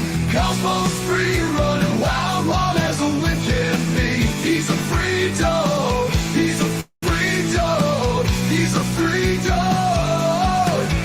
Got the stars in his eyes, the wind in his fur, a tail that wags like it's never heard of a blur. Cosmo's on a journey, he's got no chains. He's running through fields, breaking all the lanes.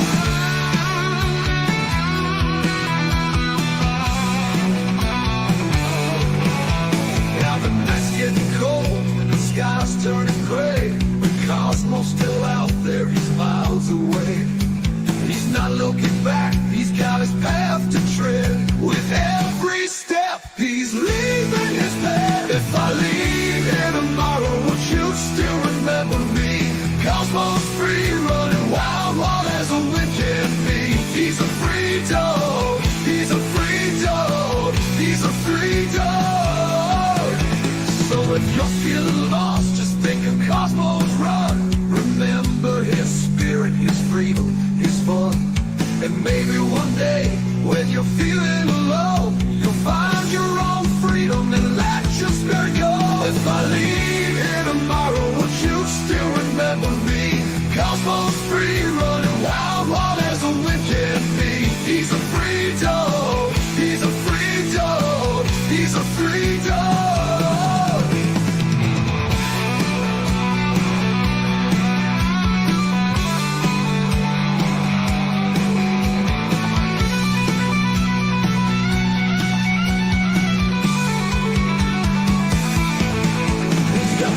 In his eyes, the wind in his fur, a tail that wags like it's never heard of